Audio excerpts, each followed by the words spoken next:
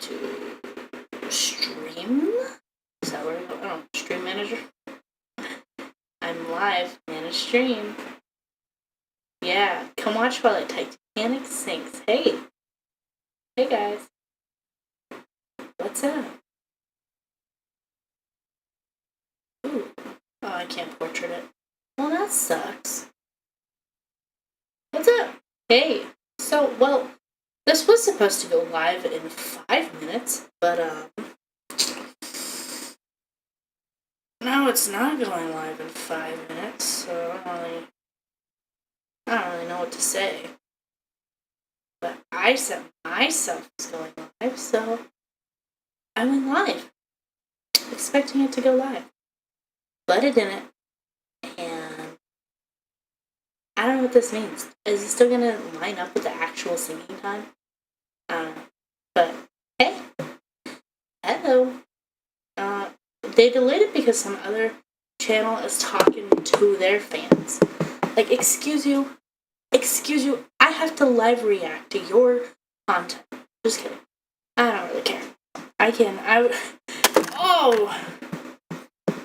They just had this change within the last few minutes. So I was like, oh, well, what am I gonna do? How am I gonna entertain the generic anime fans? Oh well, I'll figure it out. Hey, hi, how's it going? Nobody's watching because, I just went live, and that's fine. What can I do for? Good question. What do I expect to be doing?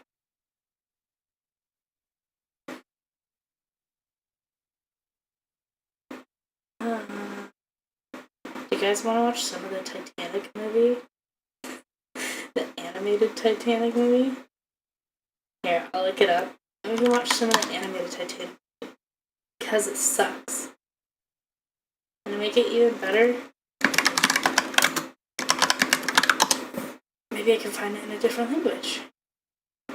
Oh yeah, I watched this for the first time this year, which is, can you believe it? There's still,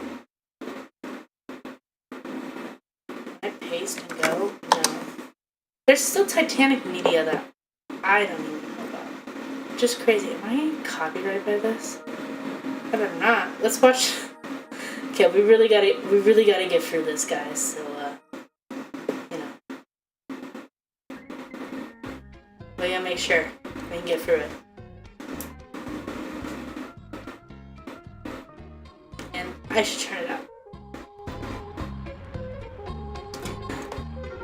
I think we're in New York. How lovely. Did you go on being a sailor after the Titanic sank? Oh no. Once I hit New York, I got a new job. I would never have stopped being a sailor. Why would think of the most wonderful ship in the world? I don't know why there's mice in this. Tragic ending to the maiden voyage of the Titanic. The liner goes down. Well, youngster, it's a long and complicated story. The truth of the matter is that those missing horses were never really missing. It's all misunderstanding. One of these days, I'll tell you the whole story. Yeah, tell us now. Don't make such a fuss. Grandpa, what's the whistle used for? Huh? You put that down right now. It's dangerous. It's just an old whistle. This was used for calling the terrible Mr. Ice. Why was he so terrible? Why was he so terrible? Oh, hi, new model. Yeah. I didn't want to be Razzie tonight because I don't know. I didn't know how to play the character. I was like, should I be an anime girl who doesn't know about the Titanic? And I was like, no, I'm too nerdy and I get too autistic about it. So of course, like, if I spoke, I would be going off on it. So I was like, I'll just use a different model and I'll be more me. Hello, I am also a generic anime girl. But yeah. Don't want to show off the outfit because that will be spoilers for after we get 1,000 subs. Magnificent. Such a breathtaking. Good morning. The captain sends you his regards, Your Grace. Thank you, I must say your ship is most impressive. Right, Elizabeth? Oh, absolutely. I like your big hat. You know what? I'm missing? I'm missing a big hat. Well, one sec. Let me give myself a big hat. Because I feel like all distinguished ladies of the past, they had a big hat.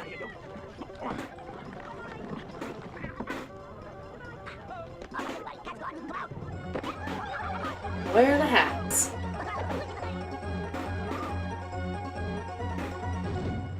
Ready for voting, sir. Very well, Mr. Connors. We'll have a roll call with you, please. Aye, aye, sir. Mr. and Mrs. Angus was Bruce McMahon. Mr. and Mrs. Chloe William O'Rat and children. Juan and Evita Raton with offspring. Jean Okay, wait. Francois Ratatouille and the Mousette family from Sicily. Featuring Yeah, I'm missing a really big hat. What tasteful things, Mr. and Mrs. Mousette. Excuse me. Frau Greta von Mauskaiser with adjunct Shlomo and Becky. And the Silva Ferreira Kenzo family from Recife. With 2 children, Ronnie and Estrella. Here we are, sir. Only please call me Stella. Everyone else does, after all. Hey, it's a pleasure to meet you, Stella. Tom Connor's at your service. Oh, thank you. This hat. Mr. Connors. Sir. Let's look live now. Hello. Time's growing short now here. We're exposed to all Oh. sorts of dangers. One at a time now. She up there also Justice Foster. Okay, yeah. You guys like my big... Oh, It's a right idea, but you have to learn sailor talk. Only landlubbers call out a rope. To us, it's an hawser. Get it? Got it. Good. We still hat? Big hat, you're messing everything up. Big hat, you're messing everything up. Okay. Ladies in the past always had really big hats. This is my big lady hat, and I feel so special. Hey, lad, you're Brazilian, aren't you? What brought you all the way here to Great Britain, if I may ask? Also, I don't think there were any Brazilians on the Titanic. I'm just saying. Rules, are you? Oh, no, the rules are fine just the way they are. But we may add a little something to the spirit. I'll show you. I'm just saying. I joked about the outfit, but I actually just had my towel on. Look.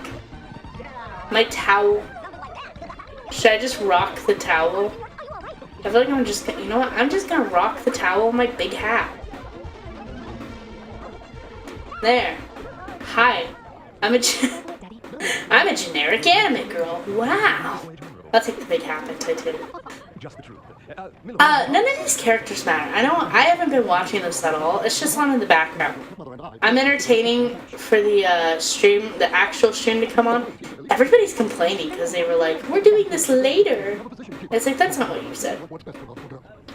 Doug Dimmadome hat. I wish I had a Doug Dimmadome hat. I should get a VTuber asset. I wanna make it so that my YouTube channel or my Twitch channel has bells and whistles. I should get a Doug Dimmadome. Yeah, clapping, dancing with the dog. Yo, what'd that dog do? Yo, that dog is insane. I didn't know he was cool like that.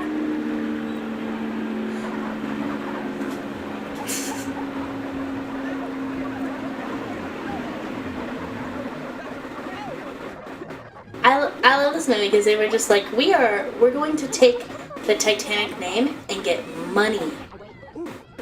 Which I didn't know you were allowed to do that. I just noticed the King Larry cucumber in the bottom right corner. Oh yeah, I watch VeggieTales. I'm not gonna lie, I like VeggieTales. So I'm getting recommended The Dangerous Agree, King George, and the Blankety Blank. But I don't know. I don't think King George had anything to do with the Titanic, but you know what does have to do with the Titanic? My favorite U.S. president. That's right. President Taft was president during the sinking of the Titanic. And he was so sad by Major Archibald Butt dying that he literally went into mourning for like a week and like he couldn't do anything. That's my favorite. I only learned that in the last few years. I knew I liked Taft. He was alive during one of my favorite historical events. Could you imagine being like a person who's like, I don't travel with animals. I'm too rich. Animals? Filthy. Actually, didn't know that. Yeah. After like the week after, the Titanic had a lot of inquiries, and upstream died. No. Like died.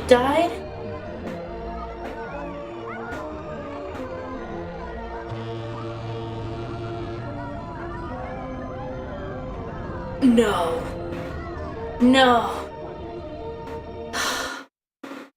How am I supposed to entertain? Okay, wait.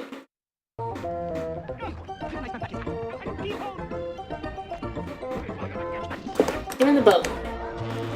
Give me the picture of the boat then.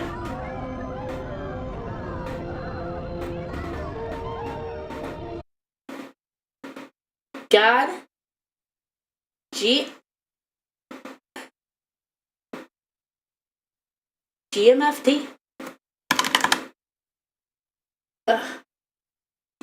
GMFD. Do you guys know what GMFD stands for?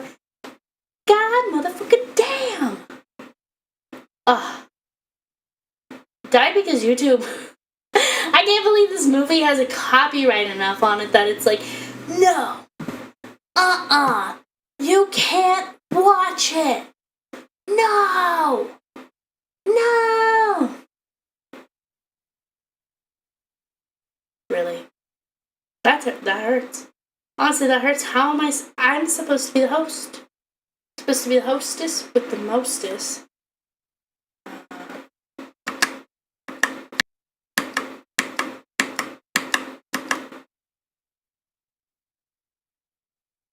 There. Alright, everything's back to normal. Hopefully my YouTube comes back. I mean, it usually takes like a minute or two before it decides. Okay, more info. Alright, avoid restrictions on YouTube. Live streaming for an adult present. If you're under 16 and would like to participate in a live stream from an account owned by an adult, that adult must be visibly present in the live stream. Okay. Awesome. Cool. If you're under 16 and an adult is willing to live stream with you, you can give the adult access to your channel as an editor, manager, or owner. This allows the adult to start the live stream for your account while reaching your audience through your own channel. Cool. Okay. I like it. I hate YouTube. has to be genuinely one of the worst sites. Live streaming best practices. Keep your personal stuff private. You don't want to accidentally show or say things that tell people too much about you. Hey guys, so I have something to tell you that's super intimate.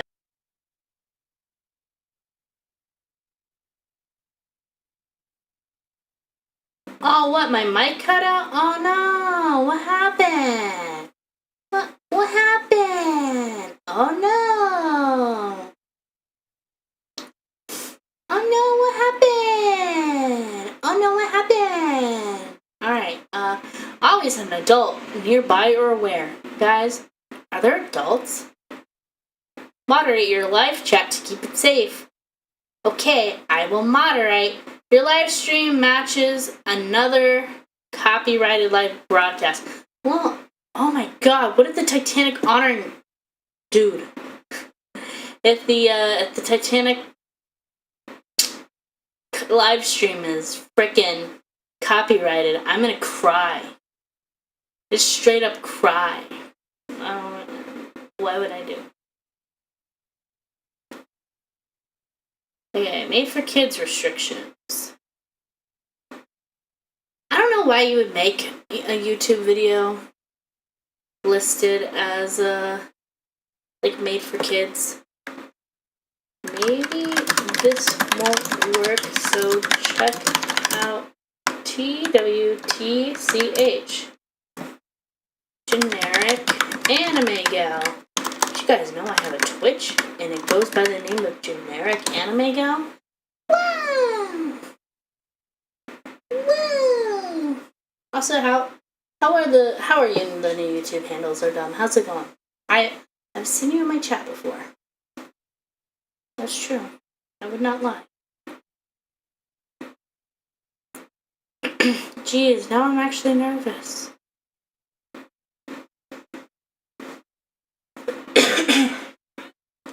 I hope for the sake of me having...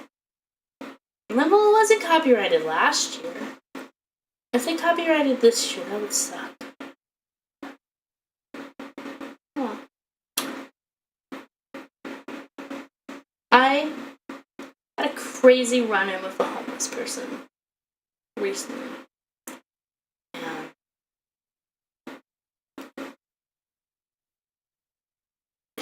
She looked very young, and when I was talking to her, because I just talk to people on the street sometimes, she was like, yeah, I'm 47, and this woman looked like 27. 27 to 32. It's crazy. Doing okay. I worked hard today, just letting you know. Oh, I'm glad you worked hard and that you've chosen me to vibe with. I'm glad I could be your choice of vibe for the night. Wow.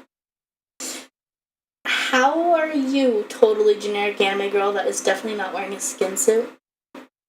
I'm doing so good. I'm doing crazy good.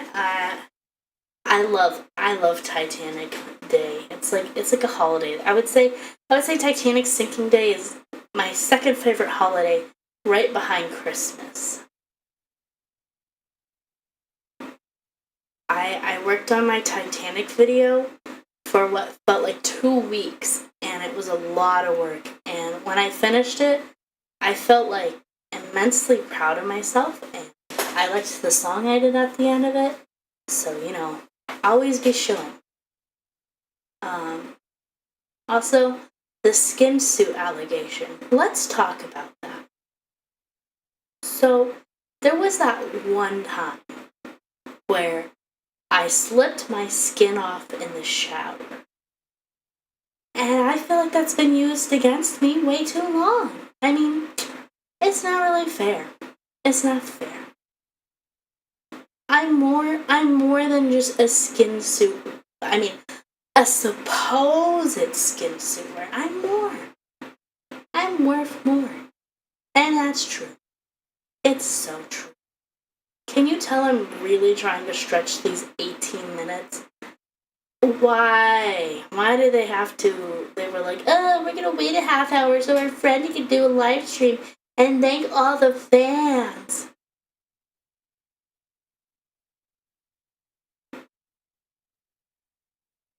No. As Torbeck would say, allegedly. Allegedly. Allegedly. Allegedly. This model has pigtails, but I decided, no pigtails. The pigtails, I'm just not a piggy-taily girl, you know what I'm saying? Yeah, you know what I'm saying. Yeah, you know what I'm saying. Honestly, I'm loving this big hat. And I'm really sad we can't watch the animated Titanic movie because it's something. I really enjoy the talking dogs and the singing rats. There's a rapping dog. There's a dog that raps in that movie. Maybe I should have just went to that part directly. Rap dog. It's like a Scottish Terrier, which I guess is kind of funny because there were Scottish people on the Titanic, so it's not a non-plausible deniability that they were just like, yeah, it'd be really good. They thought about the Scottish dog. I don't know. Oh, I'm sitting on a pillow and it's hurting my freaking butt. It's pushing into my tailbone. I wonder if people with really big butts, do their butts hurt less? Because, I feel like I have, a smaller butt. I don't got the ass for days. So when I sit for a while, it really starts to hurt. And I don't know, when you have padding, extra padding, does it hurt? Do you feel it in your tailbone as easy? Probably not.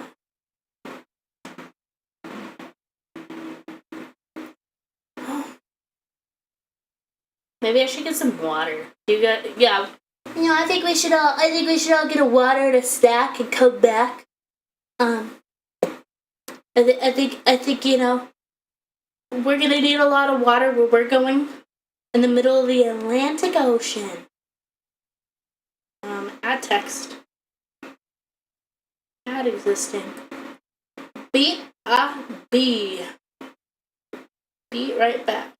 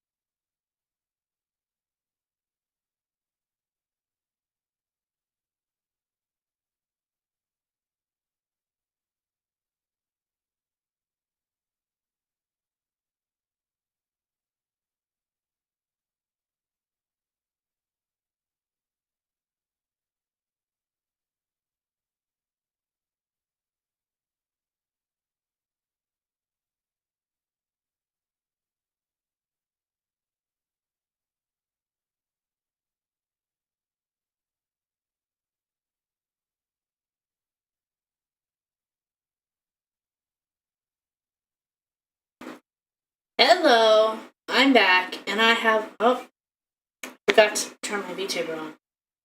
I'm back. I've got water, and that's all I could ask. I touched a sponge. The sponge spills slightly of mildew, so I'm gonna take out some perfume. That's what you're hearing in the background. I'm going to be using the scent of Anne Boleyn, which I got into historical makeup. I like history, obviously, and I had the idea, man, princesses and princes and kings and queens, they probably like to smell good, especially in a time when bathing, laundry, it was an ordeal. I'm rubbing it on my body. That's what you're hearing. It was an ordeal. It was a whole thing, and I thought, well, they're probably gonna have their own unique scents, so I was graciously gifted some perfume that I use now. And the one that I'm using right now smells like Anne Boleyn. King Henry VIII's wife, he cut her head off. I don't know. Wait, look. One of his wives, he was like, she committed incest. I don't know if this is the incest wife.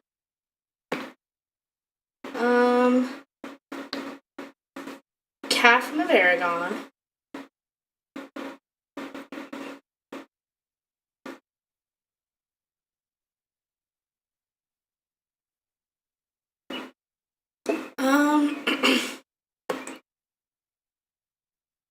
My favorite thing about Henry VIII was he never.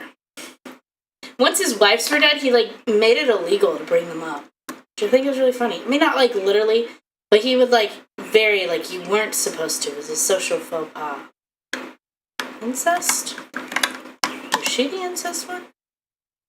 Yeah. Okay. Yeah. So he had this wife, and he was like, I'm not into the wife. She's the missus is frickin' annoying. And she's not giving me the air that I want. So she's fucking her brother. And then he cut her head off. And then took her heart out. Which is insane.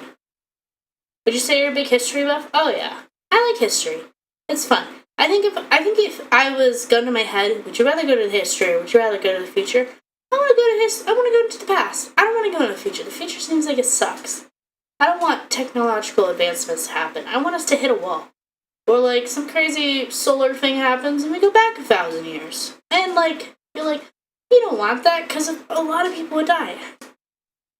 I would probably die, but that'd be fine. It'd be better for humanity. That's my controversial statement. Now people are gonna be writing, they're gonna go, how could you frickin' say that, you stupid dummy? You frickin' frick! How dare you have an opinion on the internet? Oh, you want to go back into the past? You want to play some shitty games that suck ass? You dummy, you absolute buffoon. Yeah, and I know, I'm sorry. I'm not interested in the future. I don't want AI. I don't want robots that do things for me. Although, food printers would be pretty cool. I want retrofuturism. If I was gonna go in the future, I want retrofuturism because that's still just retro, right? That's all just retro. I just want to live in the past. I do want to play shitty games that suck ass. I just joked twice in a row. Sue me.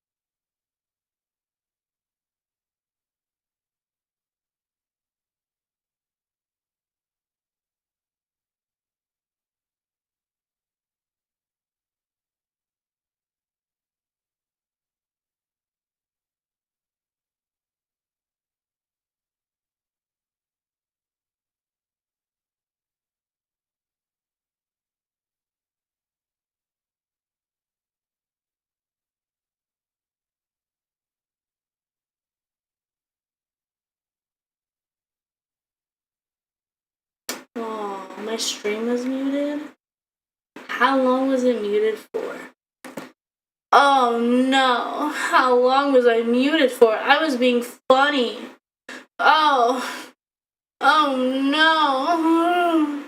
Oh, I'm changing my stream name. SOS. Please?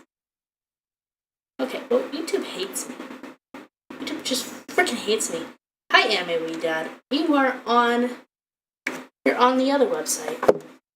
Freaking, I bet you animated Titanic movie wouldn't have freaking messed up there. Yeah, I'm changing stream settings. Edit. SOS. SOS, we are yapping. We are yapping. Shoot me. Every time I say yapping, I have to beat myself with a sock. Sound good? Sock. I'm gonna get socked. Yeah, I came here because YouTube said it was broken. Yeah, it was broken a little bit. I was watching copyrighted material. Oh shoot. And I don't like it.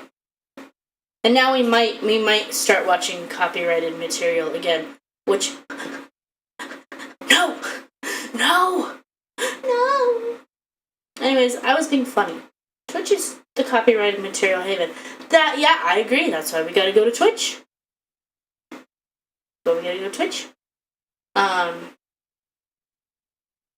Yay! Titanic time! We're going to sink! Oh no! Somebody asked me the other day, they were like, would you go on to the Titanic if you could experience it, but you're gonna die, for sure. I really did think about it. I was like, would I go on the Titanic even though I know I'm gonna die? And I said, yeah. I mean, you're gonna die anyways in life, right? Like, hypothermia, drowning, it doesn't seem that bad. It is probably terrible, I won't lie. Like, it's probably terrible. You don't wanna be going with hypothermia, and like, some people were crushed to death in the ocean. Being crushed to death in the ocean is like a terrifying concept. I'm gonna take my big hat off. I'm sorry. I love the big hat. I really don't want to, but we need to be a little more serious. Oh no, Razzie, or not? You're not Razzie. I don't have a name for you. I'm just the generic anime girl. She's all. Ooh, I'm a floating disembodied ghost. Oh.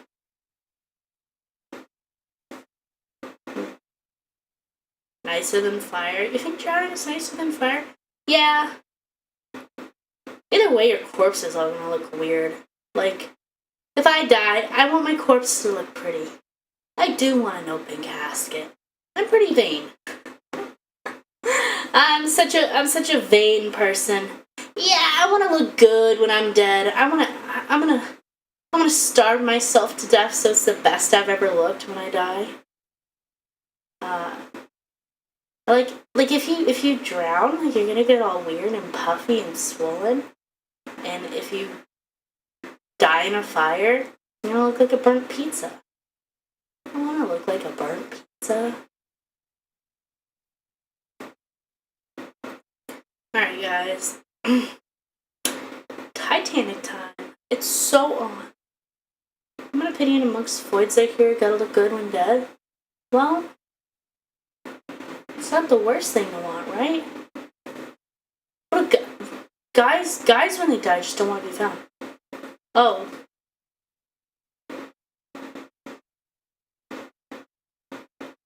Hello? Why are you so freaking quiet? 29 minutes. Another 29 minutes? You gotta be fucking kidding me. I'm sorry, guys.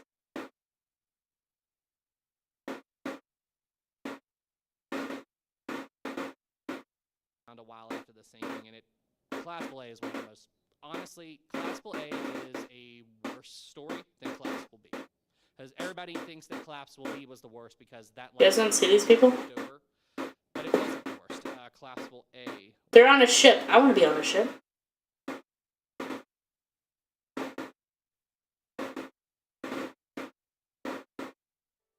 Would you guys stop talking? Hello?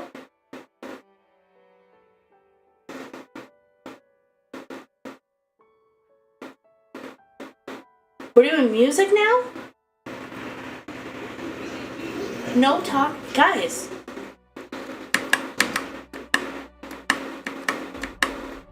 Okay.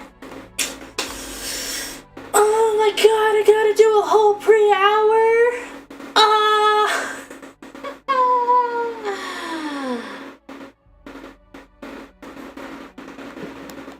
I gotta save my phone battery for that. Jeez. Jeez, okay, wait.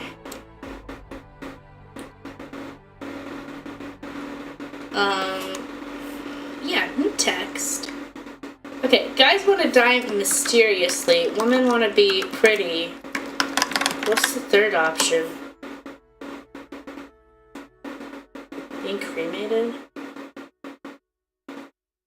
Honestly, when people say they want to be cremated, I kind of get like, why? I'm a little weirded out by it. Batteries? No. Is it a weird thing to get, like, hung up on? Mission is colon a Viking. No, Vikings are not cool. You ever meet someone who's like, I love Vikings. Vikings are awesome. It's not cool.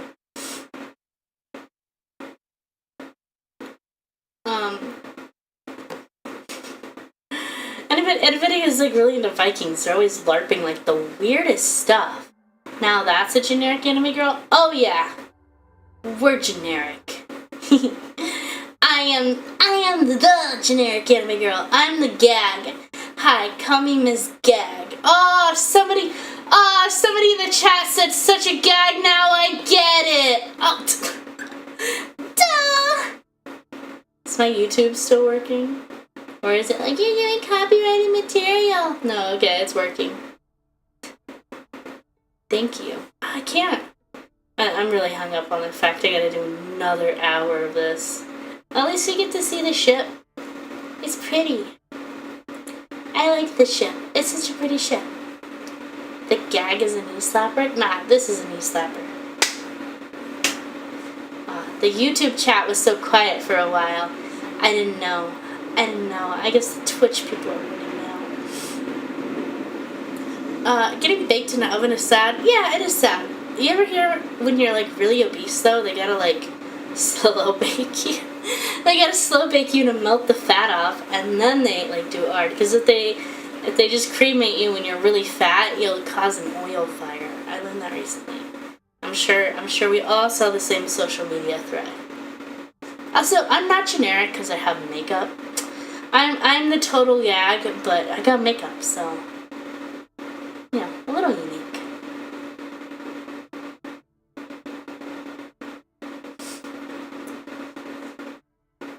Also, I have a terrible post-nasal drip. I'm so sorry if I'm wheezing like a pug.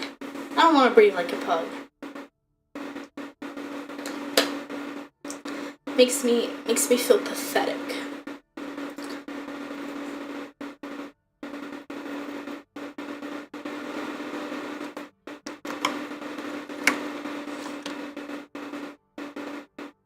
My VTuber friends is asking me a question, and I'm responding. She's like, have you ever talked to this boy? And I'm like, yeah, I've talked to a boy. It's bad.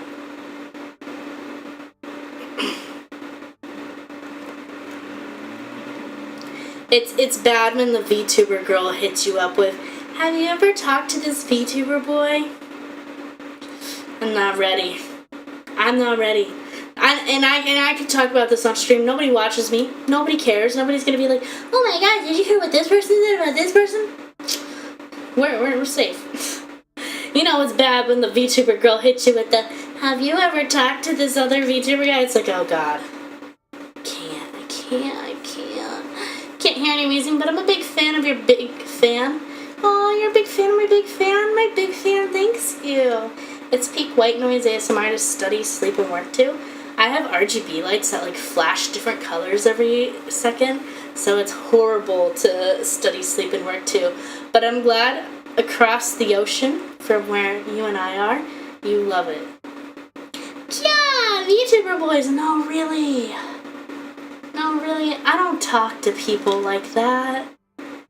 I feel like someone can hit on me and I'm never gonna know. And like, I don't know, don't like all VTuber men just sex fest? That's like the trope. They're anime guys. Now that's a joke. That's a joke. I'm not saying anything. But again, people are gonna go, oh my freaking god, generic anime girl! How could you say this? How could you say all VTuber men flirt with each other? We do not! We don't! And I'm gonna be like, I know, it wasn't being literal. I know the words. Literally every single man VTuber on the planet who's ever streamed sex fest to other people. I know I said literally every single one, including this one guy, including specifically you. But I didn't mean it. What is happening? Why is there so much traffic? Yeah, I take offense to that. I only flirt with the ones that send my paychecks. Yeah. That's some true shit there. Alright, let's... You know what? The entertainment comes to me! Yippee! I only flirt with the ones that give me my paycheck. Somebody called me an ethot today, and I went, huh. I feel like you should only be able to call me an ethot if you give me money, because, like, obviously I'm not an ethot if you don't give me money. You're only an ethot once that transaction has come. I don't know. Am I taking it too far when she's like, have you talked to this person? Am I supposed to take it as a, have you talked to this person in that? Like, we've been talking recently. I'm just saying, like, yeah, no, I've said hi to this person before. I'm cool with them. What if I'm in the wrong? I usually am. Oh, well. Oh, well. Oh, well. Actually,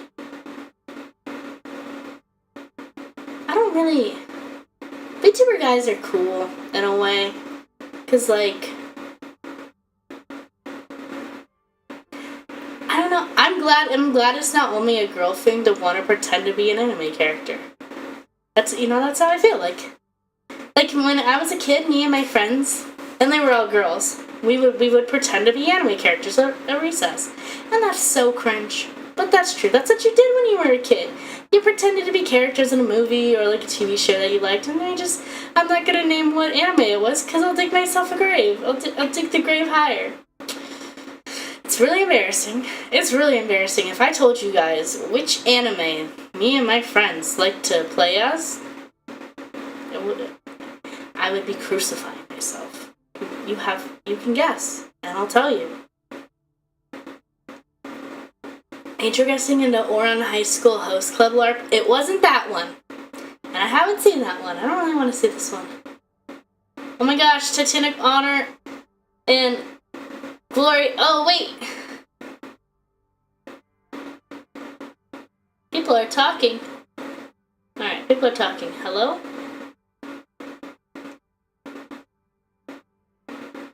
Am I missing something? Is there supposed to be... I feel like there's supposed to be audio. Oh no. The guy who just showed up on stream, over there in the corner, that's another Titanic YouTuber.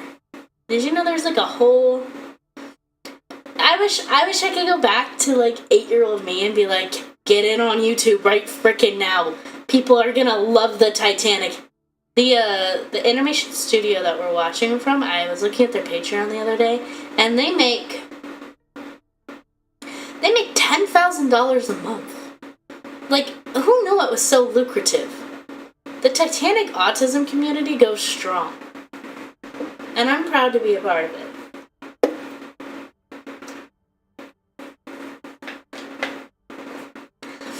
I'm #proud.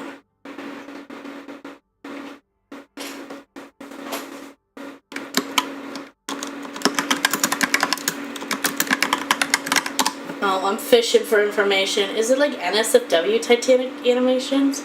Who is paying them? Okay, so they've rebuilt the ship in Unreal Engine. So they're gonna make a game where you can actually like be on the Titanic and experience it sinking in real time, and like they've been working on it for like freaking 10 years at this point. And honestly, like every year, this is kind of where they're like showing like this is where we're at.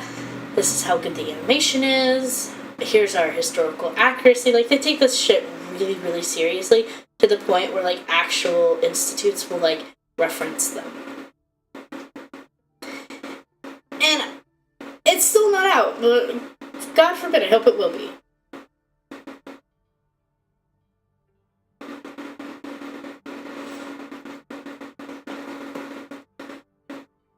Who's paying them? I don't know. Probably people with money who like the Titanic. People with money who like boats, which is a lot. Yeah, it's like Funny Museum. Yeah, pretty much. It's like a virtual museum, which is crazy. I don't even know who any of these people are, which, I mean, besides the one person. All these people in a room probably got invited to this event. They're on a ship. Like, which is crazy. I want to go be on a ship. I was looking at boat rides, yachts, whatever they call them. They're not what they are. They're not ocean liners anymore. But I was looking at that stuff, and I found one that was from Anchorage to Tokyo, and I would have to save $500 a month for like a solid few years in order to fund that trip. That's my goal in life. If I could, I wanna, yeah, cruises sure are a thing, but like cruises are short. You're never on a cruise longer than a week. This Anchorage to Japan was a 26-day boat ride. Like, I want to experience what it's like to be on a boat long term. I really need to. Or like, yeah, what if I get scurvy? What if I was on a boat and got scurvy? And I'm paying like $500, like, it was like a, do you know guys, the guys who sell their shit and just sail forever? I couldn't be one of those people. I like eating out too much. And I like pleasures of the land. I couldn't be a person who just sails off forever. That's crazy. People who do like nomadic shit, get away from me.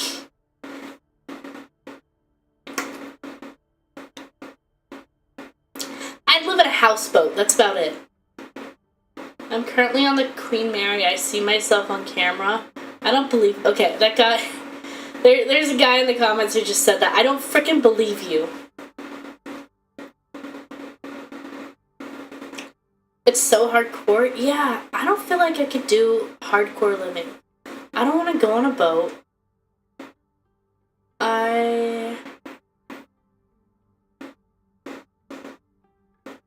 Sorry, let me finish that. My throat is hurting. I need to get a drink. I don't want to go on the boat for the rest of my life because I like the land. I'm not a pirate.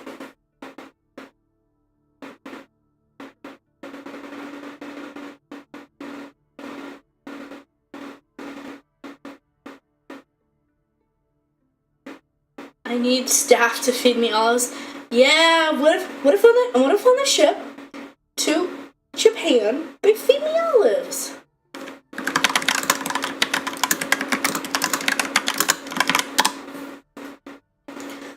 Other female VTubers are getting back to me about this male VTuber. I'm so sad. So sad.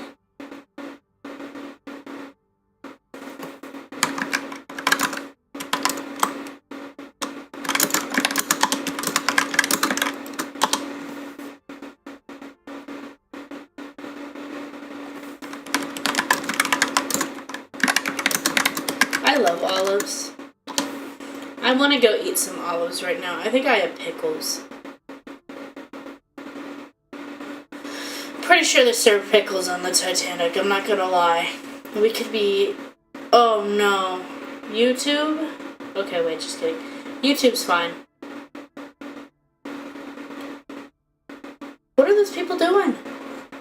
They're walking around.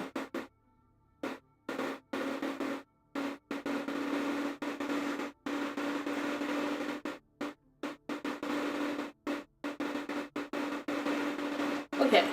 I'm gonna BRB one last time. Go get a snack, go get some ice water. Go get some alcohol drink for me, hashtag. Have fun. I'll be right back.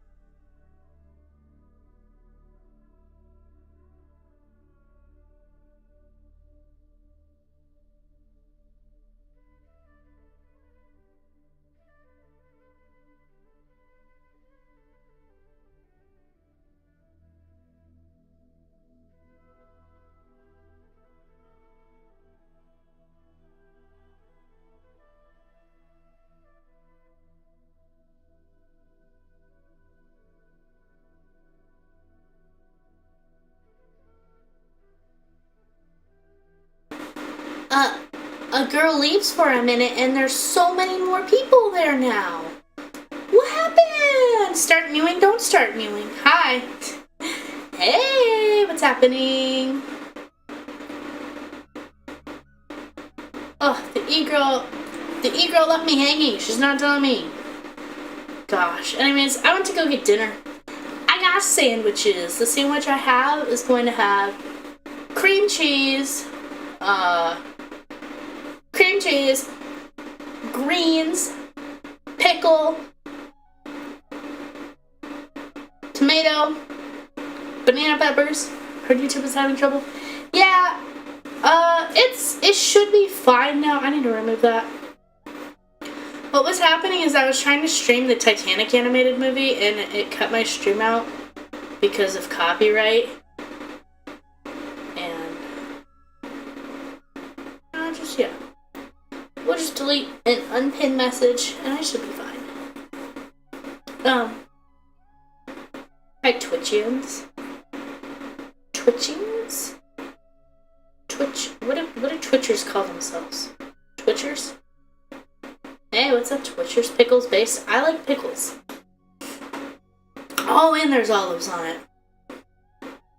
Yeah, I like pickles and I like olives. And I got Dr. Pepper. Dr. Pepper. And so there will be a time when I have to go out and get the sandwich. Honestly, I'm not gonna lie, sandwiches without meat are a little weird, but they're okay. You gotta have a lot of bread. Anyways, so what's in the corner? What do you mean what's in the corner?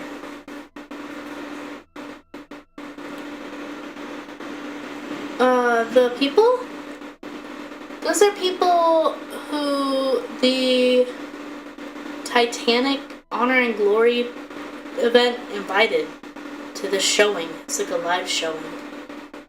They're all like YouTubers and notable people in the Titanic community. And I wasn't invited this year. There's always a next. Please invite me. Please. Please. Please. I want to be a part of the Titanic stuff. I made a really, really cool video that you can study to and put in the background while you play Minecraft. It's starting. Shh. 114 years ago at this very moment, the RMS Titanic, carrying 2,208 souls on board, glides across. What happened, you guys? What? Okay, we're gonna start over. Hello, everyone. Pretend that didn't happen. 114 years ago and 30 seconds ago at this moment, the RMS Titanic, carrying 2,208 souls on board, glides across the abnormally calm waters of the Atlantic Ocean at 21.5 knots. This ship that would otherwise have been forgotten in the long line of early 1900s ocean liners will become eternally famous by tomorrow morning. For the next 3.5 hours, we are going to do our best Did my mic to get show all messed you up? why that is. I swear. Welcome to the Titanic Honor and Glory real-time sinking live stream, a tradition we are so proud to say started 10 years ago this Okay, it seemed year. like there was a lot of fuzz. Real-time sinking is, in our opinion, the only real way to fully understand the Titanic disaster. If you have been had a long-standing interest in Titanic and are joining us That's for the true. first time, I am so excited for you to be joining us. You are about to see Titanic in a way that you have never seen it before. If you have joined us before, you are also going to see Titanic like never before, thanks to a brand new top-of-the-line sinking animation from our incredible Titanic Hello? Honor and Glory animation team led by Your noise person is unbelievable disabled, and so very sweet you're just a design, fanboy, Yapping. not have. Okay. This tradition goes back 10 years, of course, but for the last 2, we have been lucky enough to welcome a live audience into the room with us. Oh no, where's the to boat? witness the sinking firsthand. There's the boat. 2 years ago, Hi, boat. we held this event in Orlando in a room of about 40 people. Last year, we recorded the stream not so far from where we are today for a similar sized crowd.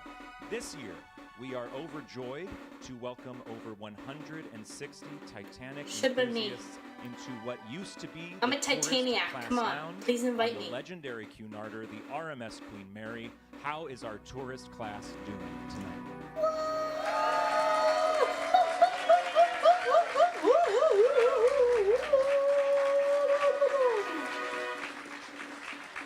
Now, Whoever's doing this sucks. Many of these No audience offense. members I boarded the will Queen teach Mary you. 4 Don't- days don't ago cancel me. and have been partaking in Titanic Weekend 2026 and 24 lectures, live podcast recordings, and movie screenings later, we have arrived at our Movie flagship screenings. event, the Real-Time Sinking. To everyone at home watching on YouTube, and to everyone here on the Queen Mary, we cannot thank you enough for being here with us. Gag needs There to are so apply many to their fantastic OBS. Yeah. fantastic groups, It's me, fantastic Gag historians Chan. doing incredible anniversary events around the world. So for you to be spending this time with us means the world.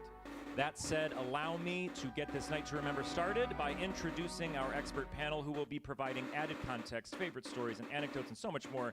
This panel is made up of, in my opinion, the next generation of Titanic historians and experts, and I am absolutely honored to share the stage with them. First off, to my right, I have Titanic Honor and Why is Glory it so loud? Executive Director Matthew DeWinkler. Across the way, on the other side of the stage, we have Titanic Honor and Glory lead modeler and producer Kyle Hudak. Be polite, clap. Next to him, we have Swear to Titanic God, you Honor and better Glory clap. researcher and modeler David Nonini. Clap. Next to him Please is clap. Titanic Honor and Glory researcher and modeler, and also member of the Ocean Liner Designs team, Liam Sharp. And also representing your friends at Ocean Liner Designs, a researcher and script writer for that great group, Sarah Brenneman joins us.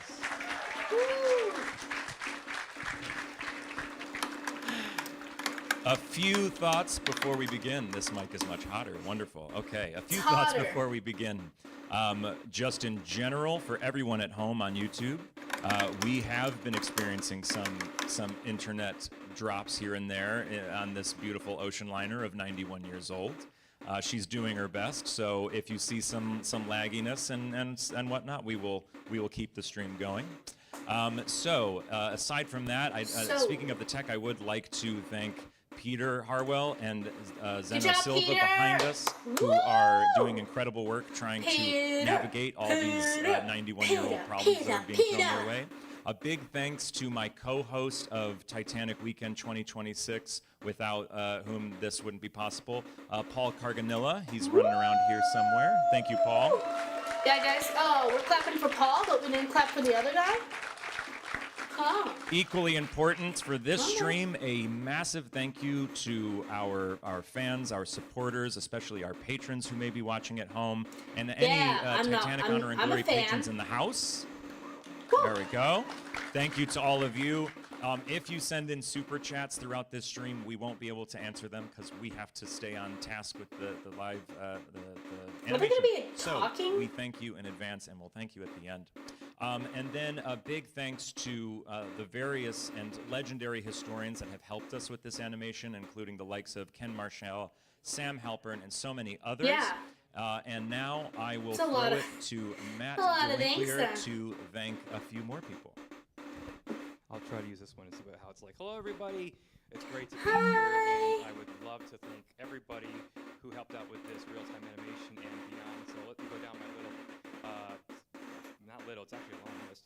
But let's go down the list really quickly, starting with Jack Gibson, who animated this entire monster of a video to commemorate the sinking of Titanic.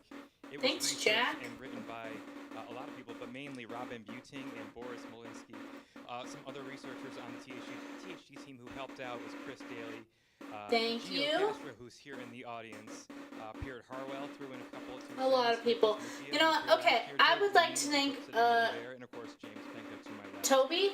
The models you're going to see. I would like to thank Anime Weed Dad 69. Kyle again, Gio again. I would like to Chris thank Daly again. We have to thank Azuma myself, which is weird to say. We have VT. to thank Dennis. We have to thank Liam I would over like there. to We have thank to thank Lucas Gustafsson, Tino the new Tino YouTube Foss, handles and are Kaiju dumb. Kotas. And we have special thanks Thank you all. to the guys who helped out Thank last you all night for when showing setting up. this entire room. And That I would goes like for to thank Chris, Rex, Razzie Braden, Sam, for letting Zeno, me hijack her Matt, channel. other Matt, Nick and Donald, part of the THG team. We have 12 professional voice actors doing the lines 12? of our officers, crew, and some passengers. You might not hear them on this stream, but you'll hear them in the video that will be uploaded very shortly.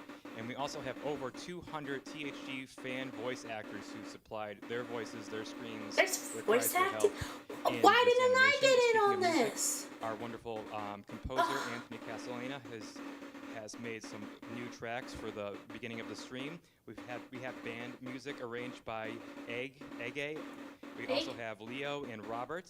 And on that, I'd like to thank just the entire THG VDR team for all their hard work and all their assistance. When are There's you a guys lot gonna of them release all the in game? here. That's So, what I want. Thank you guys for all of that. This is an incredible endeavor that this team puts together every year, and some years we don't make a brand new animation. We, sort of take the year off in a way. We can't do it every single year. So a year like this, where we are mounting a brand new animation, we're mounting a full 4-day event. I mean, who's been having I'm fun at excited. this I've been having a 4-day lot of fun. event so far? But go back and watch the other videos. This has been- They've been good. This has been incredible. They've been good. We've met so many incredible people. We've had some wonderful times, some wonderful late night laughs. It's been great. Yeah, If this you is- would like to join us next year, keep an eye out. We're already planning next year's days, so keep an eye out. If you guys want to know for where I'm that. gonna be and So, meet me in person, with all of those thanks that we just Unfortunately, I've announced, just given away I where would I'm like gonna be to, next year. Send one last bit of gratitude. Please don't. Most Please don't importantly, stop to me. the passengers and crew of Titanic. I'm gonna wear a big shirt that says Big Titanic fan. Who lost loved 2 ones thumbs up. 14 years ago, and to every historian, author, and storyteller responsible for keeping this story alive.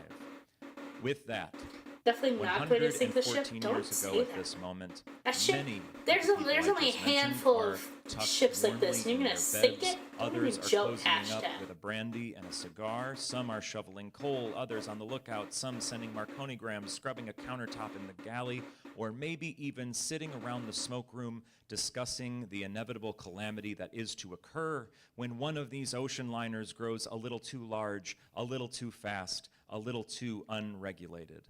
From that discussion, we begin our own. Folks, in about 15 minutes, we will begin our animation, and soon after that, the calamity that I just mentioned will take place. I would like to open it up to the floor, to the table on the far side. Kyle, David, Liam, would anybody like to hop in and say a little word about where we are in history 114 I'm sorry, I years didn't ago? realize that this was going to be like people talking. It wasn't like this last year. Is it? Oh, okay. Wow. This is an odd setup. At this time, people would. Okay, this isn't very loud. Oh, you have to be right up against it. Oh, it's just like the talk again. Bless this You guy. can also hold on to the microphone if it would be easier. Probably. There we go. Wow. Okay. Oh, those are like super chats. I don't want to hear your at this super chat.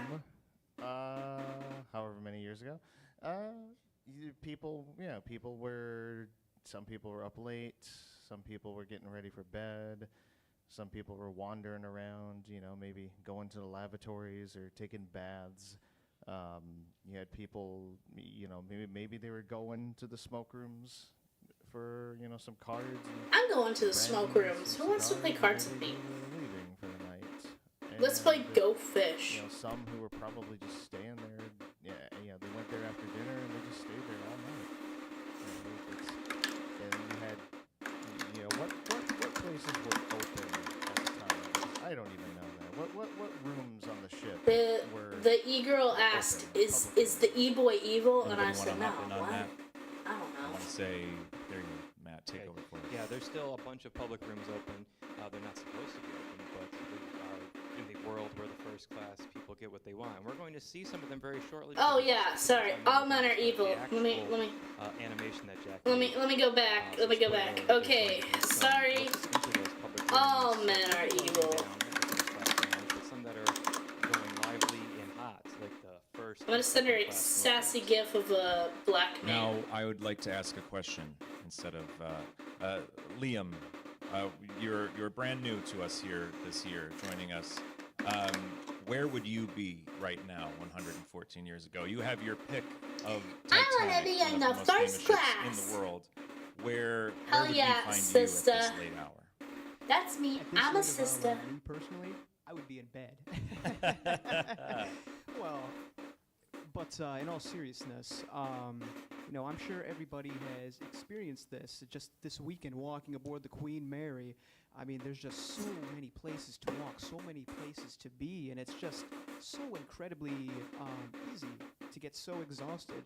I know that me personally, just walking around the ship today and seeing what I can see has been just incredibly exhausting. Oh So, no. I can kind of put my mind in the shoes, or put myself in the shoes. Someone of did the a super passenger, chat. rather, and I can relate to it. I can understand, Okay, how I think many they of these fixed it. passengers have already gone to bed, how exhausted they might have been from such a long day of just walking aimlessly amongst the ship and mingling with fellow passengers.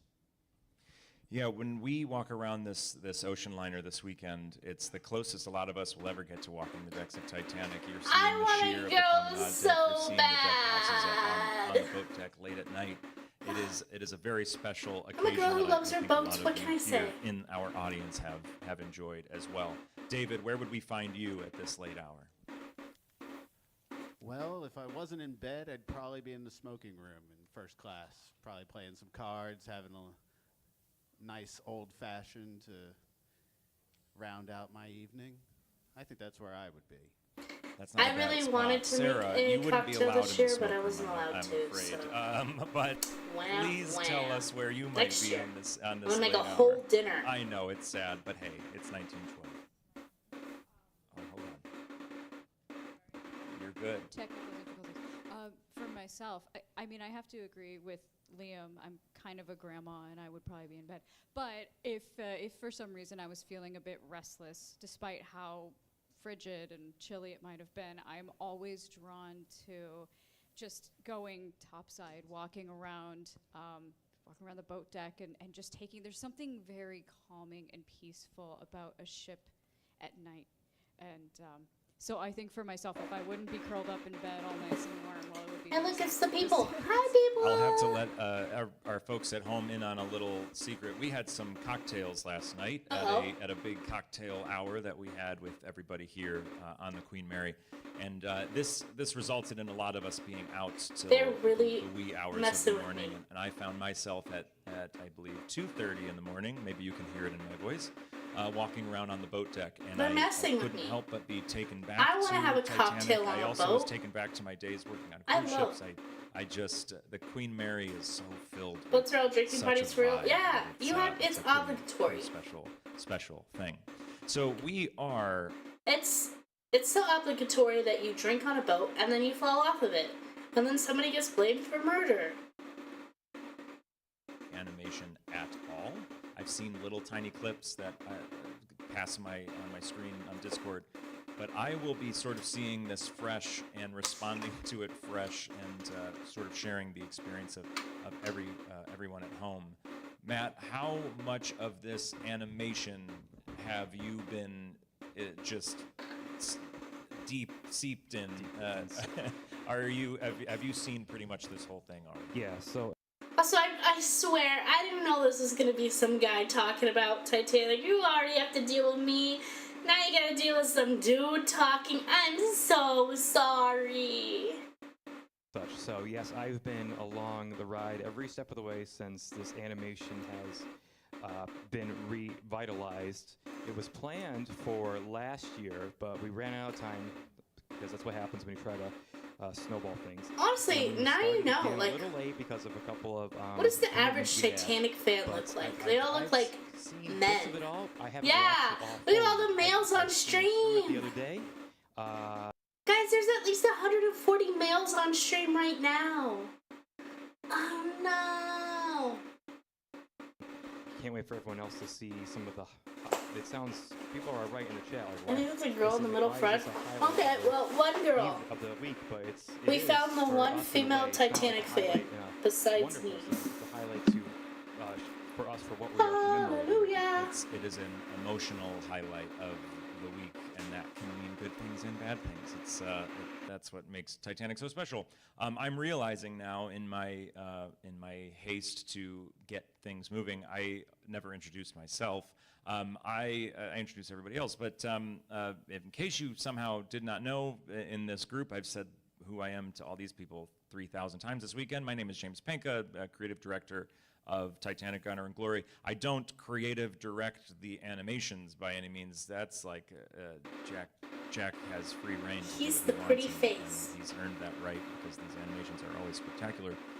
But I'm also the host of the Witness Titanic podcast, and I we watched talk that a lot about the podcast. sinking on that podcast, and I have a new season starting Friday. Come enjoy it. He's showing. I want to throw it back Honestly, over to that go table watch it. It's as great. we have just.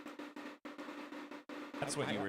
You. I want to talk. I need to say. I'm sorry. I need to say something. I thought forgot. Matt gave me the look of something's wrong, something's wrong, something's wrong, I've been and so giving I that was look to going to everybody all night That's long. really I'm so funny. sorry, Okay. everyone. Yes. Okay. Let me throw it to Matt. So yeah, I forgot someone important in our special thanks, and I feel terrible about it.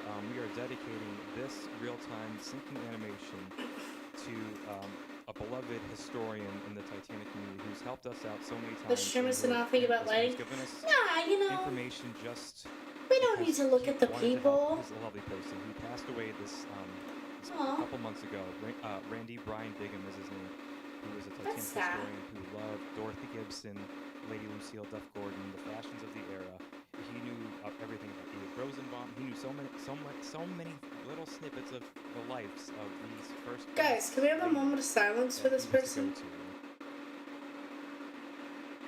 And we are dedicating this real-time syncing animation to Randy. This one's for you, Randy. Randy, a very Randy? sweet guy, and it was a really wild experience. The day you told me that he had passed, I had just recorded a bit for the podcast about Irene Harris, and I had looked through all of his research for that episode. So I felt like I had just talked to him the day before. It was terrible timing, a terrible loss. But Randy, if you're watching from somewhere, thank you for all of your help in the past with our work. So back to Titanic, back to 1912. We are 5 minutes out from starting our live stream. I open the floor up again to anybody who, especially our 5 newbies, minutes. joining us for the first time. We've been streaming for an Sarah, hour what does and a real-time syncing mean to an you? I know hour I mentioned it, and and I feel like 30 these real-time minutes. syncings are just like I the feel- best way I to feel like my time experience was Titanic, wasted. But what is a real-time syncing in your life like? This is supposed to start like a half hour I'm ago. used to seeing the syncing in the context of the movie or Oh, well. what have you, but seeing it second by second, minute by minute, and everything that happens during it, It's sad. puts it into context that it's not all Hollywood drama. This really did happen for real, and following along every step of the way, it just shows you how wildly terrifying it came to be Guys, hit the after, play you know, button. We want the people Titanic to slowly sink. realize, oh no, this is very, very, very bad. Little morbid. The You entire know- thing to the point where, you know, Wait, I want to say this about these stupid people on the screen because I can clip this. I don't want to clip the people. Go away, go away. Shoo, shoo, shoo, go away, go away. Shoo. appreciate it in that context of how it actually happened, minute by minute, and see it that way as opposed to how maybe we used to seeing it in the past. Liam, your thoughts on the old real-time syncing style of taking in Titanic's history? Okay, gonna say this now that, I really wonder, do you think there's going to be a day where we have full-on 9/11 recreations? We have the Titanic ones, minute per minute. Do we have 9/11 minute per minute? Or, what about Pearl Harbor? Or Columbine? When are we gonna have minute per minute, other world tragedies? That's just how I feel. I really wonder. How long are we gonna wait?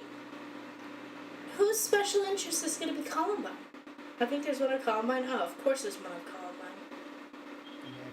just, text on a page. It's not just, analysis documents. It's a real tragedy. Of course, just watching it back and really just taking it all in, it really helps you absorb what actually happened that night in the case of Titanic. Thank you very much, Liam. I should mention, you just reminded me actually that when we get into the sinking here, the video will open. This is a 3-hour, 17-minute, 9-second video. We're all here in the Queen Mary. We're looking at the screen before we click the play button, which we will do in 2 minutes. But 9/11 can't be some things you should know. The timings in this video, especially if you're watching on YouTube, we try to sync it up just right, but we might be a minute behind because of the delay or something. So it may not line up exactly, but also the timings within lifeboat launch times, especially. They can be moved a minute here, a minute there, 5 minutes there. A lot of this comes from the incredible research of the historians we work with, but it also will always. 9/11 can't be reproduced because we don't have the physics. Really? Is it really? We literally have it on like video. We can do the schematics of the building, right? But we don't have the physics? What do you mean we don't have the physics? From this animation, and we have to sync together with we get a sync. Here, and I don't have a second hand, so I think I'm just going to count down and give you guys the old 3, 2, 1, and we'll all click at the same time. So you at home are seeing at the same time as everyone here on the Queen Mary. They need Is extra everybody bombs ready to watch a simulate little it real-time properly? syncing? Do they really? Okay. I don't believe that. Oh, we were supposed to. Are we all set to Don't be rude. click? Anyway, you're ready? Okay. So I'm going to do a 3, 2, 1, and then you hit it where the 0 would go. Okay? All right, ready? 3, 2, 1, click. And we're off to the races. Enjoy, folks. We'll let it play for a little bit, and then we'll have a little discussion after we get in. I can't believe I'm gonna hear these nerds talk about the Titanic all night. I love this. I don't think anybody watching me is gonna love.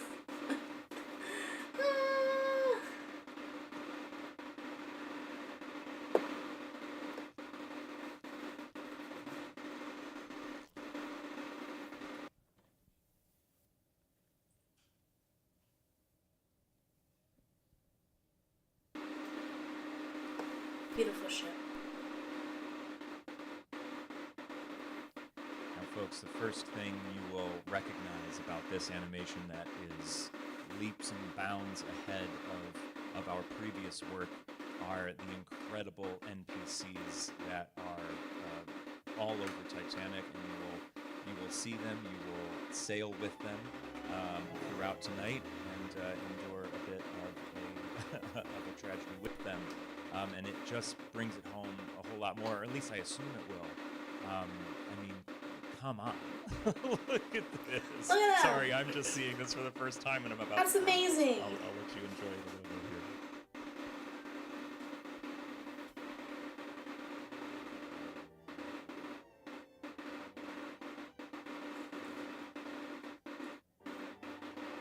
It's so pretty.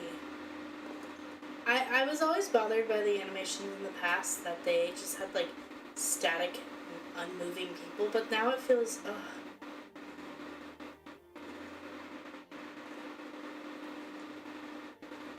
That's crazy.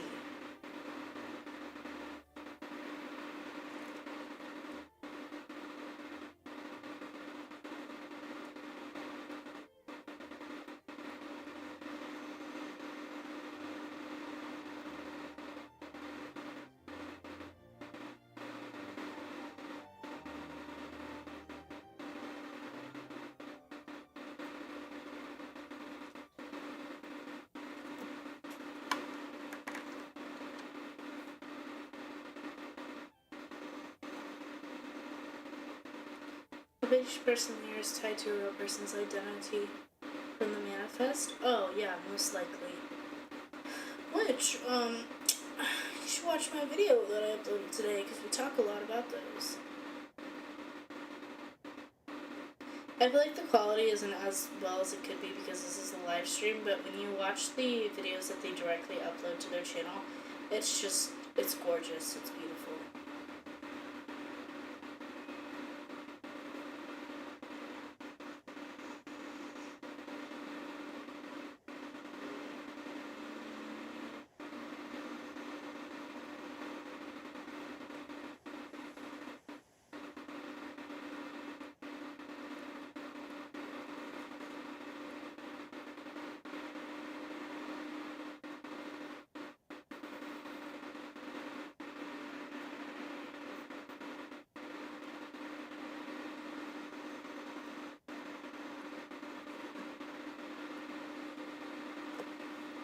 The last smokestack wasn't actually a smokestack.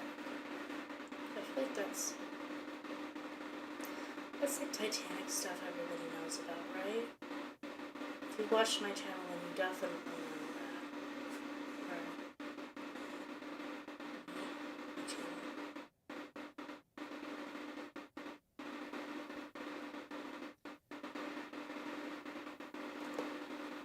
If you look closely, you should see David Manini in there somewhere.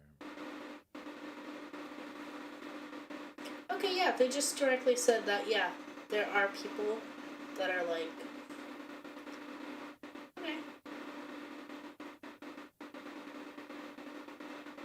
Isn't a fireplace on a ship like weird? It's ironic.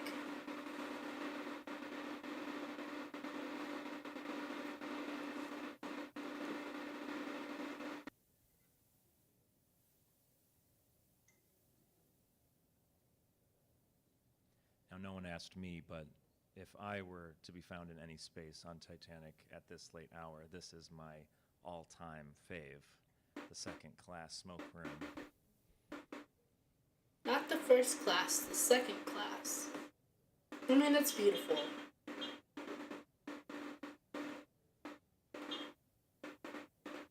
I feel like if you're second class, that still is gonna feel like first class.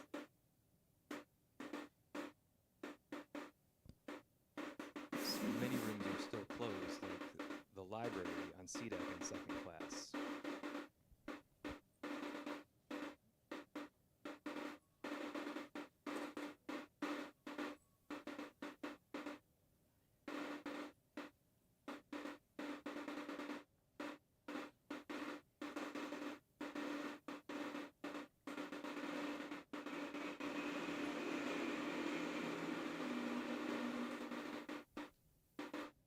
I like the gold club.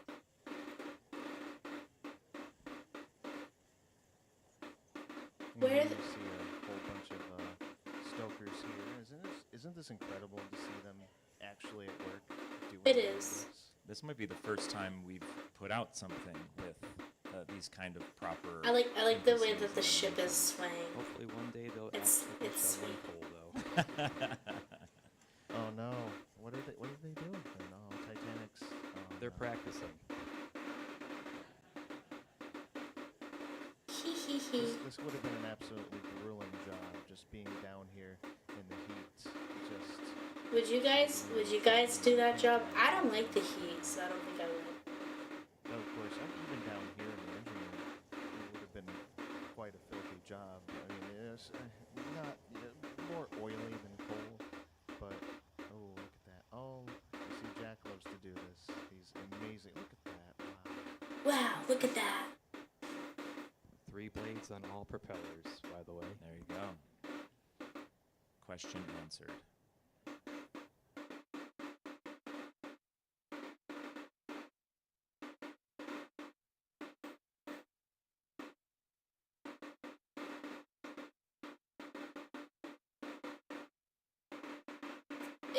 It's really amazing.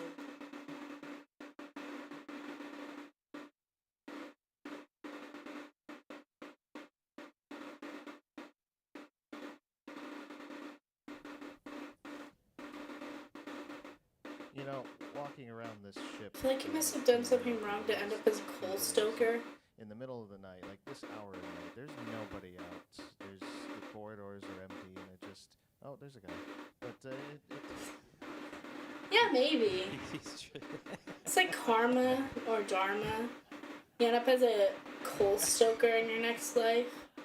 Kyle, one interjection, Kyle. We have the researchers who worked on this want me to interject every once in a while with historical tidbits of new information that we've not technically uncovered, but just want to bring to the forelight. Forefronts. Right here, James Cameron made it famous that the dining room tables were set for breakfast. But the accounts that came from the stewards that night didn't actually say they were setting up the tables. They were just hanging out, off duty, waiting to get any orders because they were the night watchmen. So we don't have our tables with anything on them. Wow. They're like, historical revision. got some baby birds there. I think they're called growlers. But I think we should change the Wikipedia to baby bergs. More accurate than James Cameron, which is insane because James Cameron is also a Titanic artist. The lower third class areas, everyone's off to bed, ordered to bed at this hour.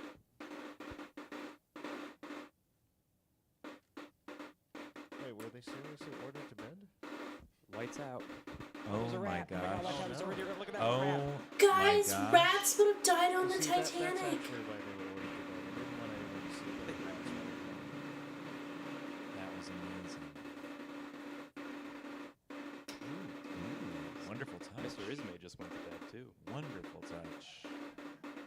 I feel like I'm there. It's so dark. I'm so sorry.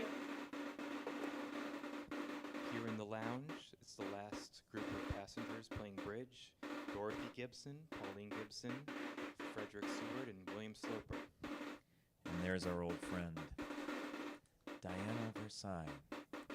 Gotta give us night vision. Right now, What? she's You mean you witnessing can't see? complete peace and quiet. You can't see. They're going to bed. That's you. That's you with your eyes closed. She's going to see something completely different. There's that guy again. There's that guy Is he again. ever going to go to bed? You know what? Maybe he's. I was going to say earlier, if I were on Titanic at this point, that means that I time traveled there. So what I would be doing is running around taking pictures all over the place before it hit the iceberg. So maybe that's me. Hashtag me. He reminds me of Adventure Out of Time. If you went down those B-deck hallways and took a certain corner and Guys, we played Adventure Out of Time. Fascinating contrast seeing just how busy the machinery rooms are. You know, the boiler rooms, the engine room.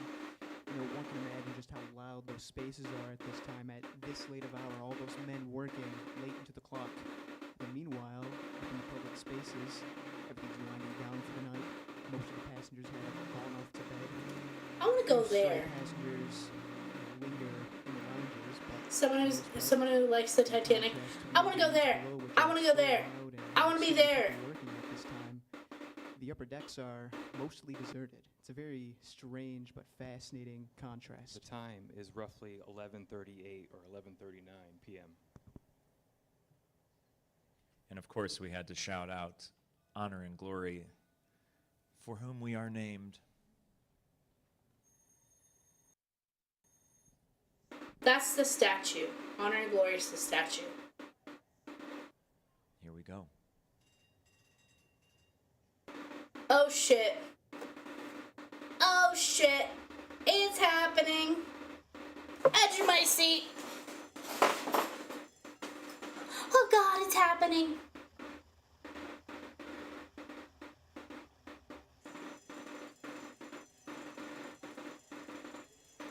What do they do? Stop!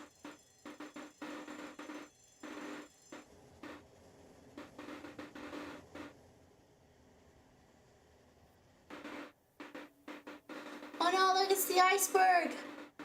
I don't need night vision, I can see the iceberg! Ah! Honestly, it is kind of amazing how fast it really was churning. It just wasn't enough.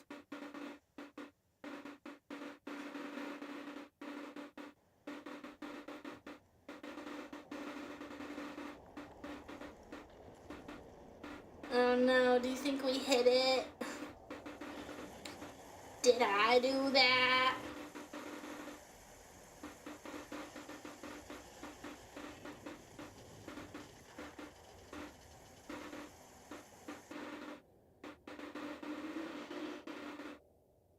Okay, that's really cool.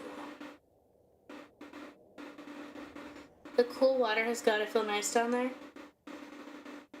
Oh my god, that's an amazing shot. Wow.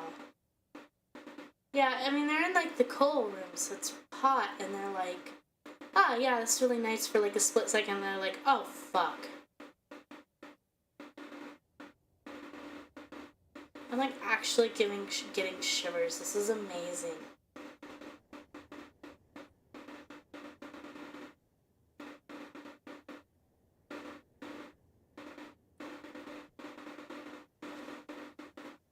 The multiple shots are so cool. No, they really are. And so the sinking has begun.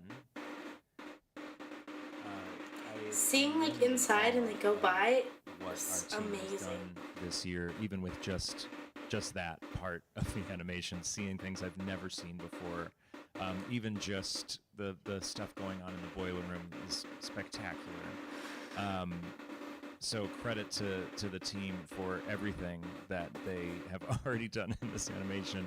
But I also love, Jack definitely shouts out previous animations and even the James Cameron film. I saw a shot or two in there that seemed like little nods to Mr. Cameron if he's out there watching. I doubt it.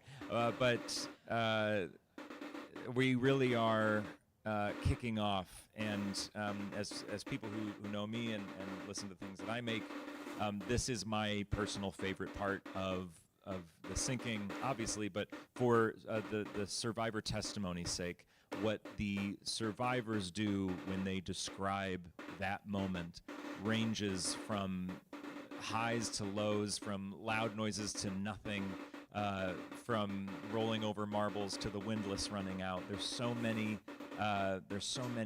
crazy sounds and descriptions that they all use as we watch Captain Smith looking out the bridge wing as we understand he. This guy really just said, my favorite part of the Titanic is when it hit the iceberg. Okay. Testimony, if you go back to it over and over again, those moments, the moment we're experiencing right now, there are third class that are waking up because water is already on their floor of their cabin. We Terrifying. have Lawrence Beasley realizing the engine's turned off. We have other first-class passengers still sleeping, completely unaware.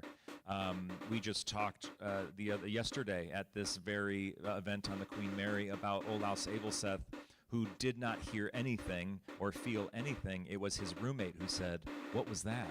And that's what clued Olaus into knowing that something was wrong.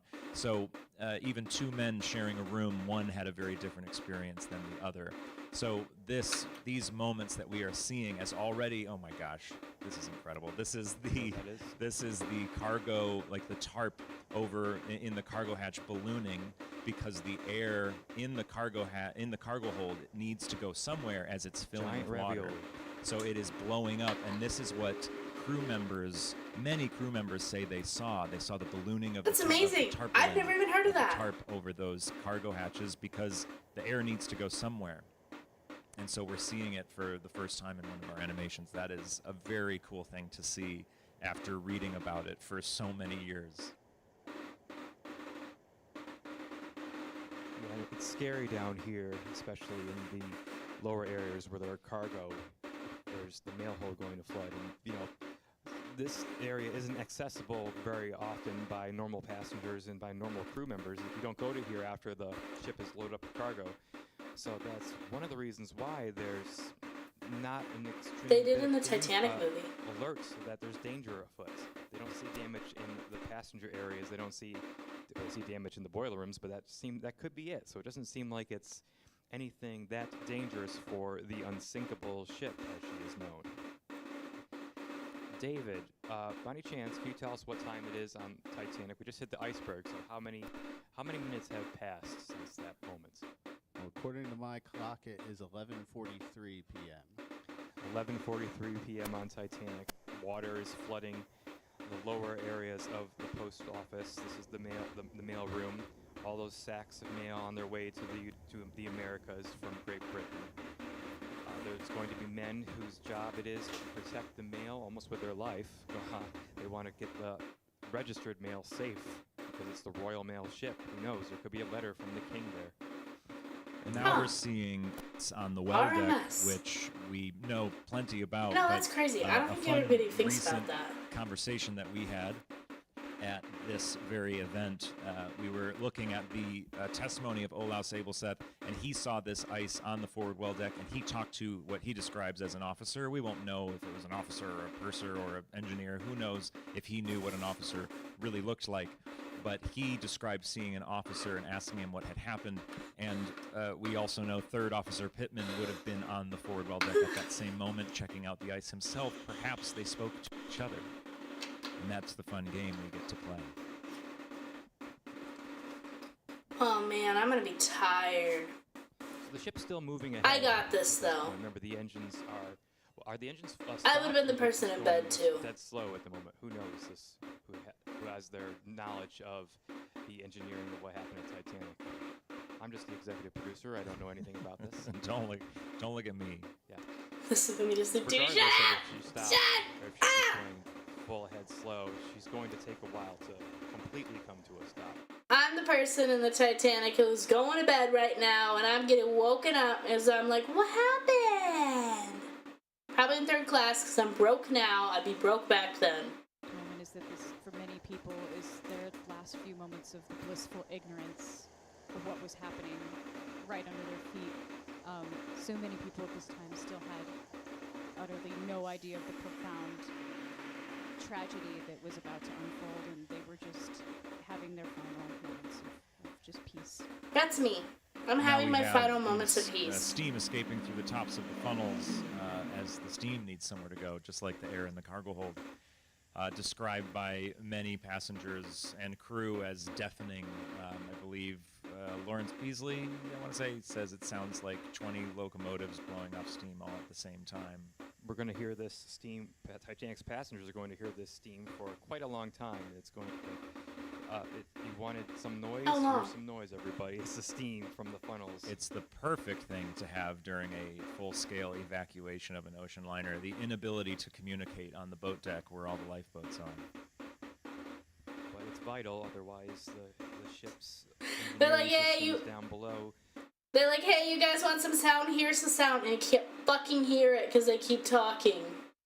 God, is that what you guys feel like when I play games and stuff? To power for the turbine to run the central propeller, but they're not using that anywhere else, so it does have to leave the ship. This point in the sinking has always been of particular interest to me. At this time, as Sarah mentioned, these are the last moments of blissful unawareness amongst the passengers and crew alike. Now, at this time, it's kind of a strange sort of point where some people are starting to find out one way or the other that something is not quite right. There is an account that is very chilling to me by lamp trimmer Samuel Honey. And I thought they said this guy's name was Lamp Trimmer, and I'm like, no way. It's just stories like these that really go to show that, one way or the other, people are slowly starting to find out that something is not quite right. Quickly, sorry, Liam. Richard Williams Norris. I just messed up his name. Richard Norris Williams just saved a man who was trapped in his cabin by knocking down the door because the ship's collision seemingly shook about the entire woodwork of the vessel. And this older gentleman was trapped in first class, and then he just couldn't get him out, so he banged the door down, and then along came a steward and famously said, "You'll have to pay for that, That's White Star Line property." That's White Star Line property. Huh. I didn't know that. That's why you're the actor. Yep. I knew that was in the movie. I knew that was in the movie, but I don't know about that. Still gliding forward at quite a clip. I don't really get how a boat, it's got support beams in it for the room, right? So when it hits something, obviously it's going to shift around. But how? Do they make like a wooden boat inside the boat to like nail everything to? Am I overthinking this? I don't know how to construct a boat. It'll go back up. We lost our feed here. Okay, You're there we only go. missing the flooding of the Titanic. It's nothing important. Yeah. You only missed a bit of a clip of the firemen's stairway here from the boiler rooms up to their quarters. Yeah, leading flooding. firemen. I wonder how much is fiberglass versus wood? I don't even know, like, if fiberglass existed back then. Places on Titanic that you hear about constantly in these early moments. One of them being that exact double spiral staircase area. The other being the stairwell that led from D deck down to the mail room. These are two places where one could go to and look down a long expanse of the ship. There's not very many places like that. The grand stairs, like looking down the well, but that's a little too high up. There's no water. So those are the two places that survivors often say, I ran over to the stairwell and I could see water. I could see the post office clerks with, wet pants because they were just submerged in water. So I'd be shitting my pants if I'm in a boat, even though it's like unsinkable, right? If I'm in a boat and I look down and there's water in a boat, I'm gonna be like, oh fuck. I know one thing about boats, and they are not supposed to have water in them. It's only been about 11 minutes since the ship hit the iceberg. 11:51 p.m. April 14th, 1912. Titanic's time of the ship is apparent ship time in the middle of the ocean. So 114 years ago, this is what was occurring. And an interesting observation that a few people don't look at is that they tried to find damage over the side of the hull. I didn't know that. The lamp stewards supposedly brought down a lamp to look over the side of the ship where they hit the iceberg, and they couldn't see any damage above the waterline. Producer Alfred White and other men inspected the waterline. People can't see my jaw on the floor hearing that. Brand new. That's amazing. Brand new information. That other people have written about for years. But yes. And No matter what, if you like the Titanic, it doesn't matter how many times you learn about it, you're always gonna learn new stuff. That's what I've learned. I don't think there will be a point where I'm like, oh, I completely knew everything. In the mail hold. Boxall is down here right now, and he saw one of the mail clerks, who he identified as Williams Logan Gwynn, holding the bags and about to take them upstairs away from the floods. These are heavy bags of mail, and now they're soaking wet. So he's putting all his effort into it, and it's not an easy task. And eventually, they are going to take several mail bags all the way up to the boat deck.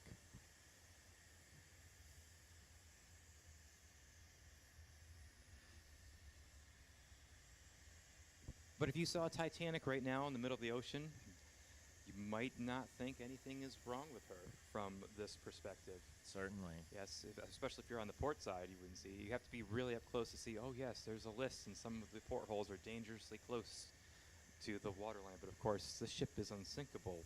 That's not a myth. That she was never called that. She was called that in 1912 by period magazines like the Shipbuilder, but also the White Star Line herself, saying that Olympic and Titanic are being built to be unsinkable. And that was commonplace for. A lot of people will be like, oh, they tempted fate by saying it's unsinkable. I don't believe in that. It is it's ironic. When people say that, they mean it's ironic. That's what irony is. They weren't tempting fate. It's just ironic. He said that he was quoted as saying the boat is unsinkable and nothing but inconvenience will be suffered by the passengers. And he said this, if I'm not mistaken, after, in the aftermath. So he's waiting to hear, but the ship has already sunk, and he's waiting to hear the news, and he's so confident that even he uses the word unsinkable, and then has to walk that back hours later, maybe a day later. It's really something. Always be shown. Back to my video. I mean, how are they supposed to know? There was newspapers literally reporting that the Titanic hadn't sunk. It's not like they knew any better. I think going she was officially called truly unsinkable, on any official documentation or anything like that. I think the prevailing thought at this time was, look at this ship. She was so grand, so beautiful, and such a wonder that it almost stands to reason that at this point you would believe something like this could be unsinkable, because what could take something like Titanic down? So it just stood to reason for many people that she was unsinkable. I think it's important to point out that almost every ship that was coming out around this time was being touted as unsinkable. It wasn't just Olympic and Titanic. It was other ships too, like the Carmane. I'm not sure. I think this is Victorian. Victorians loved using adjectives like unsinkable, Leviathan. They love that stuff. It was of the era, and I don't think people today get that. They did definitely mean unsinkable, but they just really loved using words like that. Were becoming so safe and so well built that it would take hours and hours and hours if they were ever to sink. Like in 1909 with the sinking of the Republic, it took almost a whole day for that ship to sink. And just a little message out to our YouTube viewers. We understand it's a little quiet on the animation side, but also to everybody in the room, David, Liam, Kyle, everybody, to speak up into the microphone, project like the good actors you are. Yes. It's a little, all things considered, quiet over here too, but it's quiet aboard Titanic. That's true. That's what we're trying to do. We're trying to give you the idea of how quiet it was on board. Yeah, that's exactly it. Yes, that's exactly right. That tarpaulin has deflated now. Oh, yes. See, the water has, No. all the air has escaped because there's nowhere for the air to be. And so the tarp has deflated. That's sad. So I think adding on to what David brought up earlier, at this time, as of 1912, just the confidence of the Edwardian era had probably truly reached it. Okay, they're Edwardian, not Victorian. Wait. Is Victorian before or after Edwardian? Absolutely miraculous. Chat, I need you to be a knower. I need you to look something up for me. Chat, please help me. Is the Edwardian time before or after the Victorian time? Help me. Construction. And all of a sudden, less than 100 years later, you have ships such as the Lusitania, the Mauritania, Titanic, and Olympic. It's such an incredible leap in technology that, the level of confidence that these engineers had is, they really show it. They really do show it, and I truly believe that as of this time, April 14th, 1912, or on April 15th here soon, as a matter of fact, this is truly when The Victorian era, 1837 to 1901, was characterized by rapid industrialization, rigid social morals, and ornate, dark, cluttered designs. The Edwardian era, 1901 to 1910, was shorter, lighter, and more relaxed, featuring simpler, brighter, more spacious architectural designs and fashion, while Victorians favored deep colors and heavy fabrics. Edwardians embraced, thank you, Grok, or Gemini, or whatever AI you got that from, or maybe Wikipedia, thank you. Look at that ship. Look at that boat.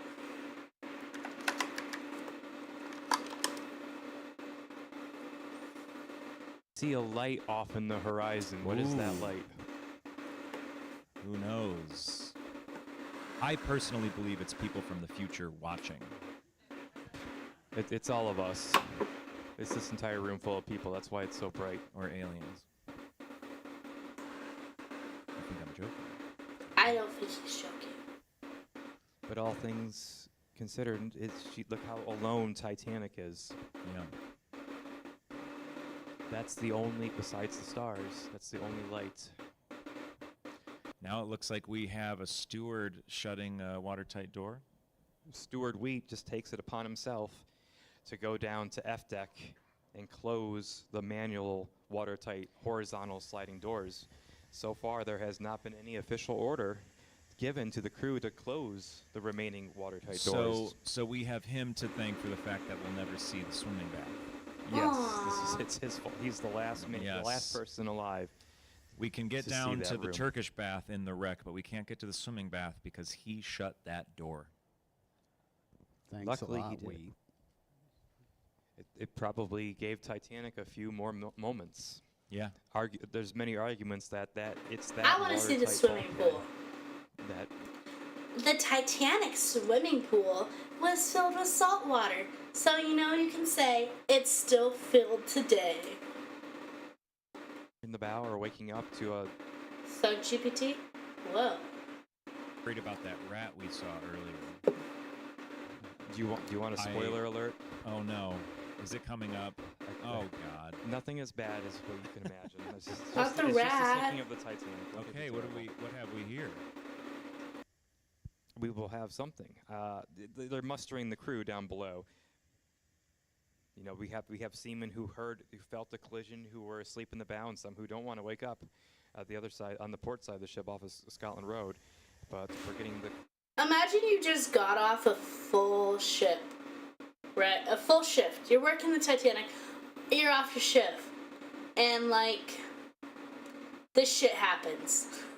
You've been working fucking 8 hours a day, shoveling coal in 100 degrees, and now you're off your shift, you go to bed, hour in, Titanic gets hit. I'd be so mad.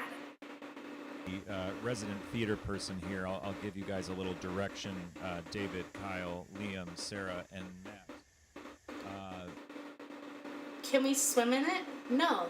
The doors are locked off. You can't get into it. You can't get into the pool. Okay, James. We just had to change our batteries here because Okay, the mic yes. died. Well, okay. The luckily mic changed the batteries, died. and luckily the lights God. and boiler number 5 were turned back on. Even though Fred Barrett went up to Scotland Road to find some lanterns, he doesn't need them anymore. I was going to say earlier, before the mic stopped working, that in a way it's kind of ironic that they closed the watertight. Oh, I gotta talk about that. They closed the watertight door to the pool because that meant that for a little while it didn't have any water in it. Yeah, we're inside the ship. Now we're outside the ship. So the crew are preparing to swing out the lifeboats now. Captain Smith won't officially instruct the lifeboats to be swung out, though, for about another 10 minutes or so. It's just after midnight on board the ship. And right now See, just after midnight. I was right. And right now the change of watch is happening up in the crow's nest. Believe it or not, Fleet and Lee were still on duty, and they are being relieved, and they come down to find a whole heck of a lot of chaos going on. I really think it's kind of amazing if you went back 114 years and you were, I don't know, say it's 10 p.m. where I'm at, so there's a very well chance that I could be awake, I wouldn't know that this is happening across the world from me, that people are going to be dying in droves, which you could just say, well, that still happens, but come on, it's not on a really big ship. Wake Up is usually cut from the show. I'm gonna go grab my dinner, so you guys keep me updated what this nerd And says. hear this Bye. roaring steam ahead of you. You're going to, especially in first class, get up and see what's going on and start gossiping. What did you see? Did you hear something? I can't really stop commenting on the fact that these NPCs, these people in these animations really do bring it up to a whole new level. It's stunning. It's unbelievable. Sarah? I was just about to say that there was a lot of, around this time, there was a little bit of commotion starting to stir up, and in my reading, one of the themes that I started noticing, just this sort of tendency for a lot of the women to talk to their husbands and say, can you go out on deck? I think something's wrong. And husbands would go out and start peeking around and come back and say, no, I think it's fine, maybe lifeboat drill. And several women said, no, I think something's really, really wrong. and told their husbands, go back out on deck, make sure. And there was almost a sense of like this women's intuition of something's not right. And you see several examples of this throughout the early period of the sinking here. And something that we experienced this weekend, we did a movie screening of Titanic 1953, and we had a really nice time watching that. But there's a fantastic moment where that sort of thing happens, and they go up on deck, and the main lead character is sort of putting on a brave face, and the Barbara Stanwyck says, you know, she's like, you don't have to put on a brave face, and he says it's easier for him that way, which really struck me. You know, we know that men may have put on a brave face for their families, but they're also putting on a brave face for themselves, which is rather touching. We have third class going down one of our many iterations of Scotland Road. Yeah, they're evacuating the forward part of the ship, which is flooding their quarters, grabbing their bags and their luggage. They don't want to leave behind all their belongings, which they brought with them as they're immigrating to the United States and Canada. But some of them have to get up and leave a lot quicker than others, depending on how low down your third-class cabin was, as it floods. And in our modern sensibilities, if any of us saw water in our quarters, if we're on a ship and we saw water in our quarters, we would lose our minds, possibly because of Titanic. But it's fascinating to think that a lot of people, crew, maybe more understandably, but passengers would see water in their quarters and go, okay, time to just grab our stuff and head a little bit out of the water. Like, we today would be absolutely terrified the second we saw water. Maybe we're just more worriers than they were in 1912. I mean, for some people, this is their first time on an ocean liner, so maybe they think this happens. This happens. This happens. Everything's fine. Yeah. Oops, somebody left the water running. And one of the things that was starting to disturb people a little bit too was the absence of the engine noise. They were noticing it just suddenly was too quiet. And there was a lot of speculation, why can't I hear the ship, the throbbing of the engines? And I believe it was Lawrence Beasley that encountered 3 women that were kind of speculating about the lack of the engine noise. And he actually brought them in and showed them, like, oh, listen, you could still hear the humming if you come in here. They've restarted, it's okay. And trying to calm them down that way and trying to sort of convince them that it was actually fine, but it was more than likely the auxiliary machinery that was causing that hum. Liam? When you're aboard ships at sea, you become incredibly accustomed to the feeling of the vibrations beneath your feet. You become incredibly accustomed to even the sound of the engines. And so a lot of these passengers on Titanic, as soon as that vibration ceased, as soon as that sound stopped, it became, I can only imagine the eerie silence that fell over the ship, you know, the raging steam above aside. This sound that you become so accustomed to over the course of the voyage is just suddenly gone. That same feeling is also suddenly gone. And so I can only imagine just the sheer confusion of that, of this noise that you're so used to suddenly ceasing to exist. Just a moment ago, I'm going to be doing this a lot. Sorry, everyone. I don't want to interrupt them because what they're saying is great. But third class, we're seeing third class passengers went to their promenade deck. They were allowed up. They're not locked behind any gates inside the ship. They just only know their quarters, but they still, a lot of them dropped off their bags on the aft well deck. They just all seemingly thought, well, I guess we'll put them here now. We know where our bags are. They're out of the danger of the water, which could be just a little could be commonplace, as James said. It's kind of a joke, but it's true too. They have no idea what's going on. You know, another one thing of that kind of gets me, that occurs to me now about the third class, the whole they're locked behind the gates thing, is it just another way. I got my sandwich. What happened? Is the boat sinking? The poop deck. And to an extent, the forecastle. they didn't need to be locked below decks. There's going to be a lot of lifeboat commotion, and hats off again to our research team who have looked up. This boy just gave a long diatribe? A long expose about how women knew something was wrong and men didn't acknowledge to them. That's funny. Did she really? Oh, really? Sandwich! Yes, I got a sandwich. The sandwich is called a blunt. I kid you not. Him telling them probably the fatal news at this point. This is possibly where the famous scenes of looking at the blueprints, looking at the deck plans, and with everyone together saying the ship is doomed. So that's the spot where you have to Are insert possibly. VHS too. Yes, that's where you. VHS too. She went That's on a like 10 callback, minutes about how but women only a felt few stuff of was us wrong. will get soon. Okay. Yeah, soon. This is the point Cool. where you'd hear him say, "Well, I believe you'll get your headline, Mr. Ismay." Many of the watertight doors on F deck and below are closed on the deck above with a handlebar to turn a little notch in the floor, which has the plates to turn all these gears in a weird, really bizarre way. I knew something was Some wrong. you can close down Didn't below, you guys? but some you have to close from the deck above. And Molly Brown famously looked out her cabin past some curtains in the corridor and saw these men closing one of those watertight doors, not knowing exactly what was going on, though.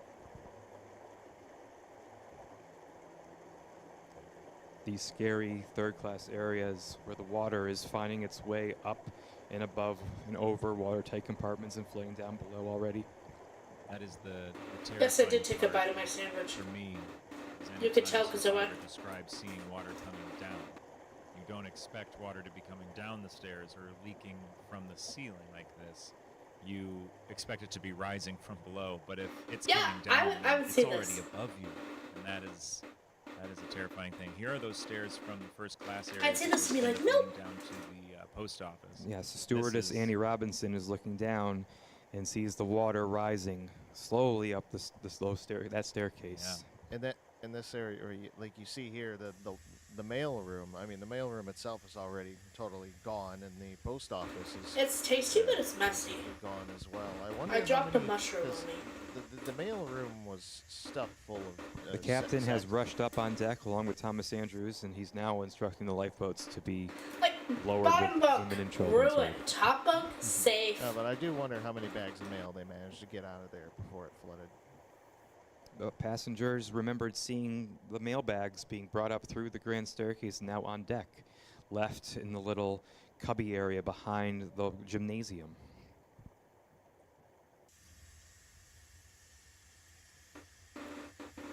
Did they save the Are we mail? beginning the swinging out Please. process.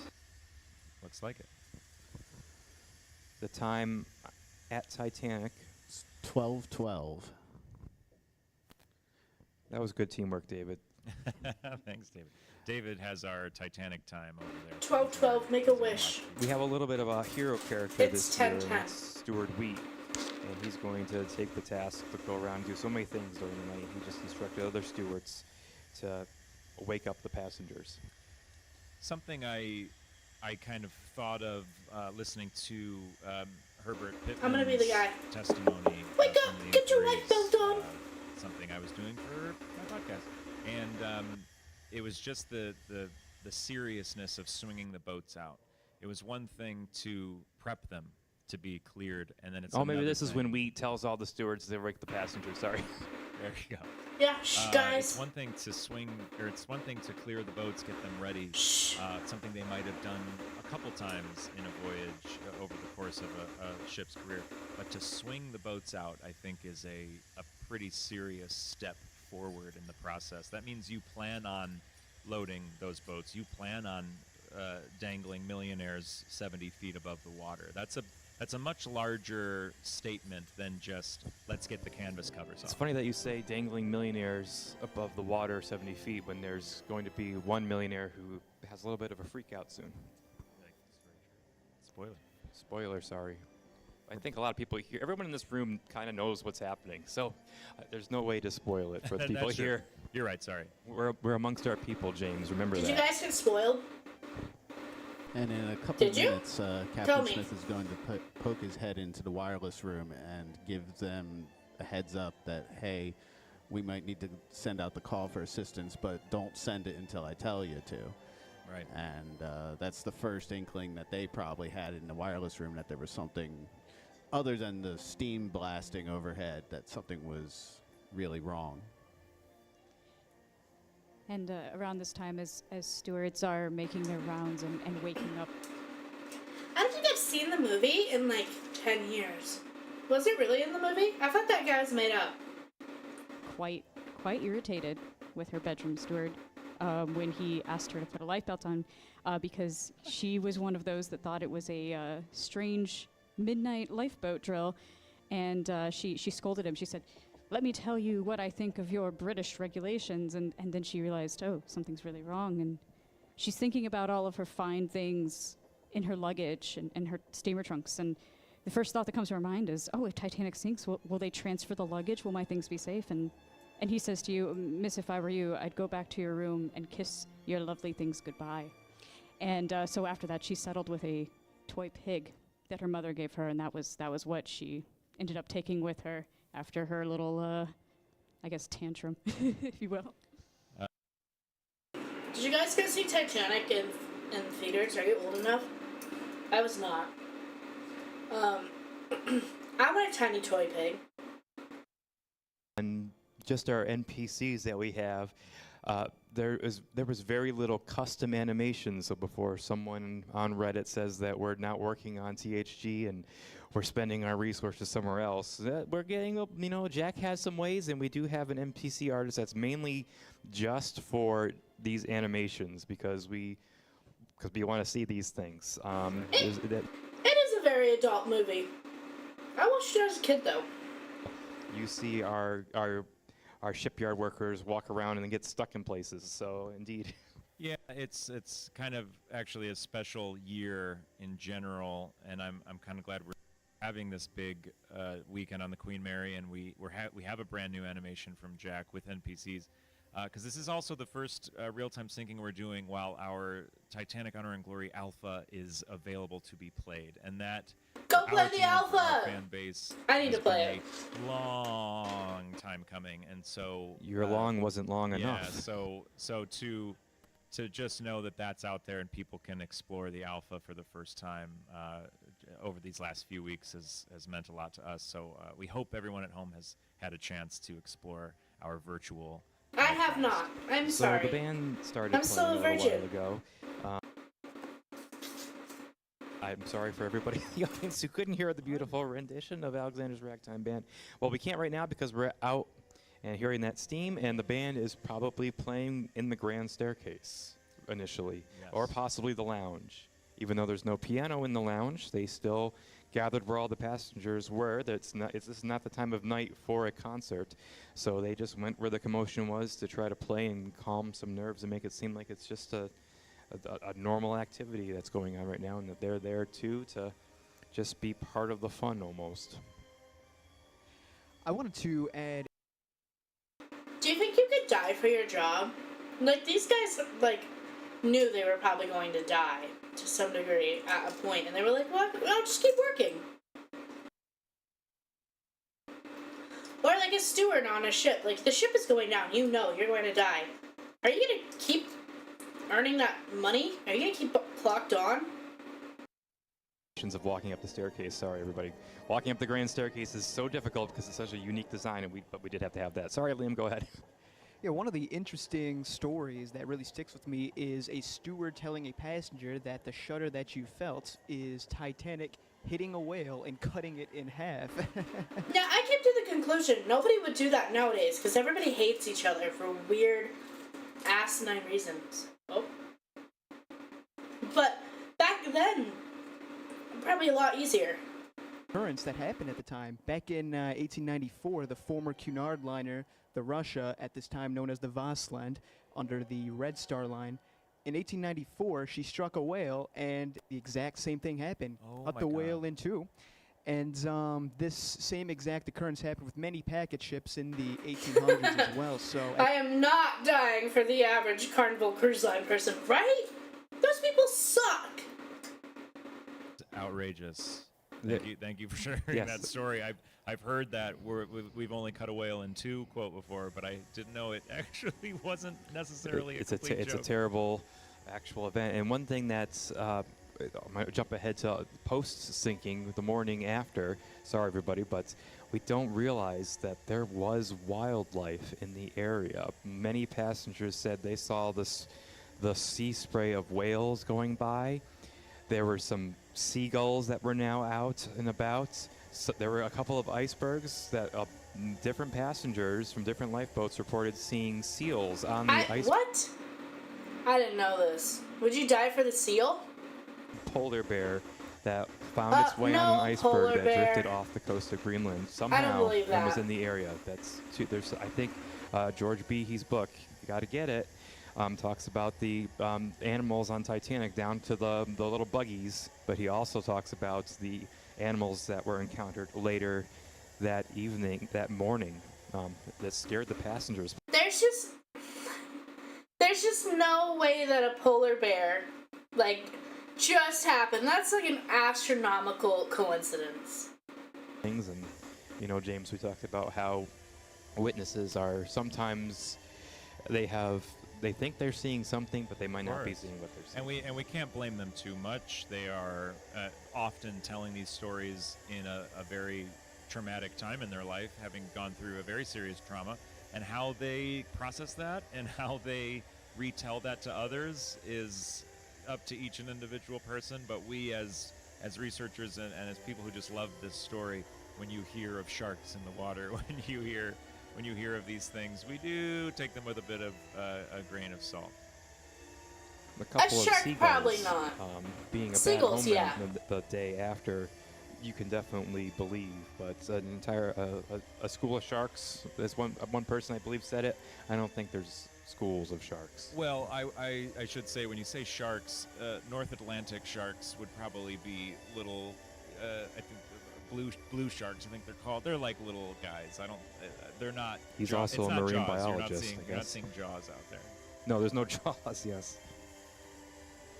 The time on Titanic is roughly 12:21 a.m. 12:21. It's right around this time, or shortly after this time, that Thomas Andrews is seen rushing up the grand staircase by a few passengers, taking a few steps at a time. Clearly, a lot of urgency in his movements at this time. So there's still a need to figure out what's going on, even though that the captain knows that there's some damage. There's some danger now. It's not just a little bit of a scraping or something. There is serious damage, but they're still trying to assess what is occurring on board Titanic.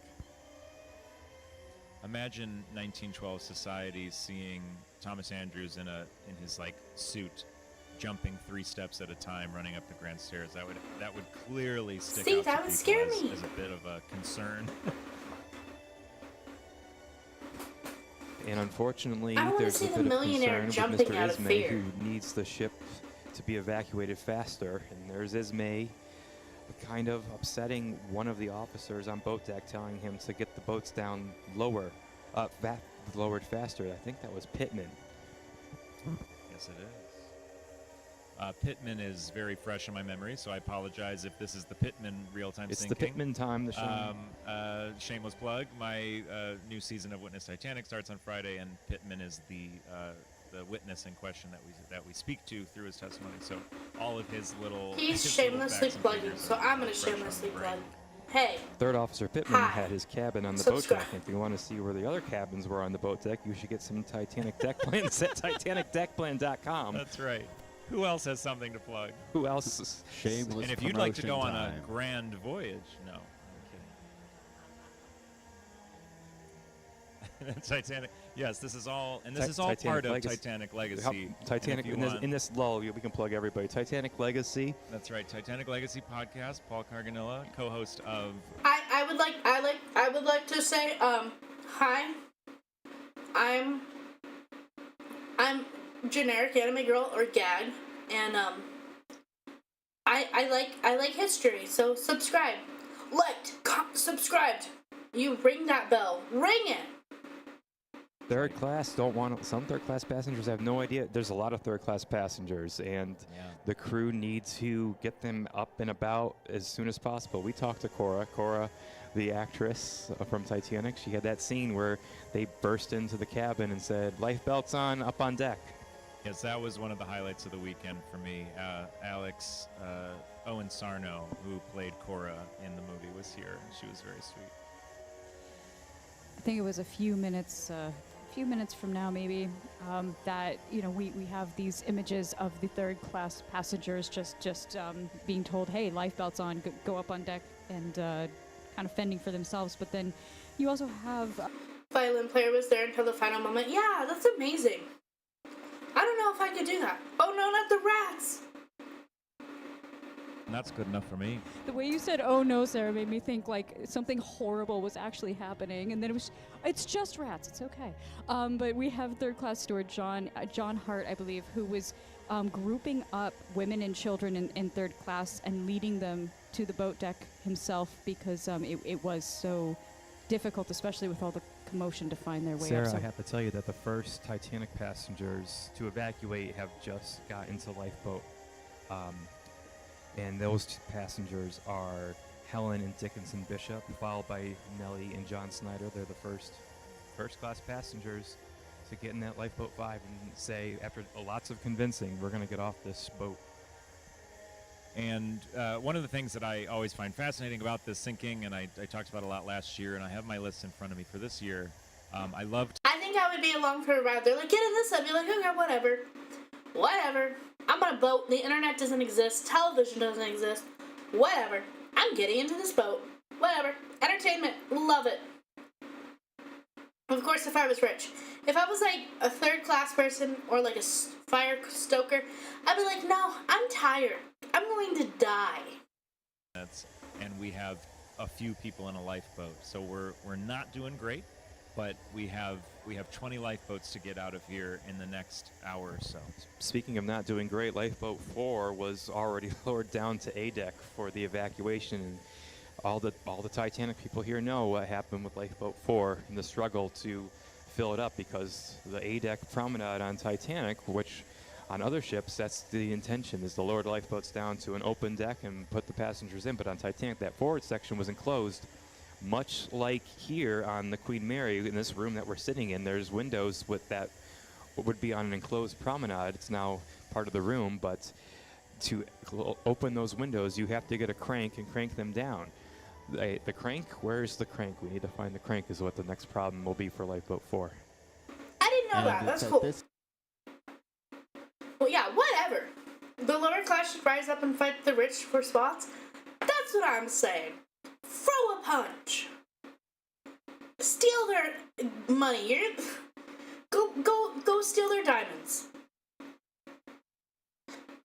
Oh, but they missed the first part of the message saying that it's a distress call, and they think it's just a standard check-in message. Oh, and where have we just disappeared to, Matt? This is the Mount Temple, David.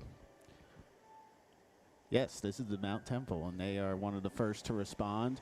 The captain, James Moore, he's immediately alerted, and he tells them to turn the ship and begin making their way at full steam towards Titanic. I didn't know that. Unfortunately, I'm learning though, things. they will not be able to.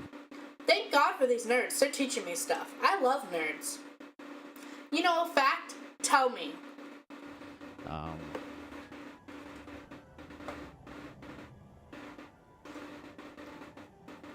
We see this forward section of E-deck slowly flooding more and more, and because of the slight list to starboard, that's the forward. There's a first class section of E-deck, first class alternative second class cabins, which are on that starboard side, and that's where we saw the rats running away from. Scotland Road is dry, but the starboard side is flooding just a bit. Passengers today and passengers in 1912, a lot of them don't like the cold, and they're staying. Some are just staying inside to stay warm and discuss what's happening. Famously, who's in the gymnasium at this moment trying to stay warm? Who was? The Astors. The Astors, of course. I didn't know this. And in I'm fact, learning just to add things. to that, there's no the boat deck. Why would because you go to can't the hear gym? yourself because of people are gathering in here for warmth, of course, but they're also gathering just to talk. It's so much more comfortable here in the gymnasium. And I know that if I was a passenger on Titanic at this point, I would most certainly be at least inside the ship in the the warmth of it. But I wanted to add a quick note regarding the Welland davits aboard the ship. So the Welland davit technology on board Titanic is very fascinating given how new it is. You know, the Welland davits were only patented only a couple years ago up until this point. There's a light on the horizon, though, Liam. That seems teasingly close. There is a light on the horizon. Oh, I wonder who that could be. And it turns out it is the Californian. Californian. Stopped Get for over the here. night because of the ice flows. Not wanting That to boat take the needs risk. to get here. They don't have, I believe that. Nobody wants to be cold after going outside. Nah, they have like fur coats. I want a fur coat. I bet you a fur coat outside is probably a lot more tolerable than like polyester. Actually, a very good example right here. You'll notice that the Californian has a type of davit known as the radial davit. Now, the radial davits were used across practically every single ocean steamship ever built between the years 1840 and upwards. Now, prior to 1840, they had a similar type of davit, but had a different type of name and operated slightly differently. But practically every ship, point being, used the radial davit. So the type of davit by which Titanic was using, the Welland davit, was a very new piece of technology. And you'll see in the coming minutes here, that, Titanic's boats, of course, won't be loaded to capacity. And you can almost sort of sympathize in a way with the crew members. This is such a new piece of technology that they're unsure of how to handle it. Up until this point in their maritime careers, they had worked exclusively almost, unless you were aboard the Cedric, for an example, a big four ship which had the Welland davits. They worked almost Oh, boo-hoo. They didn't know how to use the boat. That's what training for your job is for. It's almost that the innovation that these ocean liners are going through is becoming a little bit of a hindrance, ironically. Now, David is one of our Californian guys, along with someone else here, Blake. Who were the two crew members on Californian who are looking at that other light on the horizon that they see a brighter light? The two men on the bridge is, one of them is Second Officer Herbert Stone. He's the officer of the watch. And the other one is Apprentice James Gibson. And they... No relation to Jack Gibson. No. But the light was sighted earlier on, and they were pointed it out when they came on duty, and they continued to monitor the light throughout their watch. Something we discussed yesterday at... If you don't know anything about the Titanic, they're basically saying there was two ships that could have saved everybody on the Titanic, but they just ignored them. On the forward aft well deck, who also spotted a mystery ship in the distance, potentially the Californian. And what sort of struck me by this testimony that we were reading together was that yes, sure, we expect someone like Third Officer Pittman or one of the officers on the boat deck to recognize what a ship looks like on the horizon. But for third-class passengers who were just normal people, never been on an open ocean, and lower on the... No, they literally did leave them on red. Like, they just turned their SOS station off for the night and went, "Good night. I go bed." They're sending off distress signals. Just fireworks. It's okay. Going back to bed. 33 a.m. And I like this system. And no lifeboats have been lowered yet. I don't know what the time is here anymore in real world because I changed the time on my... Real world, 8:31. It's 8:31, and I want to say hi. I want to give a shout out to everybody who's here in the Creamery watching this with us. Yeah, hi. And I also want to give a shout out to the 6,000 people who are watching the stream right now. 6,000 on YouTube. That's 6,001. Everyone is here with us. Do we have a record of ever? I have no idea what it is. We don't really pay attention. It sounds terrible, but every year we always think, wow, I can't believe it. This 1,000. This 1,000, oh my So gosh. it could be low, it could be high. Somebody I Not really don't 6,002. Sound off in the comments. When have we ever broken 10? I don't know. But we're happy you're all here, and we're very happy everybody is here, and everybody at home, you're going to come to Titanic weekend next year. Yeah, we're gonna have 6,000 guys, people we're gonna here. go to Titanic weekend next We're year. building an amphitheater. Save We're gonna up. need a Bigger maybe boat. we'll fit a few more people. We can just go in the Spruce Goose Dome over there instead. That'd be so cool, actually. And it's around this time that Fourth Officer Boxall is actually recomputing Titanic's distress position, because the first position was worked out by Captain Smith based off of the dead reckoning that was taken earlier in the day, and the initial position was 41, 44 north, 50, 24 west, and Boxall, hearing that position, thought it didn't sound quite right, and he went and he recalculated it. He to mapped the famous 41, stars. 46 north, 50, 14 west, which It's kind of amazing that we sailed by mapping stars, because I look at the night sky and I'm like, I don't even know where the Northern Light is. Hi Keenan, how are you? I'm not Razzle, I'm generic anime girl. I'm Gag. Hey, it's me, Gag. The time that this happens, but it was around this time that one of the members of the Outer Ghoul 14, which was a group of 14 Irish immigrants that were all a close-knit community and sailing on Titanic together. One of them, named Delia McDermott, had already secured a place in a lifeboat, but remembered a pair of gloves and a hat that was given to her by her mother that she wanted to go and retrieve. So a bit like Sup, Rose Gag? What's up? in the Oh, lifeboat you know. that she jumped back out. Watch and your boat she actually sink. did succeed in getting the hat and gloves from her room, and she came back, she boarded another lifeboat, and it made her one of the 3 members of the Outer Ghoul 14 to survive the sinking, and Oh, the dang. only Titanic survivor to have boarded 2 lifeboats. That's a good point. Huh.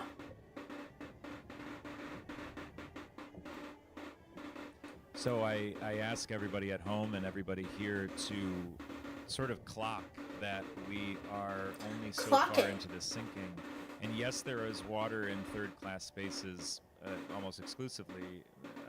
Exclusively at this point still. Maybe D deck. The squash court is long Squash gone. court. Okay, so there's a first-class space that's experiencing this flooding. No, but I not want the you squash to, court. go back to Guys, not the squash court. I love the squash court. There was a time before drones we filled balloons of helium to learn the wind direction. But there had to be a time before we had helium balloons, right? We've been sailing for a long time. Here, we have a far more famous ship. I heard some people say it in the audience. Look at that ship. The Carpathia. Oh! We were all waiting for everyone to say it together. I was waiting for someone to jump in. Someone in Carpathia. the audience said it under the mic. People that can recognize constellations are always impressive. Yeah, I don't think I could do that. Like if I was plopped in the middle of the ocean and they're like, you just gotta sail north, I wouldn't know what the Northern Star is. So I wanted to. Sorry, go ahead, James. No, I was just going to say the steam was still going. Yeah, she's still definitely. So I wanted to add a thought regarding the lifeboats on Titanic up until this point. So when we think Titanic, we think of it being the only ship disaster to take place in this time period, in this Just oars and in prayer. this, I hope I don't go south. direct point. I hope I don't go south and go off the center of the Earth world. April 15th, 1912, the P&O steamship, the Oceana, went down, and the only lives lost on that ship was from a lifeboat that fell into the sea. And, one makes you wonder, was this why some of the passengers were so fearful of boarding these open-topped wooden lifeboats that were so far up on the ship? And, just thinking of the Oceana disaster only 2 weeks prior to this, it really makes you wonder, could that have played a role into passengers being reluctant initially to board the lifeboats? Historical contextualization is really important, and I feel like when people look at history, they don't really like to contextualize what the world was, and that's crazy. I would have never known that, I would have never known that there was a disaster like 2 weeks before where people were dying because they loaded a lifeboat. Just sail, make your way to India? Oh. I don't know if I want to go to India. Whoa, whoa, whoa. She vanished off the coast of Australia, and the Kumbana was a small coastal steamer, and this really plays into the what I mentioned earlier about Edwardian confidence. You have the Titanic, which was the largest sailing ship in the world, the largest ship that is sailing. And then you have the Kumbana, which is a very small, quaint coastal steamer. We have some terrible news that the coal bunker door in Boiler But the spices, no. filling up, and that bunker door has just given way, and now there's a cascade of water filling up boiler number 5, and this is indeed the moment that is dooming Titanic as this boiler room is flooding. And during this chaos earlier, No good. There was an injury in the boiler room. We had engineer Harvey and fell into an open manhole, and he was dragged to the side to the pump room.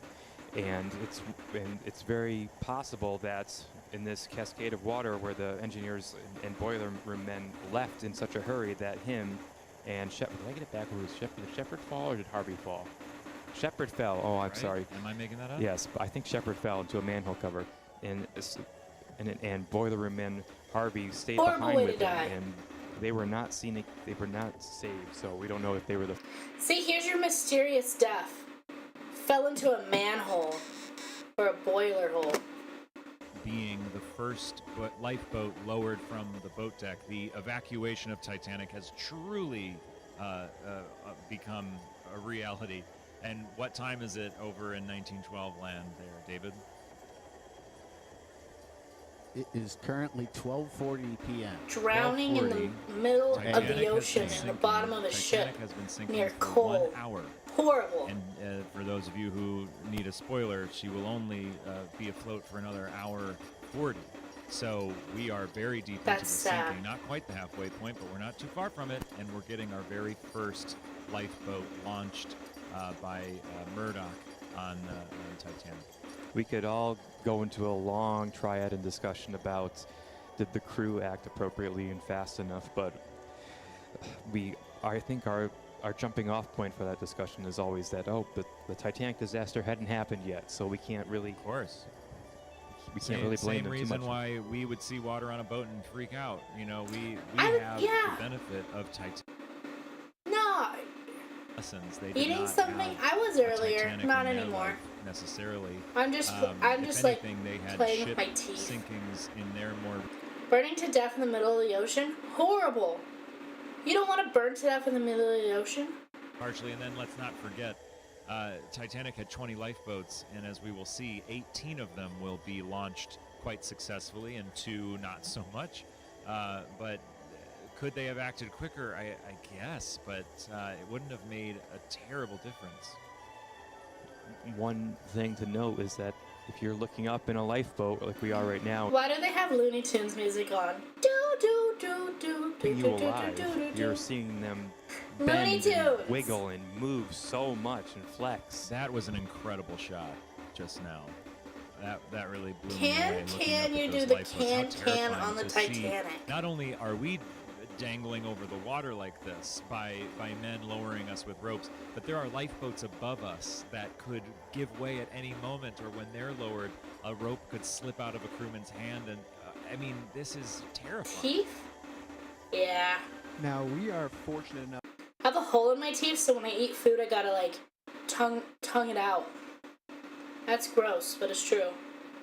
Britannia that was filmed, and I remember pestering Jack about this in the early phases of this real-time sinking animation, trying to get him to animate the lifeboats, jittering as they lower downwards. And so when you think of the way the lifeboats lowering were portrayed in the James Cameron film, it's actually quite accurate. The way that it's so uneven, the way that it's rocks and bounces and just jitters all the way down. Ooh, It really gives rocking you that and feeling of bouncing on the instability Titanic's as you get lower lifeboat. downwards. Yeah. Are you on the Titanic lifeboat? Because I want to rock and bounce with you. Horrible, horrible, horrible pickup line. Don't ever say that to anybody. They'll punch you in the face. To wonder, they're having to make the difficult choices of who's going to stay, who's going to go. Are we willing and able and prepared to separate, the women and the children from the men? And there was just this was the moment, I think, for a lot of people that it became extremely dire and terrifying. Are you the Titanic? Because I want to split you in half and drown you. Yeah. Don't say that. That's horrible. They'll punch you. Please, his fifth officer's low so much that looks like he's rocking out there. Sorry, Jack. I'm sorry, Jack. I know. But yeah, he's like, you lower that boat. I won't not lower that boat. Who are you? No, I'll just move fast. But yes. God, it's so aggressive. Again, quickly they do real-time look like they're syncing jamming evolution of the animation. If this was just last year or the year before, those would have been these blocky like that would have just No, the slid animations angrily used to next suck to each other horribly. instead. So which was very effective. it was scaringly It- effective. it was it's a almost huge ghostly. improvement. Seeing a person walk on the promenade deck on A deck, you can see them walking by those windows. It just brings Titanic to life. Wow. In so many Oh, I ways. just thought of so another this one. is Lifeboat 5. Am I correct? Wow, are you a Titanic sinking victim? Because I think you're a major bud. Ugh. Officer Murdoch turns to Third Officer Pittman and says, "You go in charge of this bold old man," as they said. And he didn't want to go. Pittman didn't want to go. He'd rather stay on the ship, but he got his orders, so he goes in the boat. Are you the Titanic? Because I obsess over you for centuries after you die. He's asked, "Do you think Murdoch expected to see you again?" And he thinks, and he says, "Apparently not." And like, what a powerful moment of two men having a conversation, one knowing that he's not going to see the other ever again. It's an incredible thing. There was a quick moment, you blink, you miss it, two first-class passengers decided to jump into Lifeboat 5 at the last second as it began to lower. I'm not going to pronounce their names because I never can. Dr. Frothinel, and he lands on one female passenger much smaller than him, and she becomes unconscious. So it's not the safe. It's still this He is the second jumped onto lifeboat a where we're woman having and some knocked her out. injuries. Yeah. I mean, it's bound to happen with all the people that are who will soon be panicking, in just a short amount. And there goes a rocket. Now we should That's a mention that firework. in probably all Titanic media, the rocket launch is depicted incorrectly. The rockets are explosives in a capsule that get fired into the air via a detonator. And so there is no typical rocket sparkle trail behind it. We showed just a little bit of the smoking, burning black powder there. The rocket capsules are basically fired into the air like cannonballs. Huh, I didn't know that. And then the firing and the explosion of the rocket sound like two loud reports. What's And a I think report? that Californian noticed that rocket launch over on the horizon from that strange ship. Lawrence Beasley has one of my all-time favorite quotes about the rockets. He says that the light from the rocket illuminated the faces of the people who saw it. The but it issues that also- happened in Lifeboat 5, I think it was Aleem who just said that, these launches were not even. There was issues, This guy just interrupted him. I was interested. the first lifeboat, but it's going to happen to many of the lifeboats. Sorry, James. It's okay. History comes first, Matt. Quick thing that hit in my head. We're basically reporting the Titanic disaster Did he just- live as did we're he just watching it interrupt on the him? news. That's just him. Yeah, I don't want to say it. We like to make a little bit of jokes, but still, it does Okay. feel like that as we see things happening, and the only benefit we have is we actually know what the event is and what's actually going on, not speculating. Like right here, this is good old Quartermaster Rowe, and no one's told him about what's going on. But I love this shot, seeing the equipment on the docking bridge under this canvas. I Nobody have told him? literally never seen it depicted. Oh, that's sad. I feel like that guy probably felt really bad. Like, nobody cared enough to tell me I'm probably gonna die. Dude. Why? What did that guy do?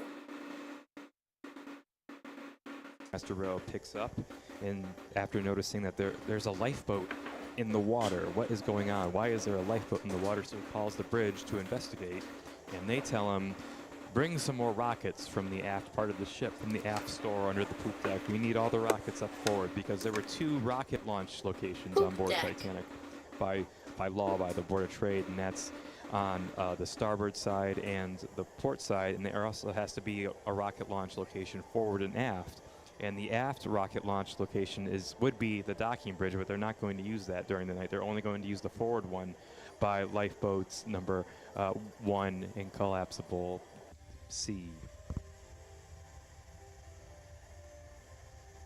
I will point out that Lifeboat 5 is about to hit the water, and that would make to be in about Lifeboat 28 5. people in Lifeboat 7, about That's the 36 people 29th. in Lifeboat 5, for a total of 64 individuals having been 2,144 still on board, and we are nearing the halfway point of this disaster. We're nearing the tipping point of the disaster, because there's a little gap above the watertight Tipping compartments point. in the boiler rooms, and the water now is probably flowing over that gap and is going to flood into the next compartment proper, instead of just that door Rosie bursting has played the through game Monster. in the boiler room. In boiler Is like a number 5. Titanic and Monster game? I have a note No, coming I up haven't. from I'll look our up. I'll look research into it. team, the lead researcher at THG, Robin Buting. He calls this his movie. He's going to win an Oscar from it. And that's not how it works, Robin. But unlike, we're going to have Captain Smith soon around the boat deck, and he is helping. He is shocked by the state of the evacuation. And now we are used to Captain Smith in many movies, the musical, as There's a Titanic in musical? shock, not because of the state of the What? evacuation, but in shock because his ship is sinking. You know, he's feeling responsible for all this loss of life that's He's like inevitable. catatonic or You're right. something. Yes. You know, but this is not true. There's so many reports. Oh, the boat cannot sink, yes it can. No, the boat cannot sink, yes it can. That, like, really? This Titanic musical? Was acting like a captain on a ship, giving out orders, trying to save as many passengers as possible. You know, there's just some famous moments like Why would I know there's a Titanic musical? Come on. for the lowering of the filling of lifeboats, and that's not because the captain wasn't doing anything, but just mainly because they're following the hierarchy that's established in the British society of the day, that they're going to wait until their captain gives them the order. And here we have, of course, the RMS Olympic, who is just receiving Titanic's distress call and sort of unbelieving it at first, but they never... I do like musicals, okay? I don't know what you're trying to insinuate there. I like musicals. Musicals are fun. They really made one out of the Titanic, though? The rockets were launched far higher into the air than also depicted in motion pictures. This is an artistic piece of creation here, so we didn't like how far up the rockets exploded even, so we brought them down a little bit, but they were high up in the air to be above the horizon, so that anyone looking over, perhaps Californians, should see the rockets, which are white, which is what you fire at sea if there is distress, not red. It's not about the color of the rocket, it's about the rockets in general. And now lots of passengers did say they saw different colors in the rockets, and today the researchers, here's Captain Smith also, by the way. Hey, Captain Smith. The face of Captain Smith, modeled by Donald here on the THA team. He's in the audience. He's stuck on our NBCs, but None of these people who were on the Titanic could conceptualize the fact that we would now make 3D model accurate animations of them. And I think that's amazing. Like, nobody 114 years ago would be able to think like, oh,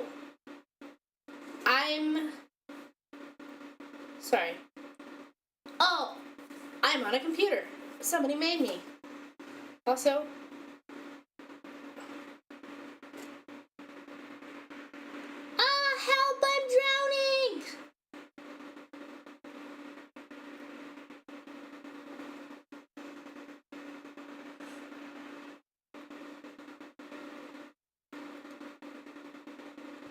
And ultimately, though, despite her determination to try to save her family, they were separated once the water started rushing up the boat deck. And she would end That's up sad. trying to trying to find them, but she could not find her way back to them, and she made it onto Collapsible A, but her son sadly did not survive. No! Her kid died. Take off your See glasses the if you're E-deck drowning. level of the grand staircase. Our famous grand staircase is If filling I with water must. now from Scotland Road. I'm The doors are open on Scotland drowning. Road, and our good friend Stuart Wheat. I like the He's went down glasses. to a cabin on F-deck, and he witnesses the scary scene of that water from the E-deck level of the grand staircase flooding from above to F-deck below. And that's Alright, hopefully it pointing looks- out researchers today looks and good. the men that went and did the inquiry into the disaster Maybe it's a little too high. that the water is spilling over one of the watertight bulkheads. Better. To ask Liam and David, you both I like him have too, thanks. been very heavily I involved picked in him the out animation of- myself. or the making of this. How many weeks or months have you been watching this and watching Jack work on this? I think, I'm sorry, we do have a lifeboat being lowered on the port side finally. Yeah, don't Lifeboat ask number questions. 6. We Stuff have, is happening. lowering first on the port side, a little bit of a controversy, but there's going to be controversy into any disaster that happened, especially 140. Did you guys know there's controversy with the Titanic? You guys hearing this? I'm just hearing this for the first time.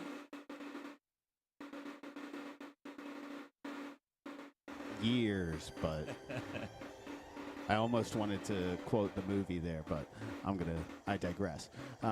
Don't be a nerd. Don't quote movies. Months now, and the amount of detail and just the quality of the whole thing has just left me speechless. I've not seen as much of this as I wish I had, and to see it now put together with all of the sound and the music. Huge Titanic drama.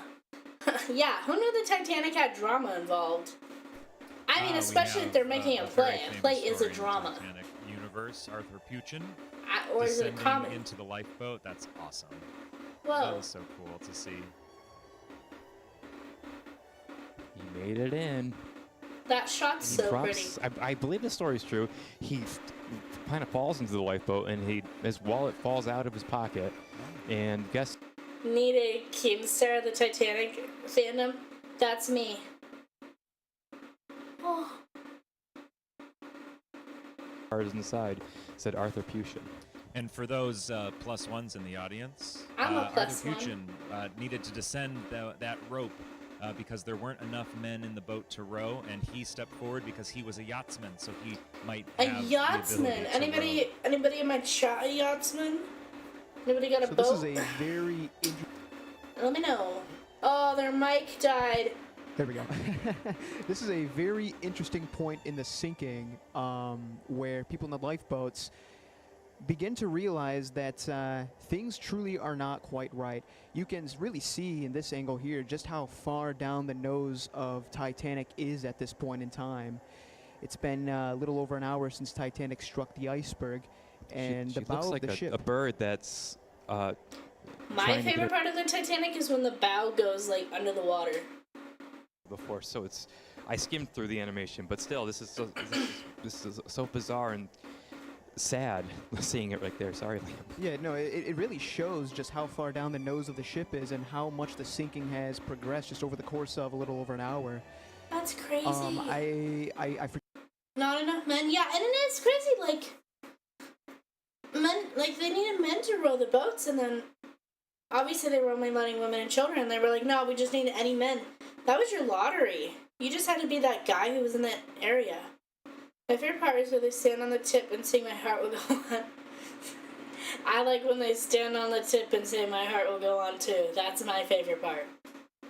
who are seeing this dramatic angle of the ship, how far down the nose is. It's just a very fascinating contrast where the people aboard the ship might not realize what is happening, or might not even realize the angle of the ship up until this point, whereas the people in the boats do. And watching this progress, it's kind of striking if you think that just, a little over an hour prior, What are those people doing most up of these there? people were cozy in bed and not thinking, anything was wrong. This woman's like, did you guys know people were just living their daily life and then something bad happened? Yeah, I mean, it's crazy. Like earthquakes, tsunamis, it's how it goes. Morning So on Titanic. It's 12:59 a.m. 12:59. 1 in the morning is a very important moment. That is the halfway point of the sinking. So this ship is halfway gone here. Finally. And I We've don't been feel streaming panicked. for so People on board long. don't feel panicked for the reasons that Liam just mentioned. We feel it's so slow. It almost, it is a slow burn. And at this And I'm moment, tired, at and I 1, have to even if pee. we include Lifeboat 8, which starts to lower around 1 o'clock, we only have 121 people safely away from the ship and 2,087 still on board. The That's mood so isn't panic sad. at all unless you're down below and seeing water flood into these spaces. And we have to thank the ship's orchestra for keeping I the get really ragtime up sad and keeping looking the at when it passengers calm. floods. I like So to depressing. think It that was these such a guys had beautiful a sense ship. of humor, and I think I said it last year because that one.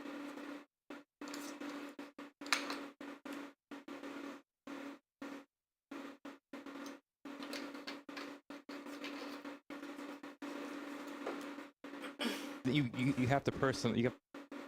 Don't fall asleep while peeing. No promises. Phillips and the wireless shack are basically computer nerds of the day, you know. Something about the Turkish bath They're that my many of you pony know, officers. because the Turkish bath would be a very, moist spa-like place on the ship. The Yeah? walls are waterproof. The tiles, very Oh, elaborate, that's why beautiful, they look so good. designs, and for that reason, it is one of the most well-preserved Yeah. spaces on the ship. All things Huh. considered, it's one of the only places you can see a photo of, and you know exactly what you're looking at. Nice. So you guys were all learning new things. Especially in those previous shots, the incredible flooding graphics that Jack managed to work into this. Yeah, the water looks great.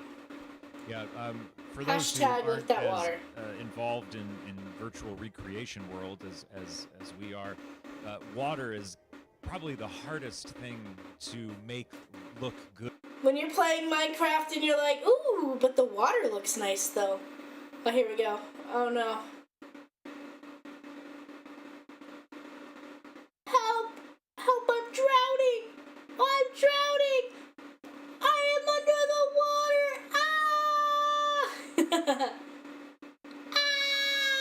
Ah! I love Titanic. Especially it's good that you mentioned that because you made the first animations for THG of flooding waters, like the reception room, and then you had the chairs floating up one by one. You did that all yourself, and I imagine that took a while. Yeah, the actual flooding water was just a big plane rising up. Actually, it might have been the room going down, and I had to hand Save- keyframe every piece of furniture that floated up in the water. So all the stuff you see here, I believe, is pretty automatic. It's Yeah, It doesn't take Jack like more than 30 minutes sometimes to flood a room on Titanic. You guys hear that lady under the water? We gotta help her. Blah, blah.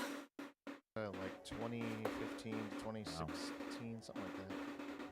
Well, as we said, this is our sort of 10th anniversary, our 10 years of looking back at these. 10 we did whole take 1 year years. off, we should mention. So this is our 9th, I guess. But we took a year off in 2021. 2021. Yes. Yes, 2021 we took a year off, and then Jack Gibson joined our team, and here we are.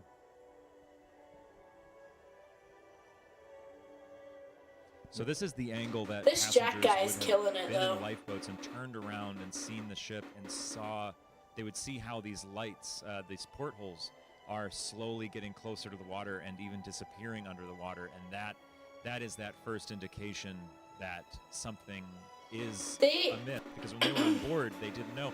I mean, They've said like 6 to 7 times. 6, 7.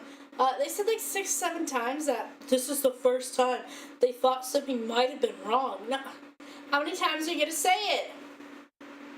On pretty even ground because the shear would usually be tilted up, and now you're back even. So it's a real crazy trick of the mind that these passengers are experiencing, and they don't get the clarity until they see this view that we're witnessing right now.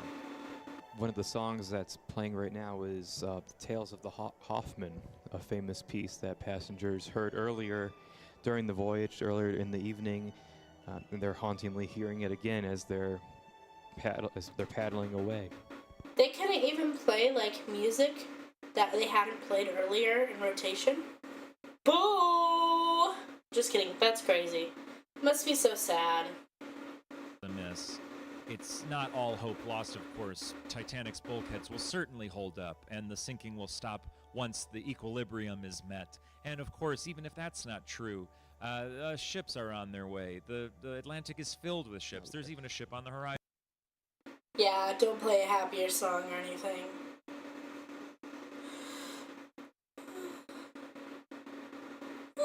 I'm tired. I don't usually stay up this late. Definitely I don't socialize this late. I'd be the person on the lifeboat like, God, I have to pee. I gotta pee so bad, guys. He said in his own words he didn't think anything was wrong until the forecastle head, the very front of the ship, disappeared beneath the water. That's when he knew, okay, this ship isn't coming back from this. It's So 11. that's not for another 30 minutes, I think. You know, seeing the ship like this, the people at that time, they would have probably felt like they had everything figured out. You know, like Matt said, lifeboats are for ferrying people. There's going to be a boat coming by. We don't, you know, in the first place, we don't need that many boats on the ship. It's just a temporary thing to get people off and get them on something else. These are busy shipping lanes. It'll be fine. You know, everything will be fine. We've got it figured out. It's the modern age. It's the modern age. It's the current year.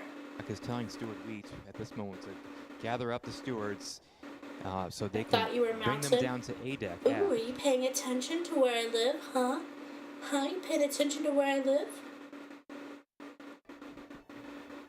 It's taken a while, but the water is finally creeping its way into Scotland Road, the long working alleyway on the port side of E deck and Titanic, connecting the bow and stern. It's a continuous span of corridor, and it's going to cause a lot of effects onto the sinking soon.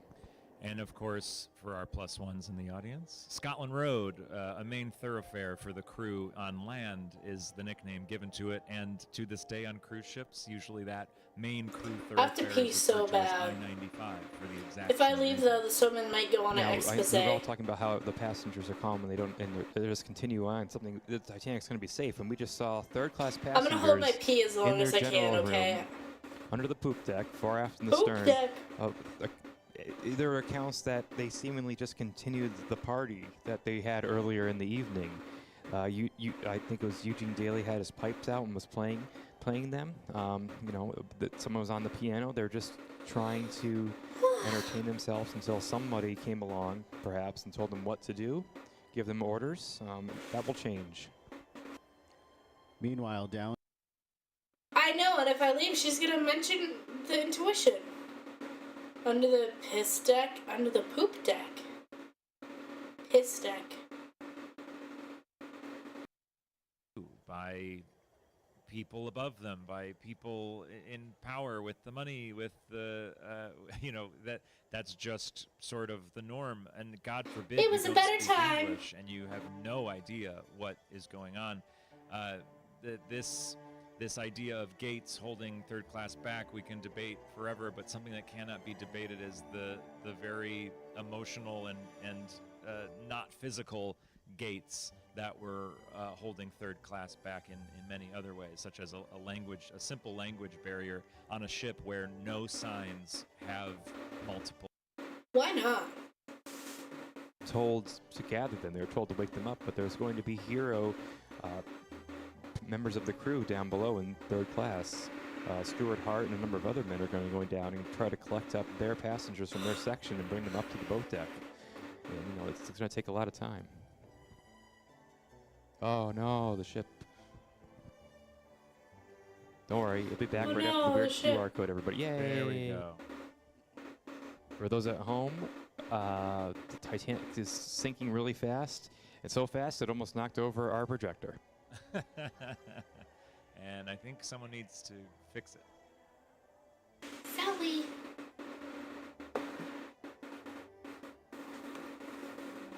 I don't think third class could even get to the boat deck. Like, Well, maybe they could have. Not like a good part though, where there would have been. Oh, we lifeboats. fixed that. Yes, Kyle. Oh, good, excellent. You have to wonder what went through the minds of people on the boat as they saw this. sight, Okay. and maybe I at this can't hold point, my pee anymore. I'm sorry. I'm gonna be plenty of right people back. who thought that it I went, hope "Oh, she no, doesn't oh, talk no, it's happening." about intuition.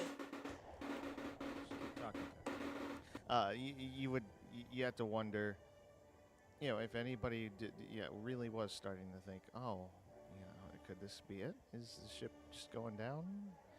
But even now, it's not super obvious. Like you would think that it would just stop, I think it was just about this moment, actually, that in Lifeboat 6, we had Margaret Brown, who they were being lowered right around this moment.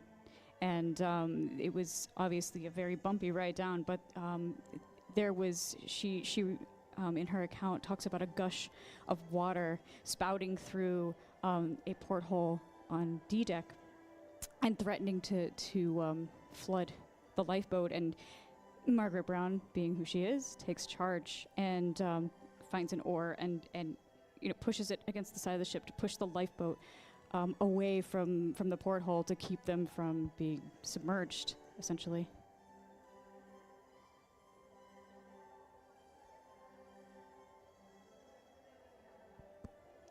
I believe that is Lifeboat 1 making its way down.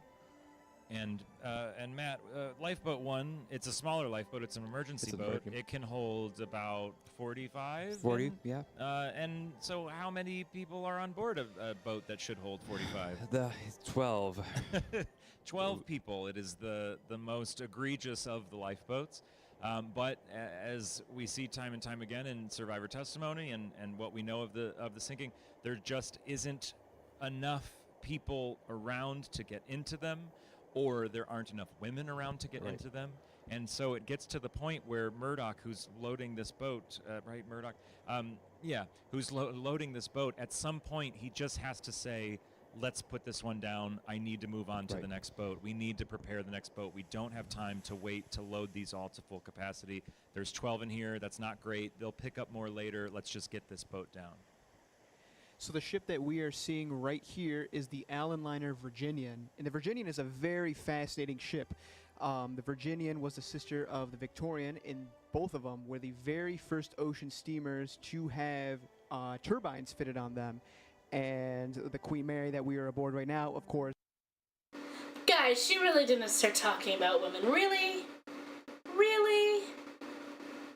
Ugh. Ships later on that would come after them, such as Mauritania and Lusitania, would have those same things. Mute the mic. I would never piss on stream unless I was doing it for a joke. But I haven't wanted to tell a joke where I'm peeing on stream yet, so we're safe. Graded, and you see her really just pushing them beyond what they were rated for in an effort to reach the sinking Titanic. It's a very emotional, it's a very emotional sight to me, and it's a very interesting thing to think about. She knows you need to keep up the radical feminism when I you're gone. give a Oh well, little God shout bless. out here to just the coloring, the like. For I now. don't know the terminology of filmmaking and stuff, but the color, the lighting, the everything about this is so hyper realistic. I think Jack has really found a sweet spot, at least for me, in terms of these animations and these shots. Do you Something see it? Jack is very good at. Jack is he really good knows- at it. He knows the dramatic angles we want to see. If you can't see that with the light, It says currently, Titanic. that is Titanic's nameplate right there, reaching, getting so close to the water. Titanic. I I'm just gonna go for a little dip in the What we're water. seeing here is angles from all around the ship, from interiors, exteriors, just every angle you could possibly imagine. Whereas the people I'm gonna move. on deck and the people in the I'm moving soon, and I'm gonna have my own place for the first time ever. It's 11:11. Make a wish. I made my wish. I'm gonna move out soon, and I'm gonna have my first place for the first time ever. This alien's moving on. This generic anime girl is moving on, and I'm thinking about getting a porthole. Getting a porthole up in my room. all they had was what they could She's see talking. directly in front of them, and like what must that have been like? And a shout out to the researchers as well. You may notice in this animation that sometimes Titanic has a list to port and to starboard. She's leaning to the right and to the left, and that's not random on our part. That's not artistic. We're not just trying to show that Titanic's unstable. These are known angles that. Do you jump through the porthole like a seal doing tricks? What? That's my seal. You guys like my seal? Arr, arr. Yeah, I clap my little hands together too. The attention to detail from Jack's point of view is great, but from the researcher's point of view, unmatched. There's going to be a little Easter egg detail that's coming up in a moment or so that Jack wanted to include. But yeah, research. We go off of just survivor testimony always, and James is the expert here on that. But there's one way to interpret. Whoa, what Ruth is she Becker, by the way. doing? Ruth Becker left her mother and went down to get some blankets from her cabin in second class. And she Ruth! encounters absolutely nobody in second class, and it just scares her so much. Wow. David, what time is it? Because we just saw a clock. Well, according to my clock here, it is approximately 1:15 a.m. I think that's what I saw. I'm old enough to be able to read clocks, analog clocks. I don't need the digital clocks. Can you guys read an we're analog about, clock? What, I an can. hour and 5 minutes short of the final plunge. Yeah, we're coming down to not quite the wire, not. I always thought it was a little weird. They say like, "Oh, it's the final plunge." How many times did it plunge, guys? It's the only plunge. Aft after the lowering of the boats forward on the starboard side happened. That's one of the reasons why boat number 1 was lowered with so few people. But now we're seeing the first of the aft boats on the starboard side being lowered. This is number 11. Look at the light off the rivets like that. I mean, it's really something. It went too quick. It really did. Say, wow, this is amazing for what Jack did. And the worst part is even if it did go slower, eventually they would have taken the lifeboats off, and there wouldn't have been any lifeboats anyways. And people would have just been sitting there like, oh. Have updated it so much that it's hardly the same model that you would have seen 10 years ago. The actual model you see here, if I may, for just a moment, Matt, feel free to disrupt me if something comes up. But the work on it started in like 2011, and it was the main THG exterior. I have to interrupt you, Kyle. Sorry, but this is an important and controversial moment because water just suddenly seems to come up from the deck plates, the boiler room number 4, and it's one of the theories that brings the grounding that could have happened into Titanic when she hit the iceberg. It gives it more holding up because where did this water just suddenly come from? Sorry, continue, Kyle. Continue, Kyle. Even though the D-deck door is open, and I have a huge thing I can say about that. The D-deck door is open there, and I mean that's a huge amount of space to just open up. Yeah, and down. guys. I mean, isn't that roughly? I like that door that's just open. I want to stand. This is what they say was opened up by the iceberg. Yeah. I mean, there's despite not seeing anyone in a lifeboat open. No one saw this That's door my being chill opened. out It's very zone. likely that it was opened at this point. The reason being is that soon Titanic is going to take a list to ports, and this door is on port. Lightoller told men to go down and open that door, and it took them a while. By the way, off topic, but love how you changed your model. Don't know how you did it. Thanks. I have more than one model. I'm working on something that I'll be able to do with my shorts. So, I want to play different characters. So this is a different character. And I don't know. I didn't want to be Razzie. I wanted to be more me, out of character. I didn't know how to make Razzie act for this. So, I just wanted to be a little more me. The hair vents are cute. Hair vents are cute. I love hair vents. My battery's low. Sad. I should go plug it in.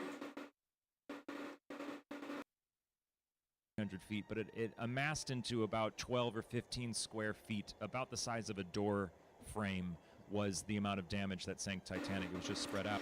Isn't that crazy? A door frame. Door just Thank you doubled for the supporting hole me. in Titanic. Yeah, I've been and really- You have to wonder about, like, I've been really happy that so many people are so nice to me, and they're so welcoming. And even when I do my dumb autistic games or my dumb autistic history stuff, everybody's so nice to me. I love this shot. Ah, I'm sinking. That's pretty cool. This is like you in your more natural state. Yeah, I'm just being me. I'm not playing a character, and I'm not really playing things out. I would say this is just I'm the gag. Anyway, that's probably a big part of why it started going under so fast. I'd like to just add to that. Everybody here, go back to your cabin tonight and look at your porthole. And imagine that like we see these portholes on Titanic, they could only be so big, but when you see them in person Keep in up your with this cabin, silly on the vibe, Queen Chief. Mary, Thank they're you. massive holes. I hope I inside make of the people ship. If happy, you don't 'cause close that's your what I porthole want. during the sinking, that will The giggle contribute little gaggler, by so do little. we still call you We Razzie? indeed see No, portholes I at don't the have wreck a name. site on the bow that I was thinking, I'm like, what would I call this? And I don't really have a name for myself, so I've just been saying I'm Gag. I'm Gag-chan. That's me. But if you guys had a name that you wanted to call me, we could decide as a chat. Yeah. Work in progress. Still see. Of course, yeah. But could that D-deck gangway door opening, if it was closed, could it have gave them a few more minutes? And if all the portholes were closed, could maybe Lifeboat A have been launched successfully? Little things could make a big difference. Have but fun in the and grand scheme of comfortable. things, no, this isn't. I love streaming. Honestly, it makes me feel like a kid again in the best ways. I feel like when I was a kid, I played a lot, and I played pretend, and now that's all I get to do now. Is I get to play pretend. It's great. This face is cute. Oh, aren't you you're schmoozing me. Breaking through this gate. If there is a gate on Titanic that passengers describe being locked behind, it's this one. And we talk about it a lot on my podcast, so I just loved seeing that. I've not seen that before, so that was very cool. you can see how we can kind of see now here over on the stream that lifeboat 16 is lowering at the stern, and it's higher up than ever before, and it's dangling because of the list, and that's a really scary situation. That is scary. Would you get in that? I wouldn't. And folks in the room, I don't know if you can hear it, but there's a little bit of a happening. So these are these ships. Whenever you see one of these ships in this animation, usually it's because they are communicating at this moment with Titanic. Oh. Of course, I may have spaced out for a second here, but we're seeing Olympic. This guy's like, I spaced out, sorry. The ocean, and, Sorry, I know the boat sinks. What is kinda happening? Sad, the idea of Titanic's sister The ship boat. being Why did I out say it there like that? and just The getting boat these sinks. messages of Can't help distress. her. Yeah. And I will point out really quickly, because this is where we have wireless messages going on between the two ships. Here for the stream only, we're watching the textless version of this animation. Yeah, the megalophobia, definitely. Our stream the day after, so when you want to go back and you want to watch this millions of times, please, you'll have it No spoilers, I'm with sorry. new things to see. You'll have little historical tidbits. You'll have the wireless messages written out completely. You'll have things written by James. You'll have things written by Robin. You'll have things written by Miles. And I wrote 1, 2, or 3 things. And you'll have I wrote something. more included I did. audio as well. The stream version, we'll say, was done rather at the last moment to make sure that we had something here. And Jack was finessing his final version up into the wire, and I believe it's possibly still uploading onto YouTube right now, and it will be ready just for tomorrow. But yes, indeed, there's always a lot of comments in our chat that can we watch this again without you guys talking away forever? Yeah. Of course. Yeah, I don't want you guys talking now. You can turn the volume off and you'll still complain about the music being too loud or not loud or something. I've done this for many years now. I feel a little bad because, you know, like, I feel a little bad because, yeah, this guy probably does get endless shit, and I'm just being a little silly. Like, this guy puts so much work into it. I don't mean any bad thing I say. You know, across Titanic, you have to wonder, you know, had she been closer, had she been in the hero ship, Hi, Titanic rather than Chatters. Carpathia, what would that have been like? Chatterbox. For the survivors being rescued by a nearly identical twin. I mean, these two ships were more identical than most. It's really going under now. And as a result of that, you know, you have the idea of like going.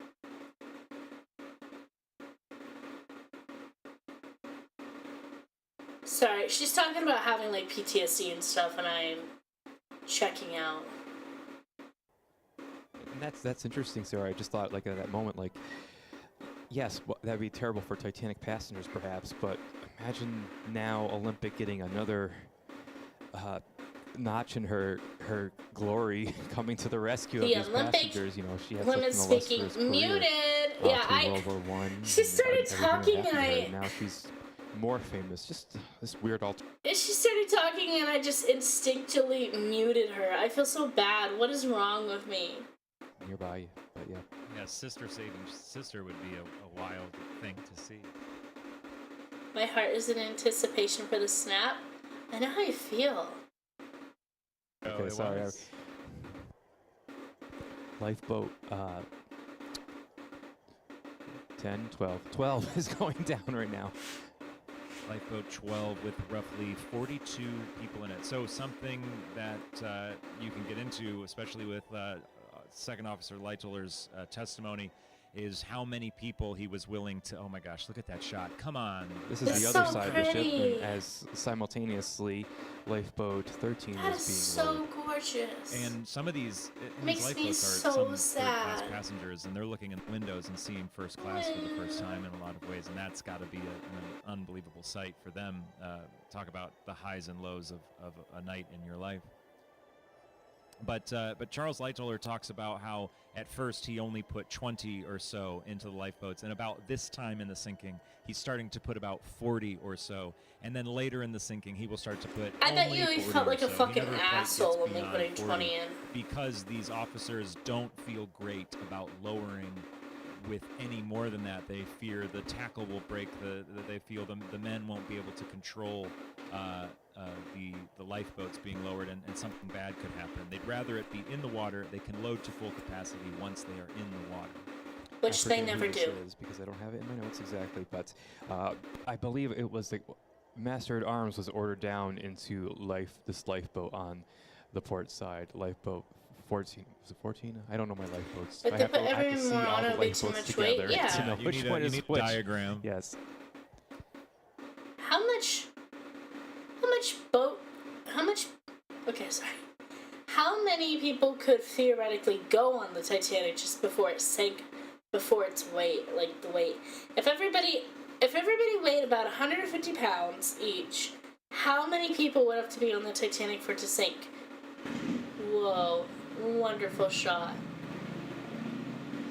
Passengers and crew who had to get into the lifeboats after the fact go down the falls.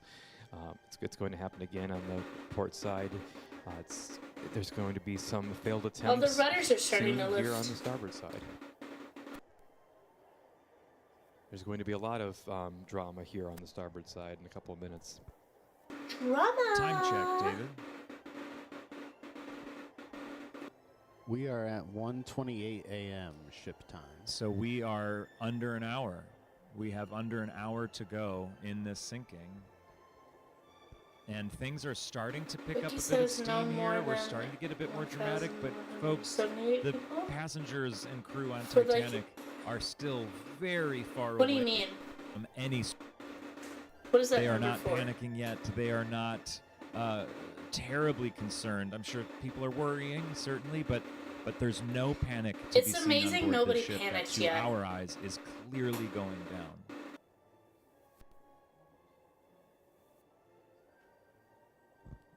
water from portholes that were left open in first class areas on D deck, soon C deck, is leading into the flooding of some of the first class areas already.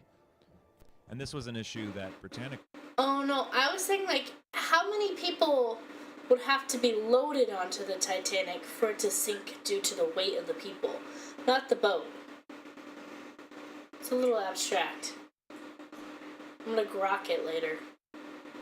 This lifeboat had this many people in it. Yes, it did. Can attest.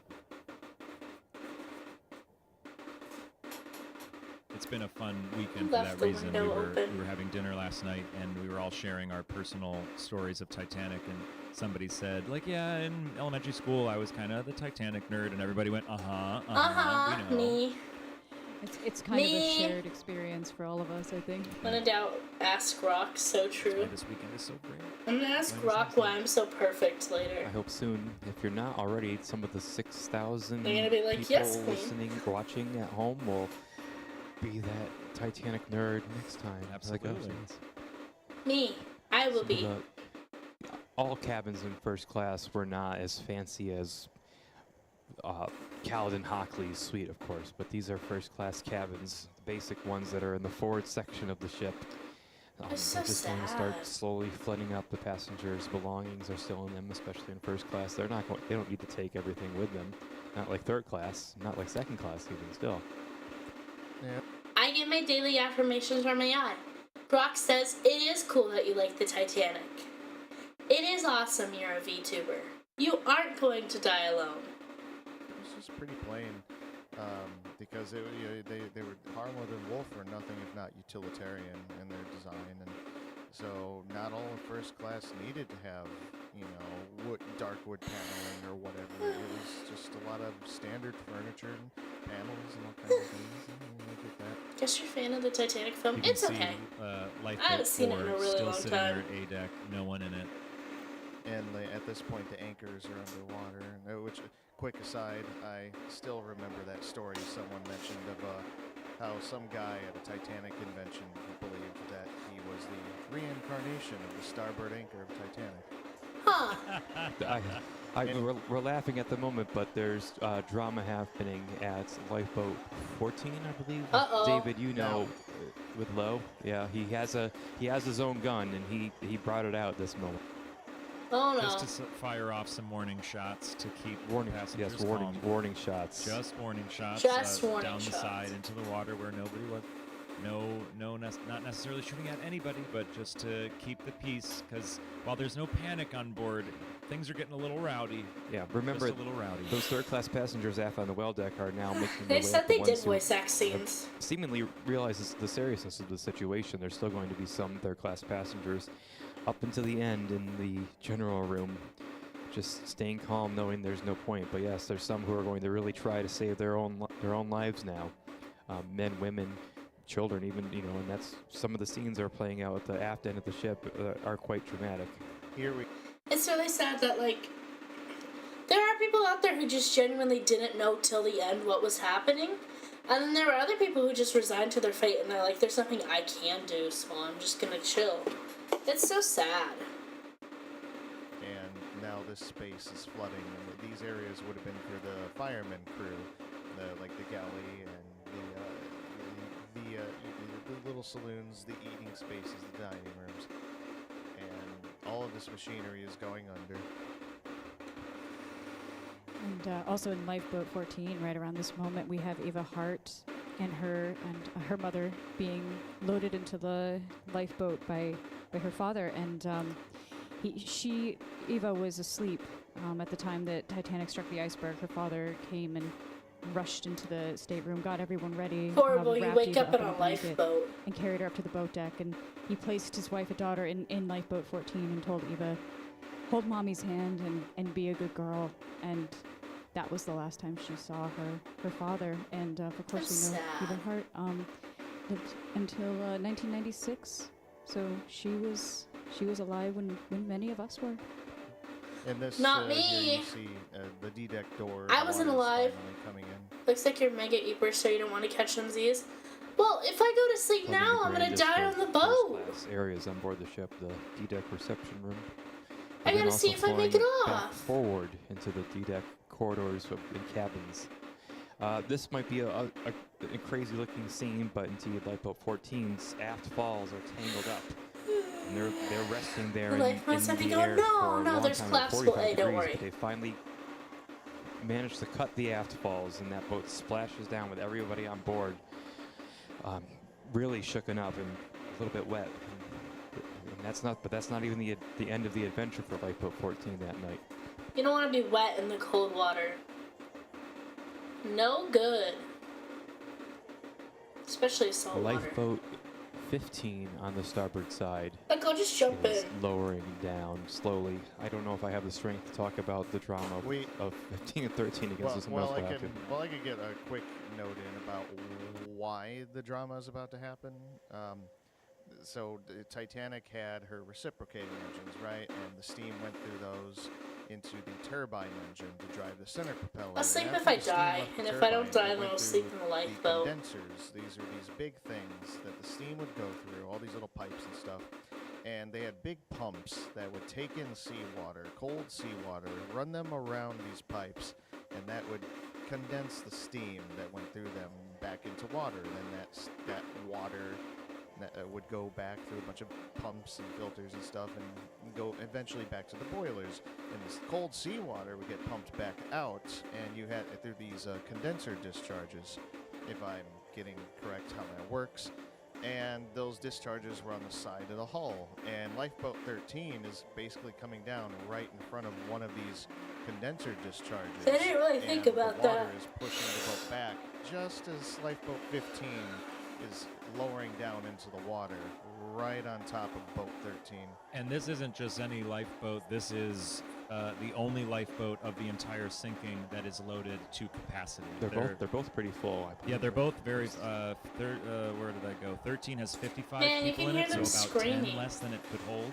But with a total of 68 people in Lifeboat 15. I'm watching the chat, and everybody's like, boat no, is packed stop, to the brim don't lower, get out with the way. people, and it's coming out down on Cut the another boat falls, that's relatively stop full. lowering. So this is a This very, is horrifying. very dangerous situation for all of these individuals.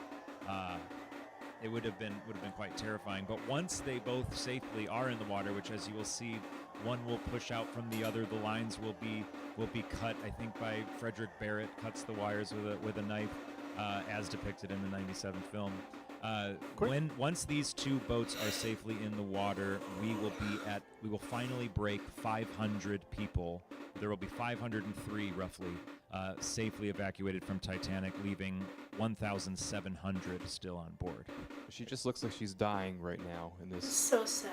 scene from above. This might. I haven't been doing the math, but it's amazing that 500 people at this point have gotten off. And the boat, it's such a beautiful shot.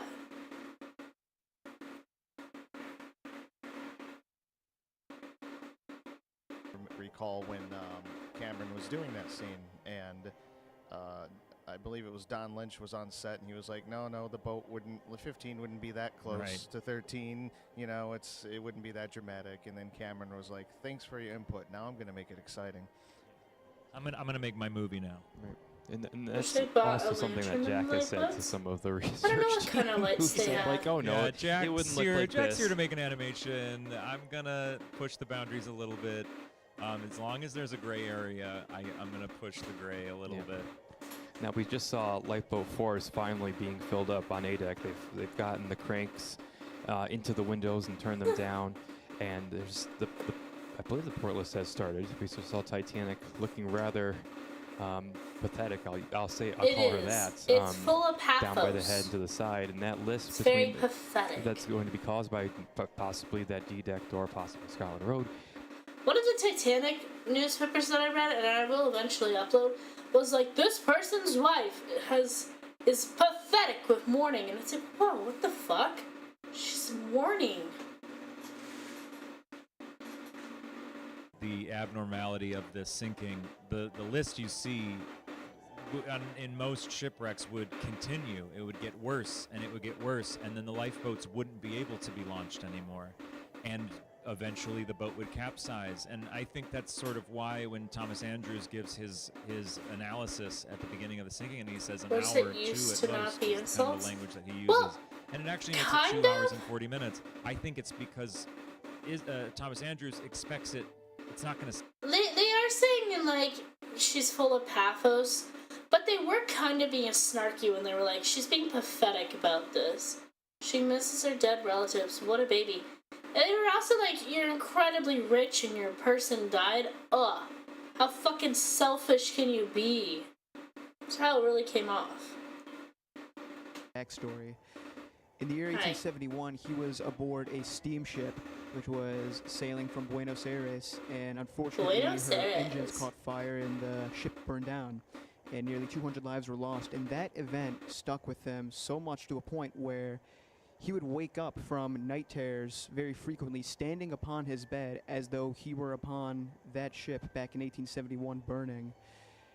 And stepping aboard That's Titanic was one of the horrifying. first times he had actually crossed the sea.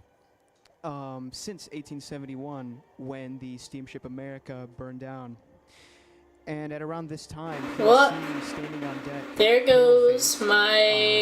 and There goes seemingly my frozen in shock. my And I can VTube only studio. just I'm out of imagine batteries. what must be going through his mind at this time. Just given the tragedy that he went through so many years prior. He wrote a letter when he first boarded Titanic, exclaiming how far maritime technology had come since 1871. And as a matter of fact, there is a segment of a letter that I have right here that I'd like to read that his grandfather gave to his father. His grandfather gifted his father an oar, and Titanic was one of the first ships to have like working electricity on it, which is crazy. Your ancestors have always survived thanks to the sea. This is your destiny. Follow it. If I recall correctly, in a letter that Artigavesha wrote on Titanic, he sent it off before it left to sea. He mentioned how safe he felt on Titanic. Like it was the first ship since the sinking of America that made him feel safe. Like he thought. Aw, that's horrible. First ship he felt safe on? Fuck.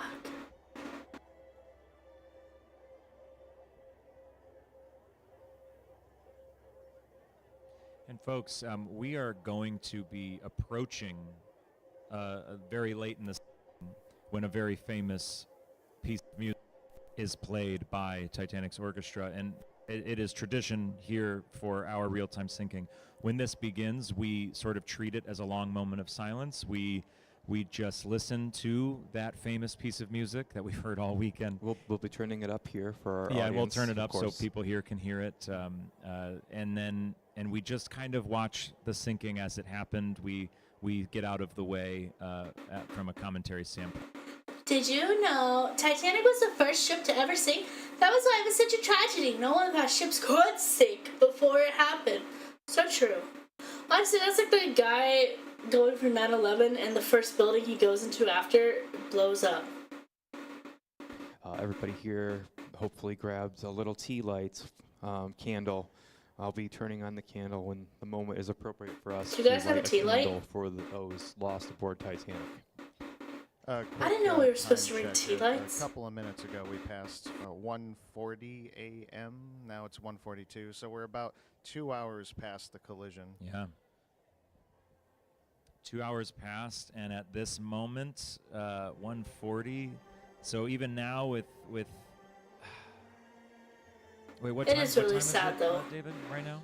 I should get a lighter out. 1:42 a.m. approximately. 1:42. Okay, so that's yeah, we're still only at about 520 successfully evacuated, 1,688 still on board. 1,688 people, many of which may still believe things will turn out okay for them. As Olaus Abelseth told us yesterday during one of our That's just so during our sad. live. Statistically, 1,000 people on there, like, are just like, yeah, we're okay. Horrible. I probably would have been one of those people. How cold the water was going to be. He actually says in his testimony that he thought he could get in the water and swim around until the Californian arrived, which he assumed was coming. And in his own words, he says, "I was wrong about that. I was wrong about that." One of the interesting ironies about the Titanic disaster is, well, I'm sure everyone's aware of Morgan Robertson's book Futility, or The Wreck of the Titan, which is something that's brought up quite a bit, and a lot of people like to say that it was a prediction of the Titanic I'm a disaster. nerd, but I don't read these, like, books. Is the fact that first-class passenger William Stead, who was an author and newspaper editor, he was aboard the ship, and I believe at around this time he was seen inside the lounge of the ship. In 1886, he wrote a piece that was entitled How the Mail Steamer Went Down in the Mid-Atlantic, told by a survivor. And I actually have it written down here. He had an editor note that said, "This is exactly what might take place and will take place if liners are sent to sea short of boats." And we actually had a descendant of That's chilling. Like, the foresight to call it like your death. It's crazy. Sad. But like, this is what happens. You go on an unsinkable ship The and it survivors happens. did state that they were surrounded by ice that following morning when the sun came up. So it's easy to presume that there were icebergs looming around Titanic that were possibly just not visible because of the horizon. Almost the same situation because of the iceberg that they missed. Frederick Fleet might have. This is something that Don Lynch said earlier this week, and it stuck with me that Frederick Fleet said that was the third iceberg. The one they hit was the third iceberg he saw that night. And Don Lynch wishes he could go back in time and. Unsinkable ship sinks, my face win. Honestly. It's ironic. Ironic, isn't it? can't tell or can't recognize it. That was a lifeboat floating by the propellers sticking out of the water. That was a big propeller blade in the foreground of that shot. James, how many people are in Lifeboat 2? Lifeboat 2 that's being launched at 1:45-ish. Oh my gosh, there's 17 people in that boat. It's only 5 more than the other boat, the exact same emergency boat. So it's so late in the sinking, and the officers have to know at this point. But they just don't have a choice, because look at the deck. Look at the boat deck. This is a very good depiction of it. There's men standing around, but there's no women to be put in these boats. There's no children to be put in these boats. And even Murdoch, who's putting men in these boats on the other side of the ship, he's not finding a lot of people who want to go in. And I still don't want to so go that in. boat goes down with 17 people. That's incredible. Including one of the officers aboard the ship. Officer Boxall. Officer Boxall, yes. So. Oh, it's I believe we have the first bits of Titanic's. It's that song, Bicycle for Two. But I recall it was called Unsinkable for marketing reasons. However, many people did point out the flaws in the ship. The higher ups, however, just ignored these problems. Sort of. I feel like the Edwardians really just like to use fun adjectives like unsinkable. And they were like, this is the biggest ship ever. It just literally doesn't make sense that it would sink. And marketing reasons, yeah, they wanted people to feel safe. The flaws and stuff is kind of debatable. Like, obviously they were like, oh well, you're gonna need more like you'll need more lifeboats, but that wasn't the regulation at the time. Like, the lifeboats was just a suggestion. They didn't legally have to do anything about it.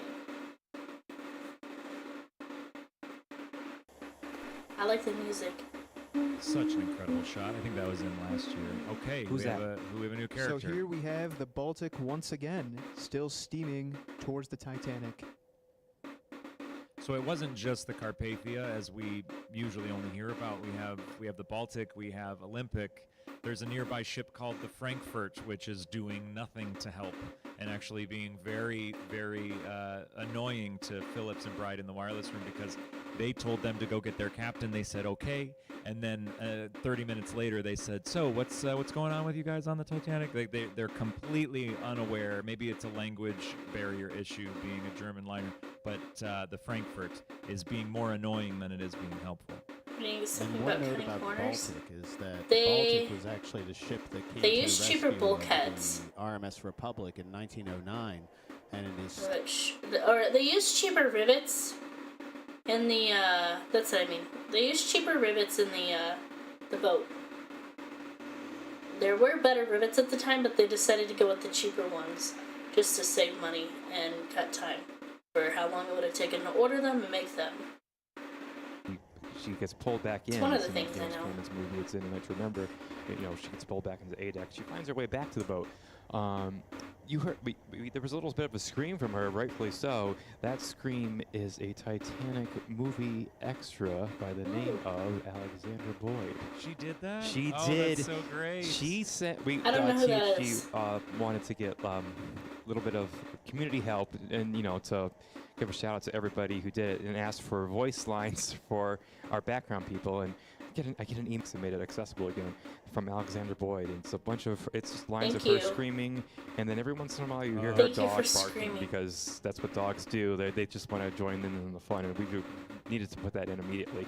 Alexandra Boyd, she makes one really great appearance in the film when Jack enters the dining saloon for the first time, all dressed up in his. I don't know who these people are. She's the first-class woman who kind of eyes him up and down as he enters. So she gave us that screen. Okay. That's really cool. So she is a filmmaker, as we know. Yeah, she made a documentary called Titanic Movie Diaries. Go check it out. Looks We provided haunting. a It really support. does. Very. You very know what? great I want to see. So James mentioned earlier, I just want to quickly jump back to this point real quick about ships that were in the area at this point in time. And one of the sad things is that the ice fields near Titanic acted quite literally as a sort of barrier, because there were many other ships in the area that did hear Titanic's distress calls, but otherwise could not pass through that ice barrier. Now One of we're- the ships that I can think of right off the bat is the Allen liner Parisian, a much older ship, but she could hear Now the we're distress lined calls up. from Titanic, but there was just Not nothing as that bright could be anymore. done because of the ice fields. And to carry on that note, the Mount I'm Temple. charging my phone, so she hopefully I came can up bring on it the out opposite before. side of the ice field I'm of gonna wait Titanic, about and there was 6 more minutes she tried before I to bring find it her out. way around it, but it was packed so tightly that the captain had 1,400 passengers of his own to take care of, and he had to prioritize their safety over heading to Titanic, unfortunately. Oh no! Wait, Yeah, you have to. the I mean, eyes are yes, showing. there's somebody I don't in want the distress, eyes to but show. if it's dangerous, you just can't. You have to take into account that you want to add to the disaster. I think Rostron says that, at least in some of the movies. Now, at this moment, David, the men on the Californian Oh, have well. seen a number of. You guys know my distress secret. rockets, right? Yes, they have seen. You don't have a backup PNG for I'm not- PNG I'm doing? not sure the Well, no, exact because this number is a that new they've seen model. By this point, they So this is my seen 80 debut. of them total. You guys know my secret. I have multicolored eyes now. And it's one of those things that when you're watching it, you're just kind of frustrated. You just kind of want to yell through the screen, "Would you please wake up your wireless operator and find out what the heck is going on over there?" It's to me, that's just something that I'll never quite understand why they just didn't take that little bit of initiative. It's because they were lazy. Couldn't be bothered. And we also have Titanic to thank for that, though. Has a that good if smug we saw a rocket- expression. I mean, I I saw agree. a firework go off She's out the window fun. earlier during this stream. I don't know what's going on in Long Beach over there, but One of the my firework friends went off, gave and my me first thought was, "Oh this no, model. not firework." So I don't know if that's like I saw an explosion. I thought, "Oh my gosh!" So we're a bit better trained for being overly cautious than Captain Lord and his crew, who are kind of waiting for each other to make the first move. I wanted to quickly point out the electricity on the ship at this time. In that reception room shot that we just had, you'll notice that the lights are starting to dim at this point in time, and I want you to just really keep track of the lights from this point onwards. You can actually see it here, just how much the lights are really starting to dim, and it's only going to get more and more weak. That light is going to fade more and more. Now, coming up on one thing I have to mention, sorry everybody, at this point, this is late in the Going to a sinking, dark room. the officers, depending on which version of Light Teller's account you believe in, have gone to get the arms and ammunitions out of the first officer's cabin. They've seen some situations at the boats, boat C, where the crowd is getting a little rowdy, and so they decide that they need to protect the passengers that they're trying to evacuate, and they might need to protect themselves. Who knows? So they went to go get the weaponry. I don't think she's seen what I've done to it, so. Had thought before they would never, ever need to use. Of course. What's the time on board Titanic there, David?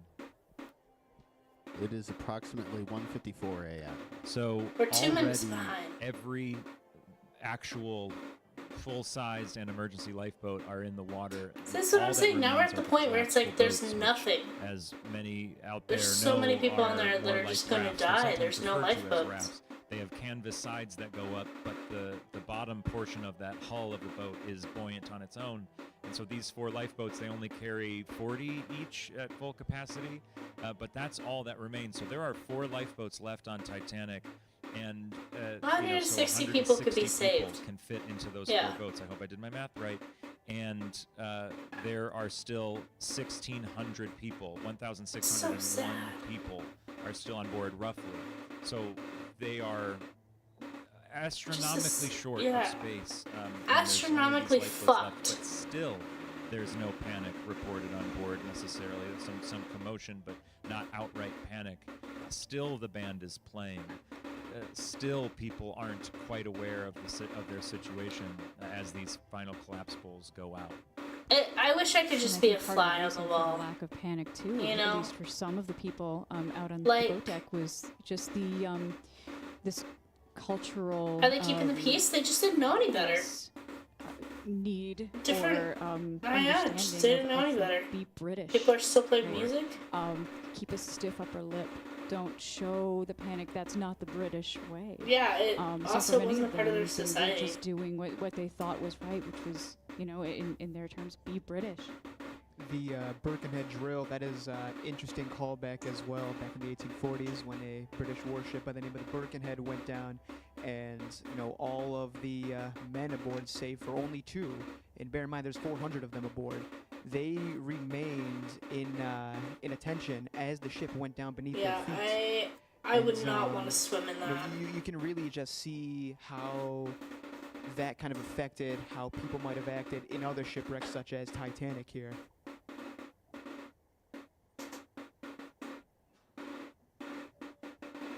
Imagine falling into that. Like, that's a dream. You'd wake up and you're like...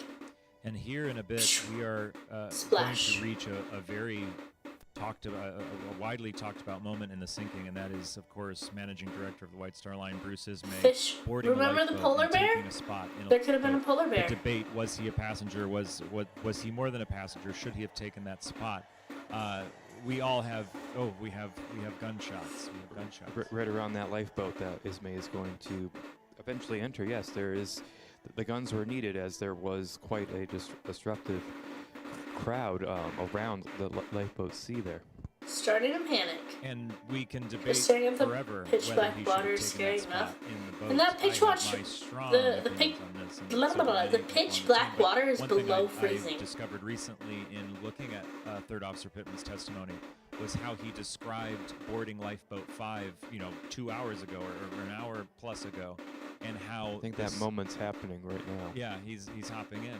So this moment that we're seeing is described almost to a T by Third Officer Pittman, happening back at 12:43.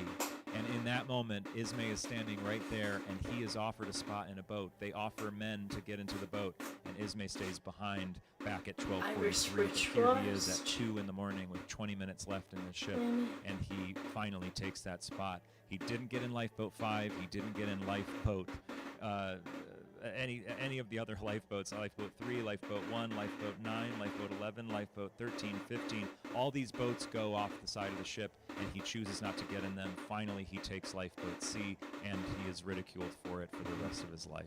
Now, Irish here, wristwatch. I believe Irish is a little, wristwatch. Irish. Another controversy. I can't say it. I've been tongue-tied.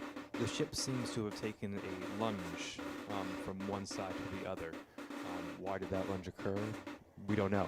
There's still like one lifeboat left, and it's going to be a cause and effect on that lifeboat. The struggle to lower that one. And lifeboat C, which was just had Bruce Ismay enter into, the list is before this plunge. The list or lunge rather. The list is still to the port side, and that starboard boat, lifeboat C, it's not going to have a good way down to the bottom of the water. It's going to rub against the side of the ship. It's going to get caught on the rivets. It's going to get caught on the wires that are underneath it on the See, decking. that's scary. The people in that lifeboat, jump into that. passengers, $1,000 underneath there. Jump into it. Frankie Goldsmith, his mother, would be one of the people pushing off of the boat onto the hull to try to get that boat down. They put all their strength into it, and it became like superhumans that night, just get that boat away from that ship. And we have to point out that 2 of Frankie Goldsmith's descendants joined us this weekend here, and were telling stories of their ancestor who once survived Titanic. That's crazy. They have Throwback actual to, like family members showing like I up. said earlier, famously in one of our real-time sinkings, we had all the china floating off the tables in the dining room, and now we have it empty and bare. We don't think they would have laid it out because some of the way that the service was done in the Edwardian era, it would be such a faux pas to have these cups and saucers sitting out on table for the first class overnight, to possibly get dust on them. Something Ew. like that. Dust! How ridiculous! How quaint! I don't want also any going to all of dust. these very striking interior shots, and just how impactful it is to see this animation is breathtaking. I'm looking around at these gorgeous interiors, and I think of all of the hope and optimism and maybe even idealism that went into building the Titanic and designing Titanic. I think of Thomas Andrews. I do love the sinking watching shots. his creation. They're so beautiful. Sink beneath his feet. And, this was a ship that was built to last for decades, to ferry millions of people potentially across the Atlantic Ocean. And she barely even had a chance to live. And now we're watching her die before she even, got to take her real first steps, in her life. So it's very haunting. And as we head into our final moments where there won't be enough time for lifeboats, collapsible boats A and B to be launched successfully, and it brings the number of about 670 people safely in a quote-unquote dry lifeboat in these successfully launched boats, including Ismay in Collapsible C, including all the people in Collapsible D, the last boat to be successfully Look, it's a boat. launched. There's 670-ish in these boats, which leaves an additional 50 or so that are still on the ship that will find their way off miraculously.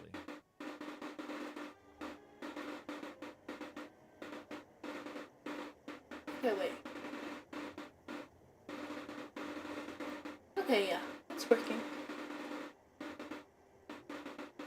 The water seeping up.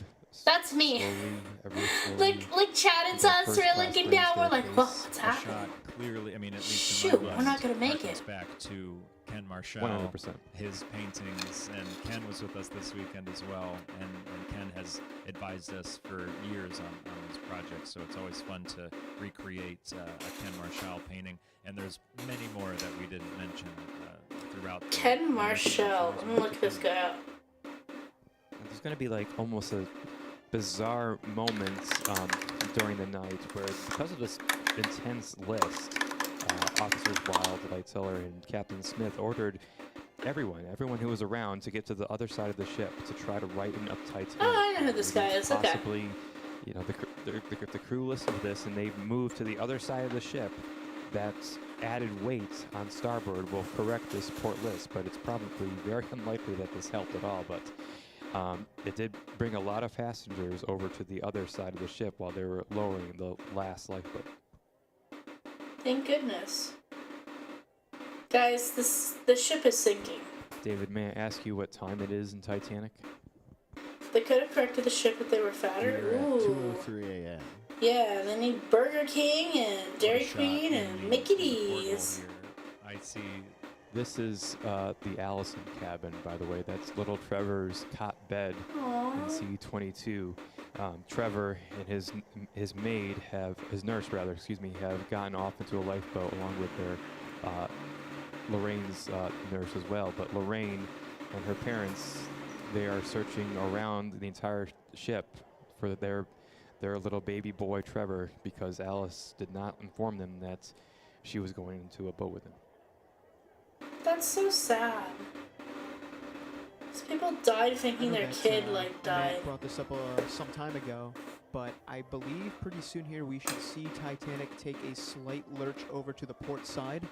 Now, as sinkings progress on these ships, they increasingly become unstable, and that is something that we're going to pretty rapidly start to see in the next couple of minutes. It's I really bet you a frightening panic's that starting to set we in are now. Only now minutes away from this ship being on the ocean floor, and Just how minutes. stable yeah. she still sort of is, all things considered. If this was James Cameron's film, for example, in these moments, the music is thumping. It is things are. Whoa, interferes. You ever think about how sexist this all was? Look, Sorry about that. that's a modern idea. Sexism didn't exist back then. Men had pride doing that. Of course, it's sexist today. Men want to have a sense of pride. Difficulties. One moment. Boats are women. Are they saying women can't I'm float? fine. Oh, I'm told. you got so me. I'll keep talking. Yeah, why are boats always Although women? it's happening right now. I mean, look at this ship move. What do you mean, I mean, saving could it women have and been children? a bulkhead Yeah, I feel giving like way? people nowadays want to do bulkheads the women only and are children meant to first thing withstand so much because water. their individual importance is much higher than it was back then. I asked earlier, I'm like, do you think if you were working, do you think you could realistically keep being a steward or a captain of a ship? You're still working and you're working to your death just to help other people. I don't think a lot of people could do that these days. The same with people doing women and children first. David, do we have a time check? You may have to tell me off mic. 2:06 a.m. So collapsible D is certainly gone, and perhaps work on those. Yeah, you can see the men are working on those collapsible boats up top. Collapsible A and collapsible See the B. collapsible boats? Collapsible B will very that famously person- flip upside down, and 28 or so men will climb on top, and somehow this is a great view of this boat. The design of it, that there's canvas sides that keep the water out. Do these but boats it's that still wooden part exist? on the bottom that's keeping them I afloat. wonder. But collapsible A, they aren't able to raise that canvas, and so they are on a boat. It's hard to imagine. They're sort of standing on a plank of wood that is partially underwater, but it's buoyant on its own. But they are just standing and sitting. Over to me. in I know 12 it's to like 14 hello. inches Yeah, hi of everybody. water. Hello. And because of it, Hi. while 30 or so Hey. are described as getting into collapsible A as it floats off Titanic, less than 20 are going to actually make it to Carpathia. I think it's around 14, or a very low number. Rhoda Abbott, that Sarah mentioned earlier, Rhoda Abbott is the... It's genuinely terrifying that people were getting on these boats and they were still just dying because they hit the water or other reasons. They just would die. It's sad. A few moments ago, you saw just how relatively high in the water the ship is. The folks Yeah, not even getting on the lifeboat meant that you lived realistically. 2 hours with that being the case. So it's so slow. It's so slow. And then in these literally the last 15 minutes, it goes from the forecastle being slightly above Get water good. still to just totally gone. Would you're built And different? over that period of time, it gets faster and faster. And it goes along with what I was saying about how the ship floods more, it loses more buoyancy, more openings in the upper decks get opened up We're to the sea. switching around. So you're shuffling good. You It make must it have look been effortlessly. absolutely frightening for the people It's on hard. the ship as they started to realize. I mean, I'm used to it because it's what I this do, might but not be okay. you know, It's you talk not and you're like, slowing "Hey, down, everybody, it's going down hey, faster, and, hi, what's up?" And then you go, "What's up?" Watching the Titanic. Ah! Well, especially once the bridge reaches the water and things start to just fall apart completely. It's still rather frightening for the passengers who are left, and they see this one lifeboat. And at this I can't even lifeboat, imagine. Just lifeboat one is, left. We're going to something that's going to never be a mystery that's never going to be solved. Shots are fired at this boat.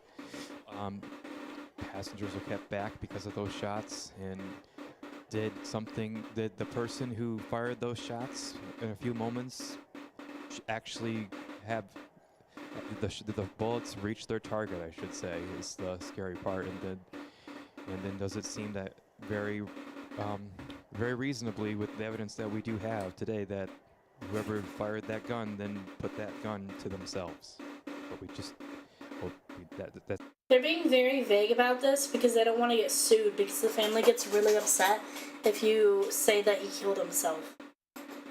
We're about to head into the part of the sinking. that I Yeah, they're mentioned talking earlier. about the first officer. Wallace Hartley and Yeah, his, no, his I read orchestra I read a big thing where they were like explaining how like his life, and they was like he didn't commit suicide. Like he wouldn't have. Who did he shoot for himself?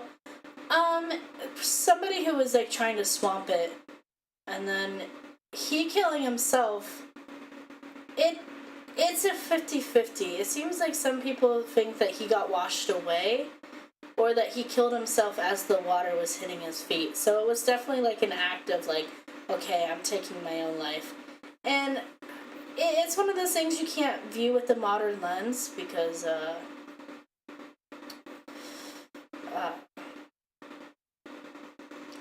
the concept of a noble suicide. Anyways, I'm gonna be quiet for the rest of this. We aren't. Get your lighters out. To continue your thought, Kyle.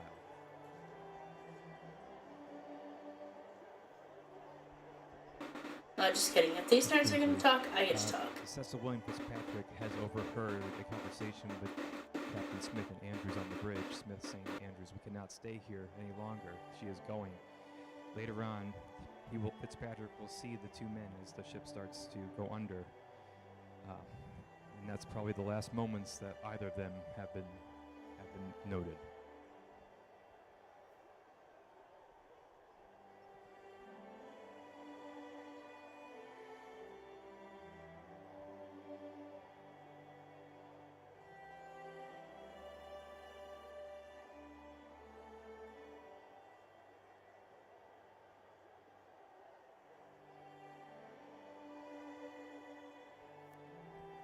And it's also around this time that passengers witness third-class passengers reaching the boat deck for the first time, whether due to being held back or just That's not so knowing how to sad. get to the boat deck.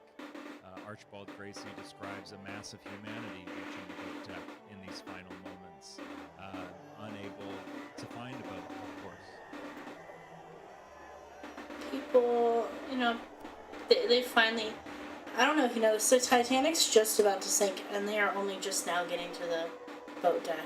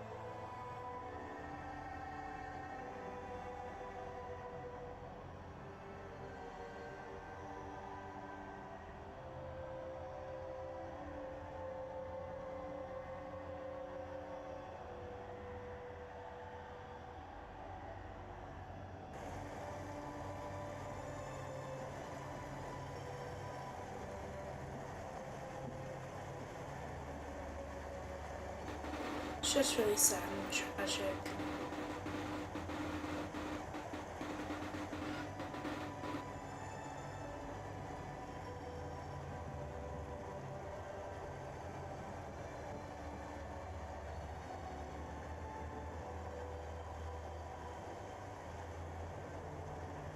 They've done a really good job with the animation this year. I'm really impressed.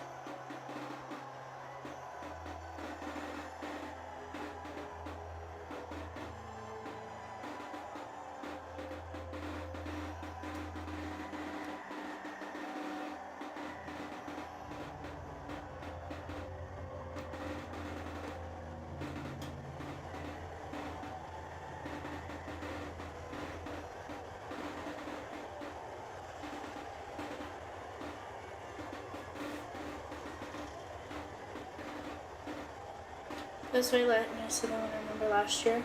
Yeah, they've definitely put so much effort and love into this.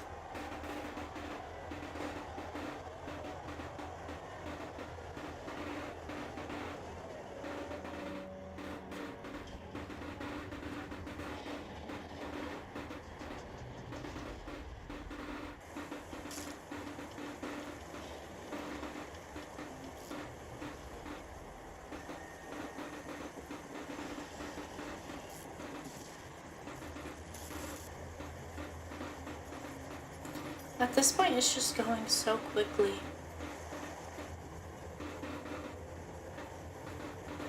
Just weighed down.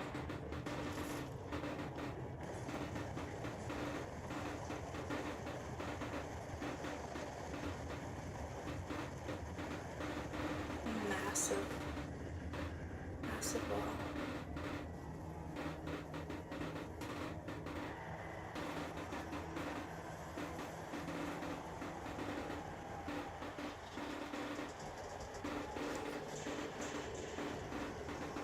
That's terrible that people were crushed to death. Not did they drown, they were crushed to death in the ocean.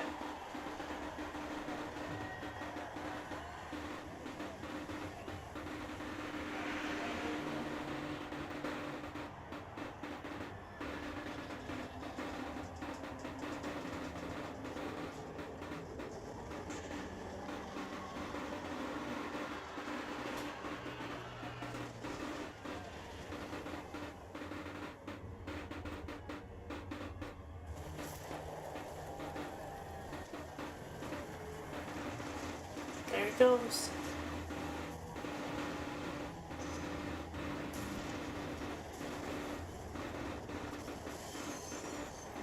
Oh man.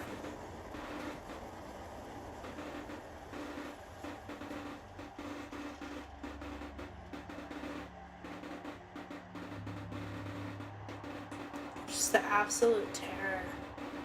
I can't even imagine.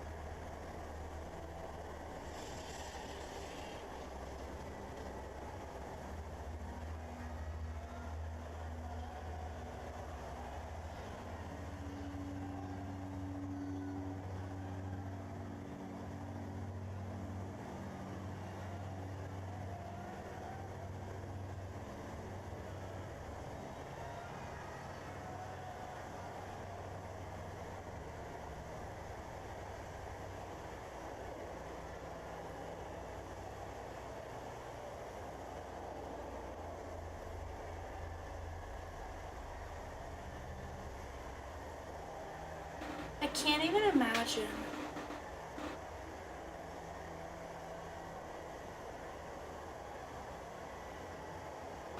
Just like the sheer like terror those people felt in those final moments, even if they were able to hold on as it goes like just straight like up, like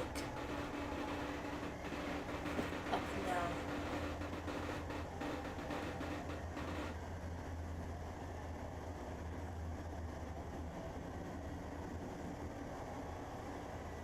So at this point you need to make amends. You're gonna die.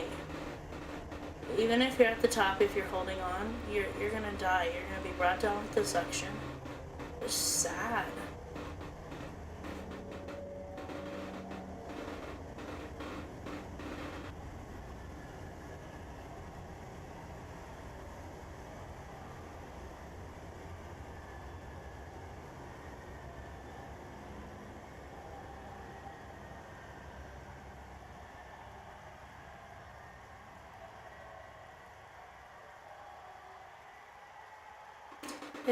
It would have created a lot of suction.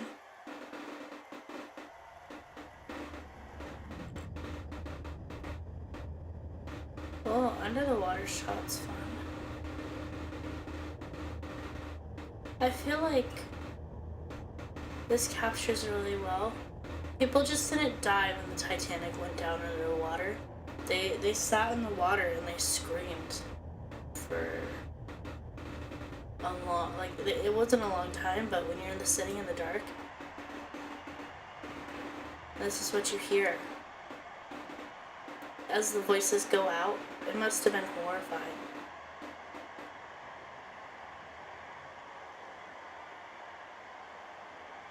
Even if you're safe in a lifeboat, you just have to sit there and listen to people's screams fade out as they die.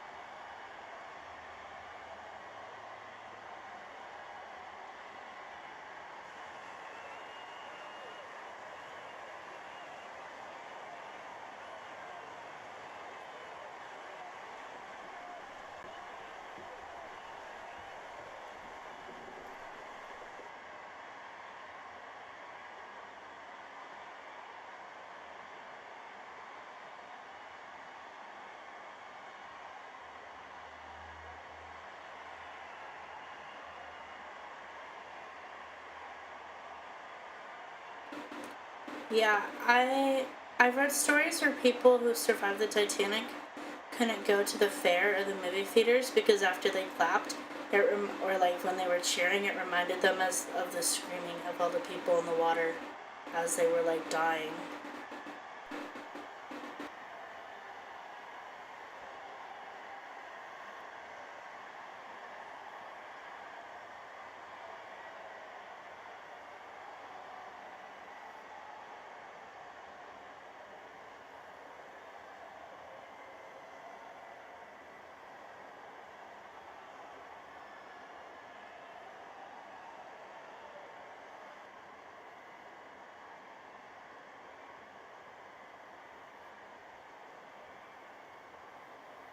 And like, it's just sad. This water was so cold that like majority of people would die within 10 minutes. It's a long but short time.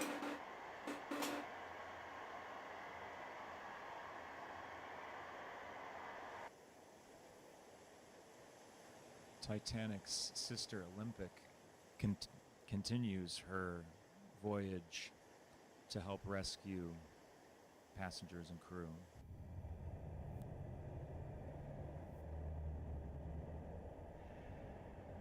There she goes.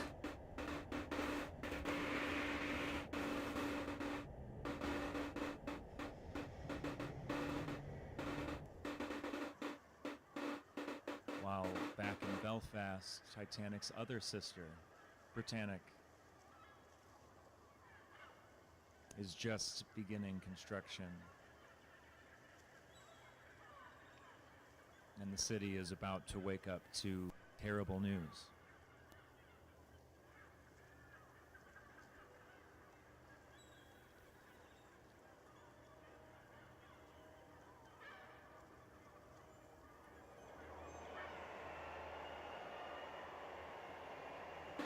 Yeah, when you play the game, you start over in Belfast.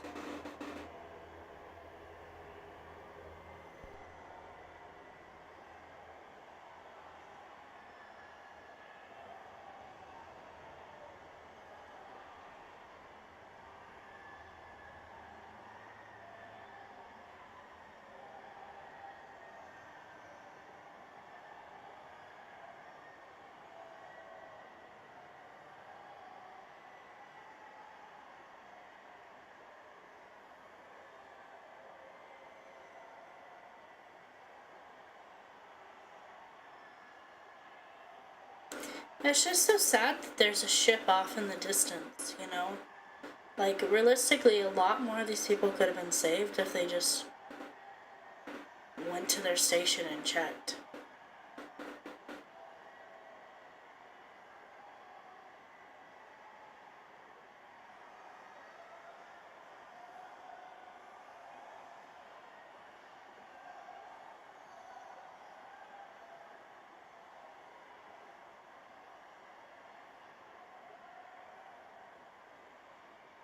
Yeah, the people who have made this animation are also making a game in Unreal Engine. It's in alpha right now, so you should check it out.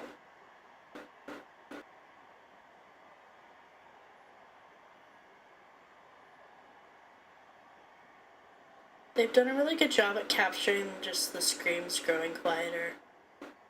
It's so sad.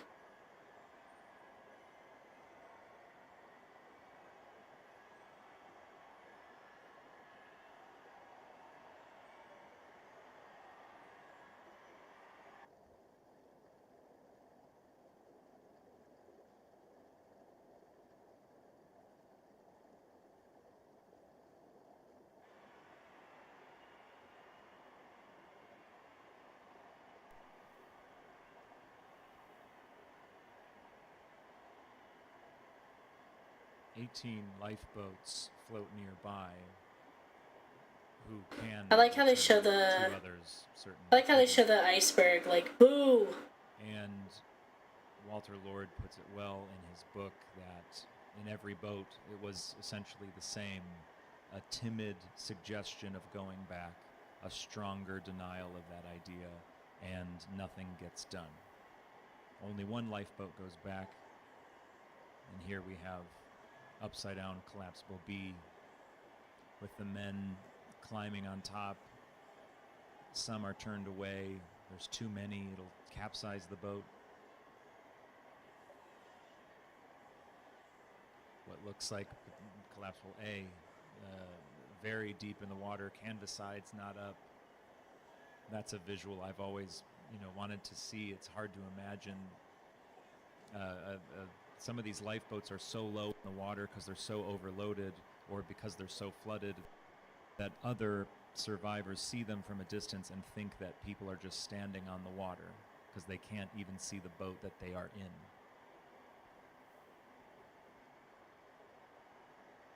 And please keep in mind that while we have a beautiful starlit sky so you can see, like much of this animation, it's a little brighter for your visual ability, but it would be. It is scary to black think about how screen dark it if we would were to be. show this to you in a more realistic way. It would be absolutely pitch black, no moon in the sky, the stars of course, but that would only do so much. And as you can tell, the voices are beginning to fade. That's not us lowering the screams to move on to another part of the video. That's just that's hypothermia. That's body temperatures dropping. That's people suffocating from being unable to breathe. You can't take deep breaths in water like this. And with the screams died down, 5th Officer Lowe feels it's safe to return, but it's going to take him time to organize his men, to organize his boats, to put together a proper rescue lifeboat, and then they do return. But by the time they get there, they of course waited a bit too long. They are able to rescue a few. I believe the number fluctuates between 3 and 4. It's just If really there was sad. a fourth, it's not terribly. They just didn't want to go back too early because the boats had been swamped, so they waited, and they were only able to save 3 out of 1,000, out of possible 1,000 people. And the people they pulled out of the water too died on the boat. They just threw them back into the water.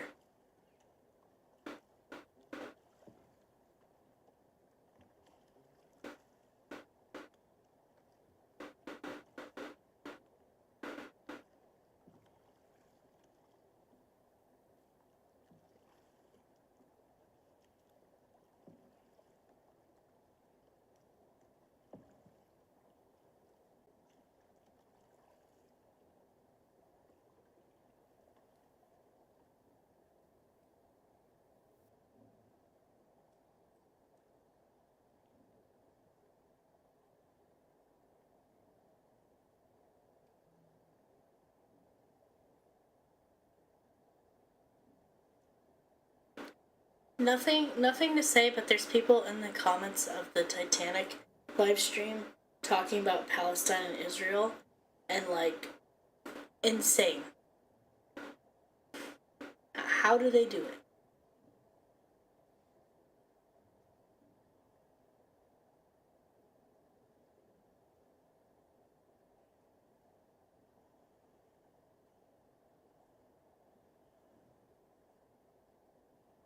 I don't even have any, like, anything important or new to say about, like, that. How do you bring it up? Yeah.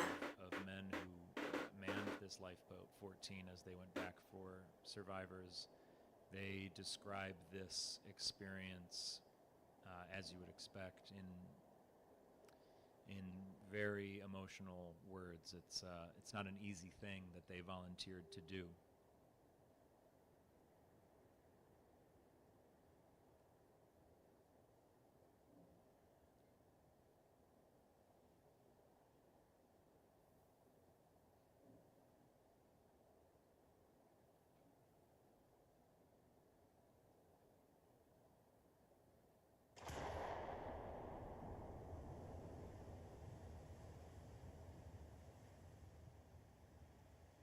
A firework?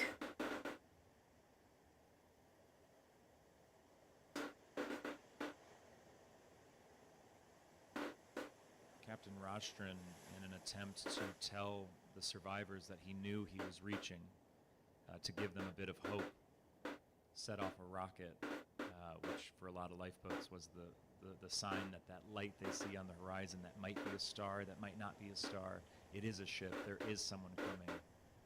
We know these lifeboats will be rescued, but we have to remember many of these people in the lifeboats, they could be in the water for days. They could never see a ship. There's no reason to believe that this is going to happen the way it happens, but Rostron is coming. He does see the lifeboats thanks to green flares. I think that's a good point.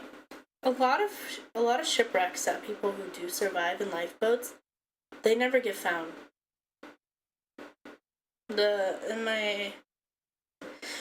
my newspaper video, we talk about the Neuronic, and that seemed to be the case where they found proof of a ship accident and that people had gotten into a lifeboat, but they starved to death. And that's just terrifying.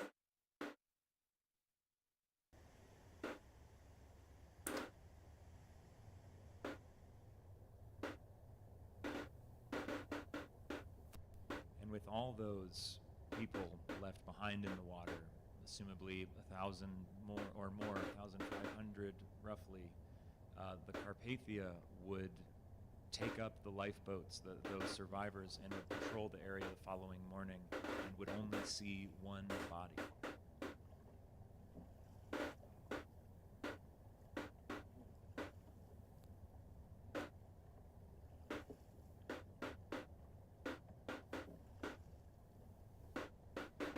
If if you all wouldn't mind turning on your candles for this these final moments of our real-time syncing, and hold them up.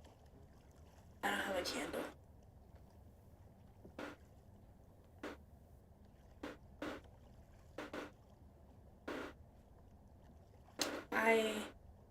I do, however, think I'm going to end here. You should go watch the channel for the rest of the stuff they're going to do. This is really sad, and I'm unfortunately tired. Next stream though, will be something better. Thank you for sitting this out with me. It's my 3rd year doing it. I will see you guys all tomorrow. And thank you for paying respect. Bye bye.